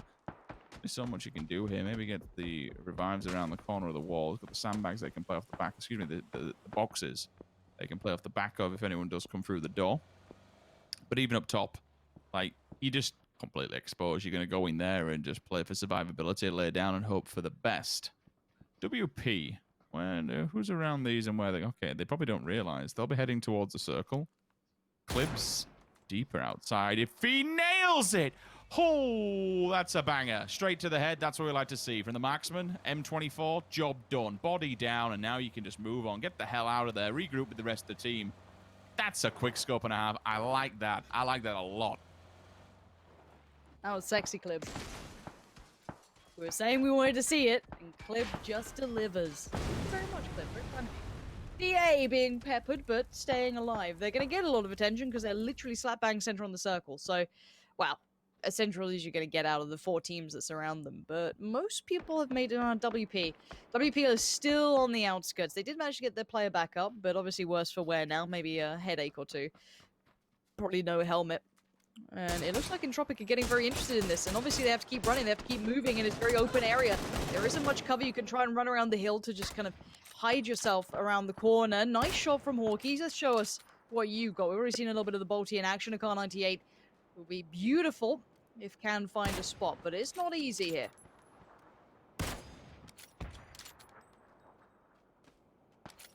Have a look, because again, now the land drops off, it'll be difficult to get a spot there, but as soon as it does, it will be a face. Find a pixel. Clibber's just shown us it can be done. Take full advantage of it. Still lurking in the distance. He's not too far. Liquid's pretty high. Yeah. See if he does anything now. There's much more pressure on WP and a lot of noise being made. I can actually just see all 3 members of Liquid wandering towards this. Death from behind, though. They've not watched the flank, Lauren. That's a big initial opener, but it's instantly responded on. Reggie answers the call, but it comes down to Heeman, unfortunately. There's nowhere left to go, but Liquid's here. EIQ cannot sit around or wait around. They're going to have to fight. They're seeing that knock on double. It's got to be go time. If you see that knock on double, you go. Now, the problem is the Hawkeye seemed aware. He seemed to consider this, and Clib's being caught in the middle of the open. Try to make it to the ditch. Hawkeye says no. Not going to happen this time. Liquid down to 2, but they can't really comfortably back away from this either. They could try and scuttle out of this as best they can, but it's not an easy one to peel off from, especially if they want Mexi alive. So support has to be there. Mexi's now going to be in trouble.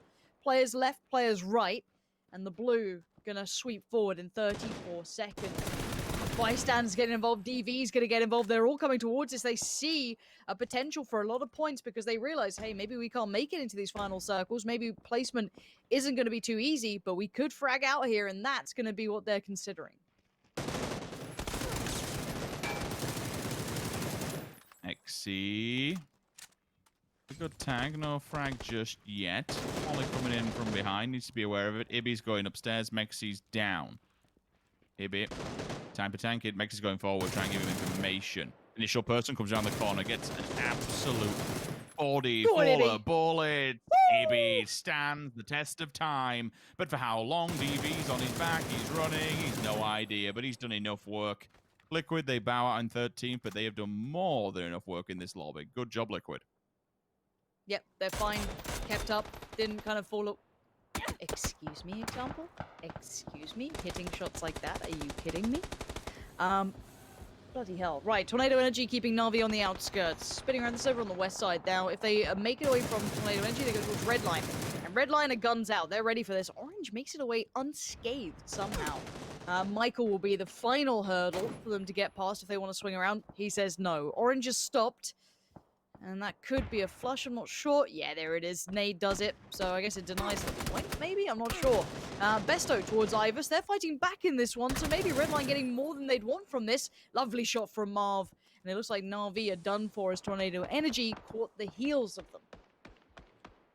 Yeah, all of a sudden this got really dicey towards the south. Chris is going to hold position inside his garage for quite some time. Doesn't really have to move into the circles all the way here. That'll give the Northern Lights a chance to push forward, but it also bottlenecks them.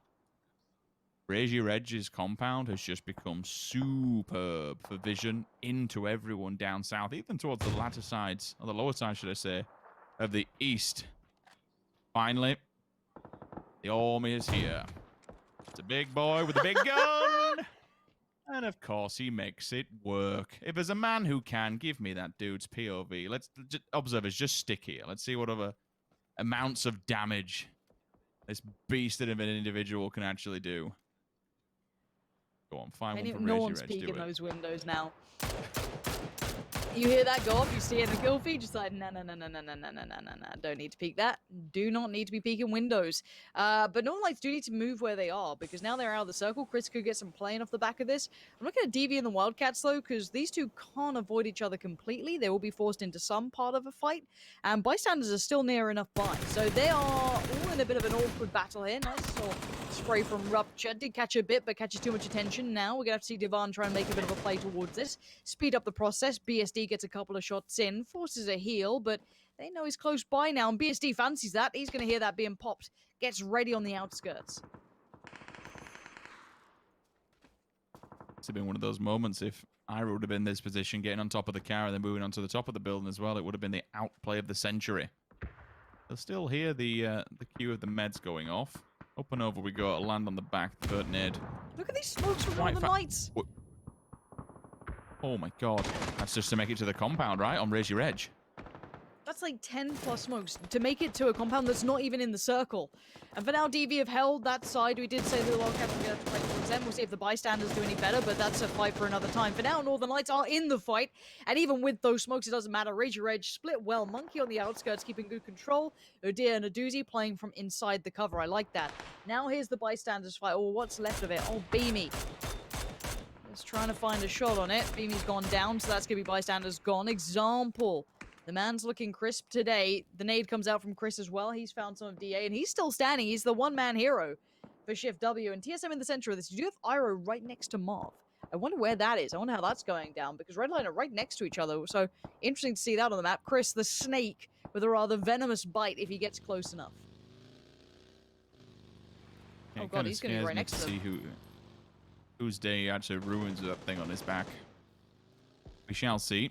Still wandering around. They've no idea. They're actually going to be... Okay, he's leaving this fight. I'm fine with this. Although he may not realize there is someone even closer to him. Yes, he does. Finds him. Tag. Frag. Done. A doozy. Checks the wrong angle and somehow... My god, how did you get away with that? Guns out, Sixmo. Oh, no, You no, had to have done no. Yeah. That's a mistake. Trying to, cycle utility, go for heals. You can't be doing that. You got to play guns out at that point. You're getting pressured so badly. I'm surprised that Merc couldn't have seen it. Maybe the nades coming in kept him kind of busy and he wasn't able to see the vision and call the push up to his teammate. But Chris is still alive down here, bear in mind. He found the man in between. So Monkey's split off towards the right. You've got a doozy to the left. So Monkey knows he's there, but Tornado Energy are getting very interested. The Wookiee Michael is found, and that's where I was wondering what Ira was doing. He must have been splitting that with them. Marv's still here as well, so very close quarter combat over there between Redline and TSM. TSM going to try and support Iro as Chris gets a little curious. God, how the hell did those shots come in? Back to the damage 3, I assume. Yeah, he's we're wondering the same himself, to be honest with you. Ira goes for the low flash and ends up flashing himself by mistake.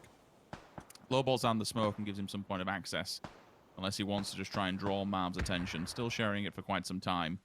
If he can get outside, he can then look towards maybe Fex, Vard, trying to give him support, but you can see they're both just beelining down because DV's at the door and they've got other problems they have to deal with themselves.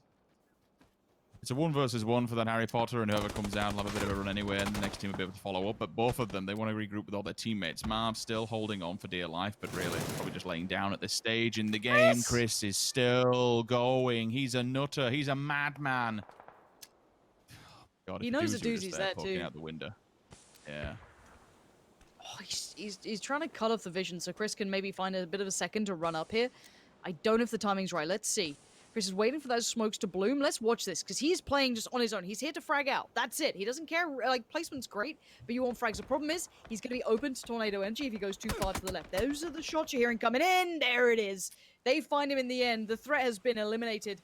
Iro gonna have to run out now. Marv still in the tower, so Iro might beat him to the punch here. Gotta be careful, though. That blue is gonna do big amounts of damage.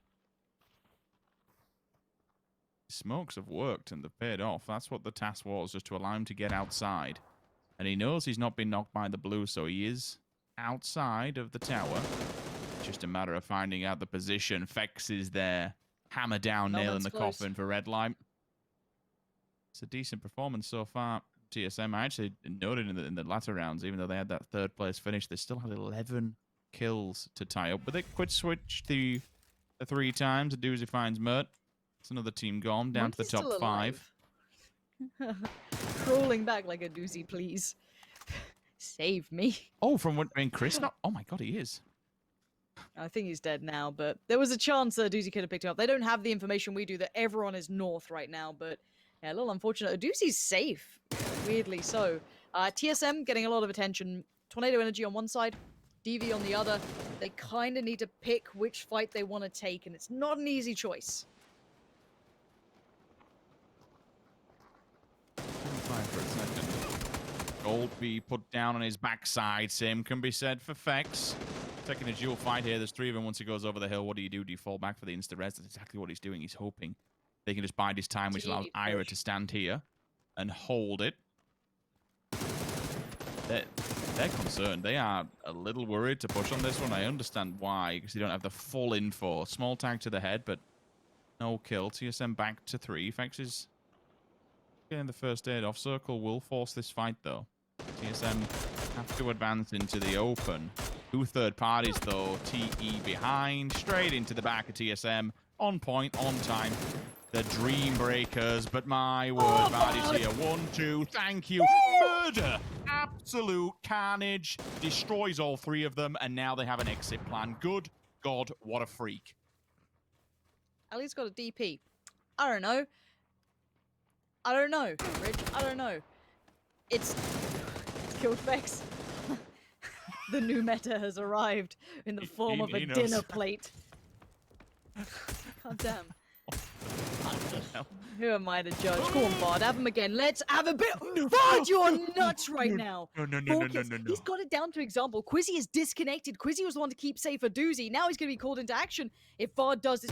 An example's just been found. Vard is an absolute insane player. I don't know how he's gotten away with this. He doesn't know the full picture. He's going to put it together any second now, though. Once he realizes, I can flush these guys. Right, okay, we're good. I'm balls now. So It's here a we go. three-way. Here we go. 1v1v1v1. And it's a pretty fair game. A lot of broken, a lot of beaten stuff. Vard's a little far out. So the problem is if he doesn't have smokes, he might be dead in the water, and Quizzy might be the one to put him in. But maybe not because Vard! He is a complete madman! Let's go, Vard. 1v1 up against a Doozy now. Broken vest. He's got good gear, though. 2 more smokes. The blue's on his back. He's got to keep moving. A Doozy's got a ridge line. This is against the odds. This is against the way it should work out. Vard on the right, a Doozy on the left. Focus on Vard here, because he's got 8 kills. A Doozy's got 5. But Vard has to fight against this. The defensive smoke is in for a Doozy. He's peeking right. He's peeking left. He's trying to keep control of 4 times on the barrel. A nasty gun to try and contain. Boosting up, stimming up. Seen him.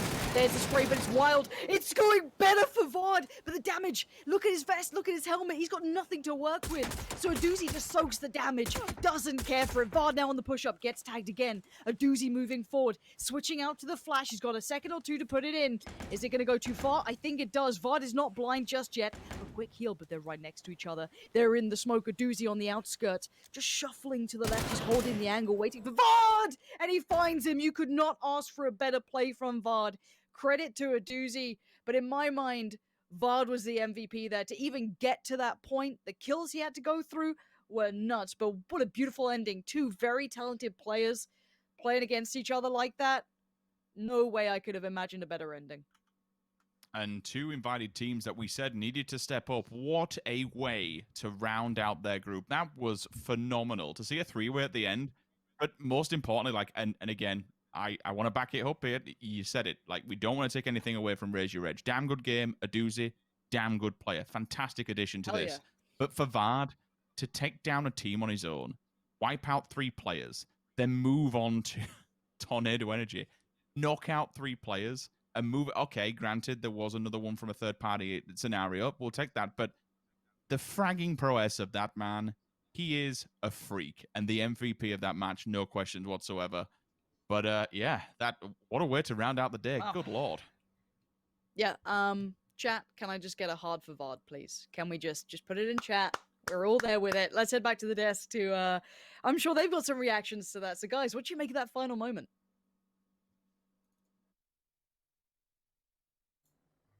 Yeah, amazing stuff. Of course, as we see, we get ourselves a Raise Your Edge win, but I'll get it out of the way. We're hard for Vard, as he was able to do very well here in the very end. That was just nuts. Great stuff coming out from him. Shame that TSM doesn't close it out with the win, but Raise Your Edge manages to get it, and it seems like TSM has probably done enough when it comes to points, Toby, to get things going here. You would have to think so. I mean, they have a really, really good finish off to the final game, and in all honesty, I mean, that's when you see TSM, and in this game, Vard in particular, have a performance like this, you kind of forget the start of PCS2, where, like, that's 2 completely different, but it's literally combined that, what we saw there, with saying they had a 12-point day in this group. It's like, well, how does that, those 2, that doesn't even connect, and that has me, I mean, that still to some extent has me worried. Like, how did that 12-point day even come to be when we know, and we've seen time and time again, that they're capable and very capable of doing these things they did in games like these? Right, and on top of that as well, like, last time they played this exact group, they have 12 points. Now they're going to be having more than 60. It's more than 5 times the amount of points. Like, one would have to be a madman to predict these guys to do the best today, right? Oh, that's why you wow. took Okay. I see what you did there. You set it up for yourself. You set it up for yourself. Okay. I was like, where's he going? Where's he going? And then all of a sudden, he does the flip around. Oh, guys, Martin finally won the prediction game. Martin finally won. Let's give it to him. Little clap. No, I had to do it. I had to do it. Oh, it's fun. Right. I got the exact reaction I wanted from you guys as well. It was perfect. All right, Toby, bring it back to normality, please. I'm trying. It's difficult with you guys, but no. I mean, in all honesty, one-man performance in the beginning. I mean, going back to the moments before Vard started doing crazy stuff, they had Iroh isolated. Because we were looking at Miracle and Vard looking the other way, and I was actually asking to some extent, like, why do you guys think they are kind of leaving Iroh alone in this wizard with Marv downstairs? And Martin made a good point of it. I mean, you, Martin, made a good point of it, saying they need to secure, like, if you don't have a spot inside the circle, then what's the point of saving the guy who's not inside the circle? You need to get a foothold in. And I feel like that's a really important lesson for a lot of teams, because they'll go, oh, we need to save the guy. You know what? You'd rather have one guy die and two guys survive. Fortunately for Iroh, he didn't die at that point in time. But you'd rather sacrifice one guy to get a spot in the circle than have all three die trying to make their way in. So I really, really like the fact that they actually decided to stay. To then see Vard go absurd after that, that's a whole other story, because he's a beast of his own. But I really like that play in particular, and I feel like had they all run back out to try and help Iroh in the wizard, that would have allowed for Devon to go down the hill. They would have taken the spot they had been in, and all of a sudden, Tornado Energy would have had a much closer and much easier third-party opportunity against them. So it's those small type things that, to me, separate TSM on a good day, I have to add, from many other teams, because this TSM group stage has been all over the place.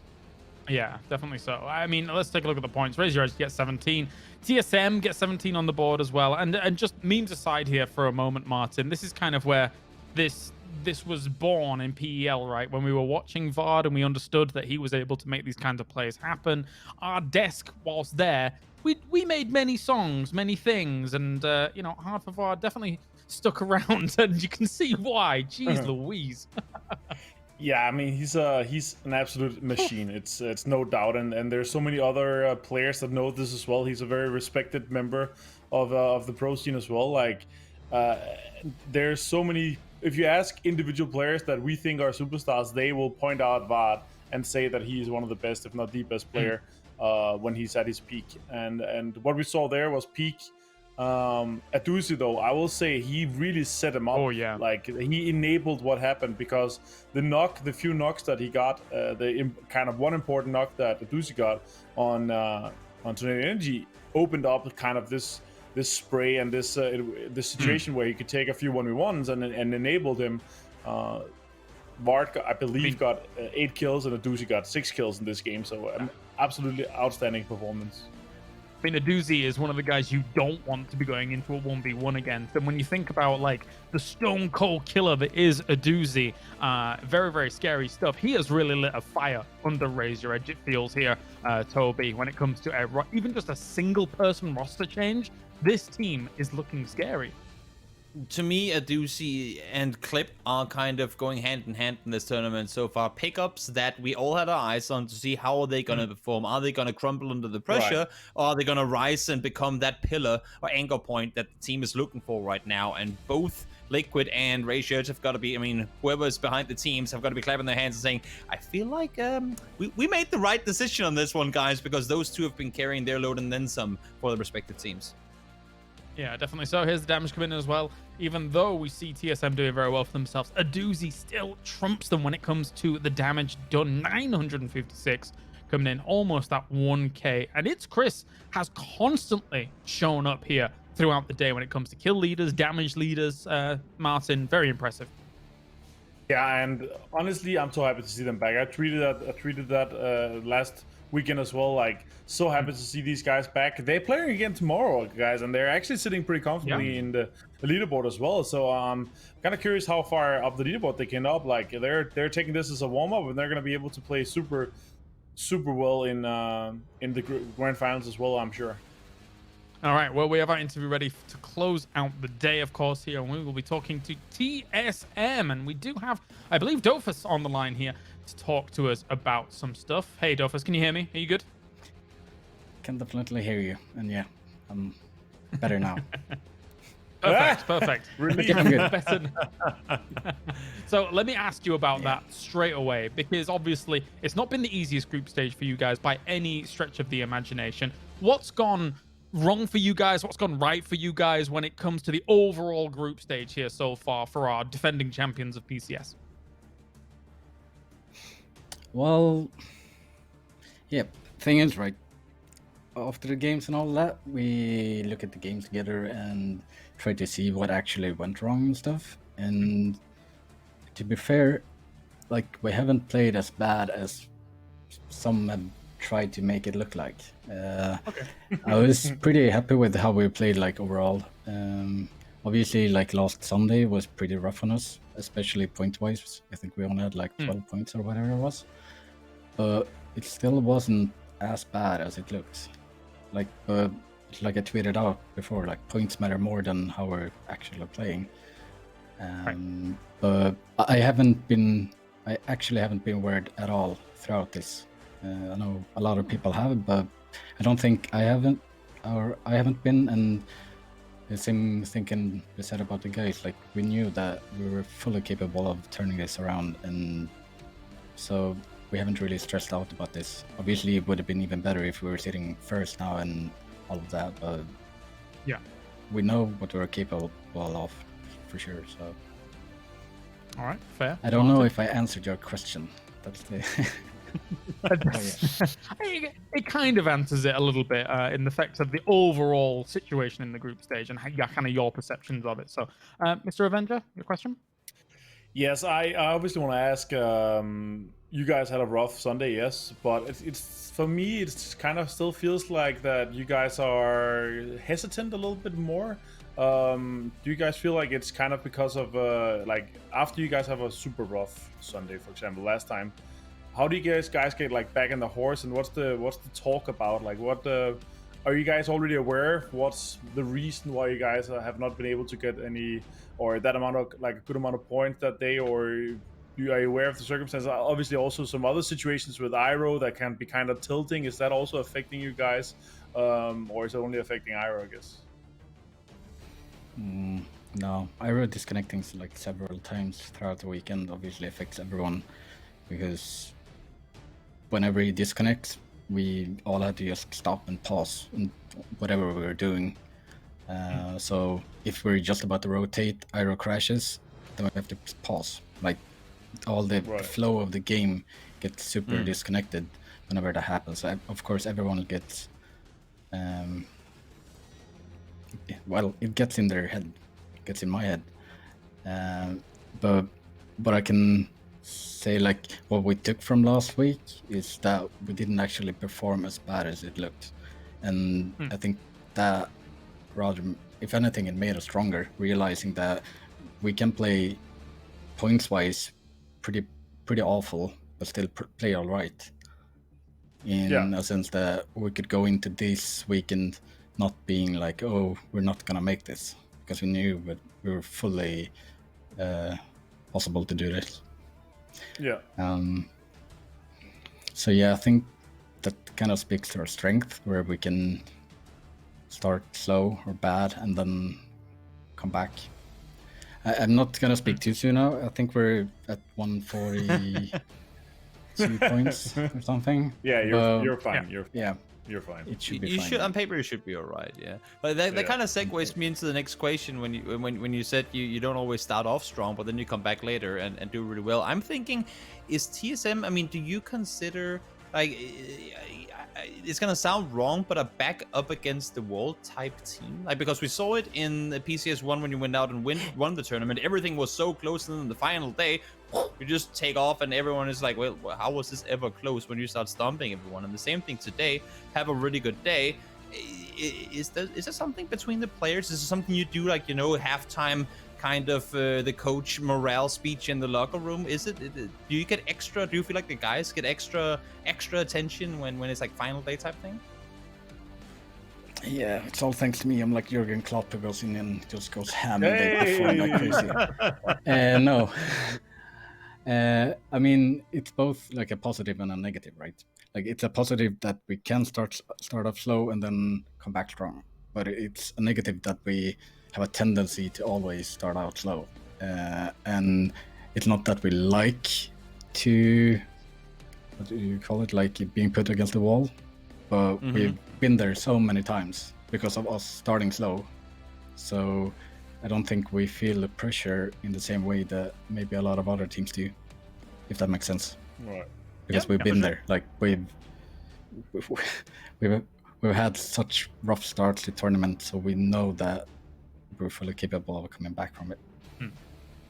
All right. Well, Cool, man, any thank final you. words or shout-outs before we let you go? Go first. Shout out to TSM and our fans, really, and to everyone who's been supporting us throughout. Especially, like, it's even more important when we're having rough games that they show us their support, and when they do, that's awesome. So, yeah. Good luck to the team tomorrow. Let's surpass us. We'll end on I'm that. happy you Thank you guys- very much, Dofus. Good luck Thank in you. the finals. Bye-bye. See you later, mate. Right. So that was All yeah. right. Time Smooth. for predictions, maybe. Oh no. Okay. Well, let's take a look at the overall standings Hey, first, Martin. I won. Wait, No, what? get Oh. out. Jeez Louise, though. TSM has moved up 11 places throughout the day. And also Wow. kudos to Raise Your Edge, 9 places throughout the day here, Toby. Great stuff. It sure is. And when we're looking at like who's playing tomorrow, who's gonna surpass, how does 10 teams surpass TSM? I mean, we're not gonna have a No chance. cutoff margin at 142. They are miles into safe. I mean, now I say it. Now something weird is gonna happen tomorrow. But no, mathematically speaking, it should not be possible for the cutoff margin to be above 140. I simply do not believe that's anywhere near possible. Looking down the list, though, I mean, right now, the cutoff point is 110 with bystanders, and they're playing tomorrow as well. So obviously, the cutoff is going to be higher than where they find themselves. So Right. there are still a lot of teams. When All we're looking very at two low. teams sitting at 91 exactly. I mean, it's going to be terribly close tomorrow for sure. Yeah, when I look at the teams down towards the bottom, I feel like some of these teams haven't even played that bad. If you think about Etiquette and how they've been playing throughout the first week, I thought, damn, they're playing decent, but they're still kind of in a position where they're having to kind of make up some points tomorrow here, Martin. Or they might be out as well.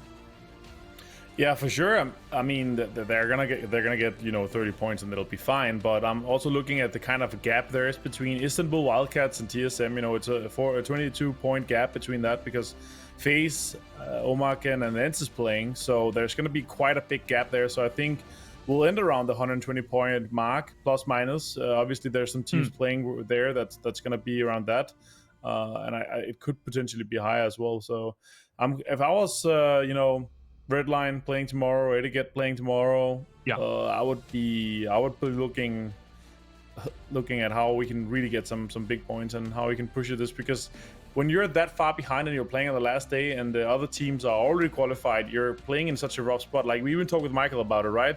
And he's like, the teams are making weird decisions or playing kind of like scrims where it's a little bit more careless because there's nothing on the line per se. Because they're already qualified, right? So nice to see Ray Shirts though with a win in the beginning and the start of the day. Oh, Yeah, look nice at that. indeed. Yeah, okay, all right. Yeah, I know you've been waiting for this. Here's the prediction. Martin, what do you think? Well, I'm happy, obviously. We all expected and hoped this for them. Like we cannot have our defending champions not qualified to our grand finals, right? So, obviously, I put the prediction like this because we're expecting these guys to perform, and we know they're capable of. So, 65 points, the fourth or fifth best performance on the day. So that's great to see. Ratio as well, though. I gotta say, it's 60 points. Yeah, really big day for them. I think it's great as a boon and a boost moving forwards into the grand finals for them. Toby, both of our teams were not able to equal the points of Martin's prediction. This is a devastating day for both of us, I'm sure. Relative to But you guys are Martin's just TSM. equally terrible today. So. You know what I mean? We just joined. We're like the no, you know what? I'm just gonna finish my sentence there because that was gonna be a weird analogy. But we were just holding hands, and we'll take him on tomorrow. I'm sure. Oh, I think I know what you might have said. That was going to be weird. You're right. But we have that 30 points coming in each. Northern Lights only the 25 points coming in from them today. A bit of an uncharacteristic day for Northern Lights, but I am sure in the grand finals we're going to see a different representation from them relative to what we see today. For some teams, it is a bit of a rough day, though, Martin, like Digital Athletics, for example. Only the 17 coming in for them. Despite, I feel like seeing them in a lot of late game situations. They're not playing tomorrow. Yeah. No, I think they're out. Yeah, I don't mean think to so too. disappoint. I don't mean to disappoint anyone, but looking at the overall leaderboards, I do. They are. 116. They're done. Because there's so many of the teams that are really close to them in A and B who are playing tomorrow. Who I don't see how at least 3 of them shouldn't surpass 116. So it's gonna be scary close for them. Once again, having to sit and just kind of look and hope to stay in. No, Martin, don't correct your hair. It looked so beautiful before. Yes. All right, well, ladies and gentlemen, thank you very much for tuning in today. It's been a great day, once again, of PUBG action. Thank you, Toby. Thank you, Martin, with your lovely hair, for joining me as well. We are gone for today. We'll be back same time, same place tomorrow, where we conclude our group stage and find out which 16 teams are going to be moving in to that grand final. So join us then for more PCS2.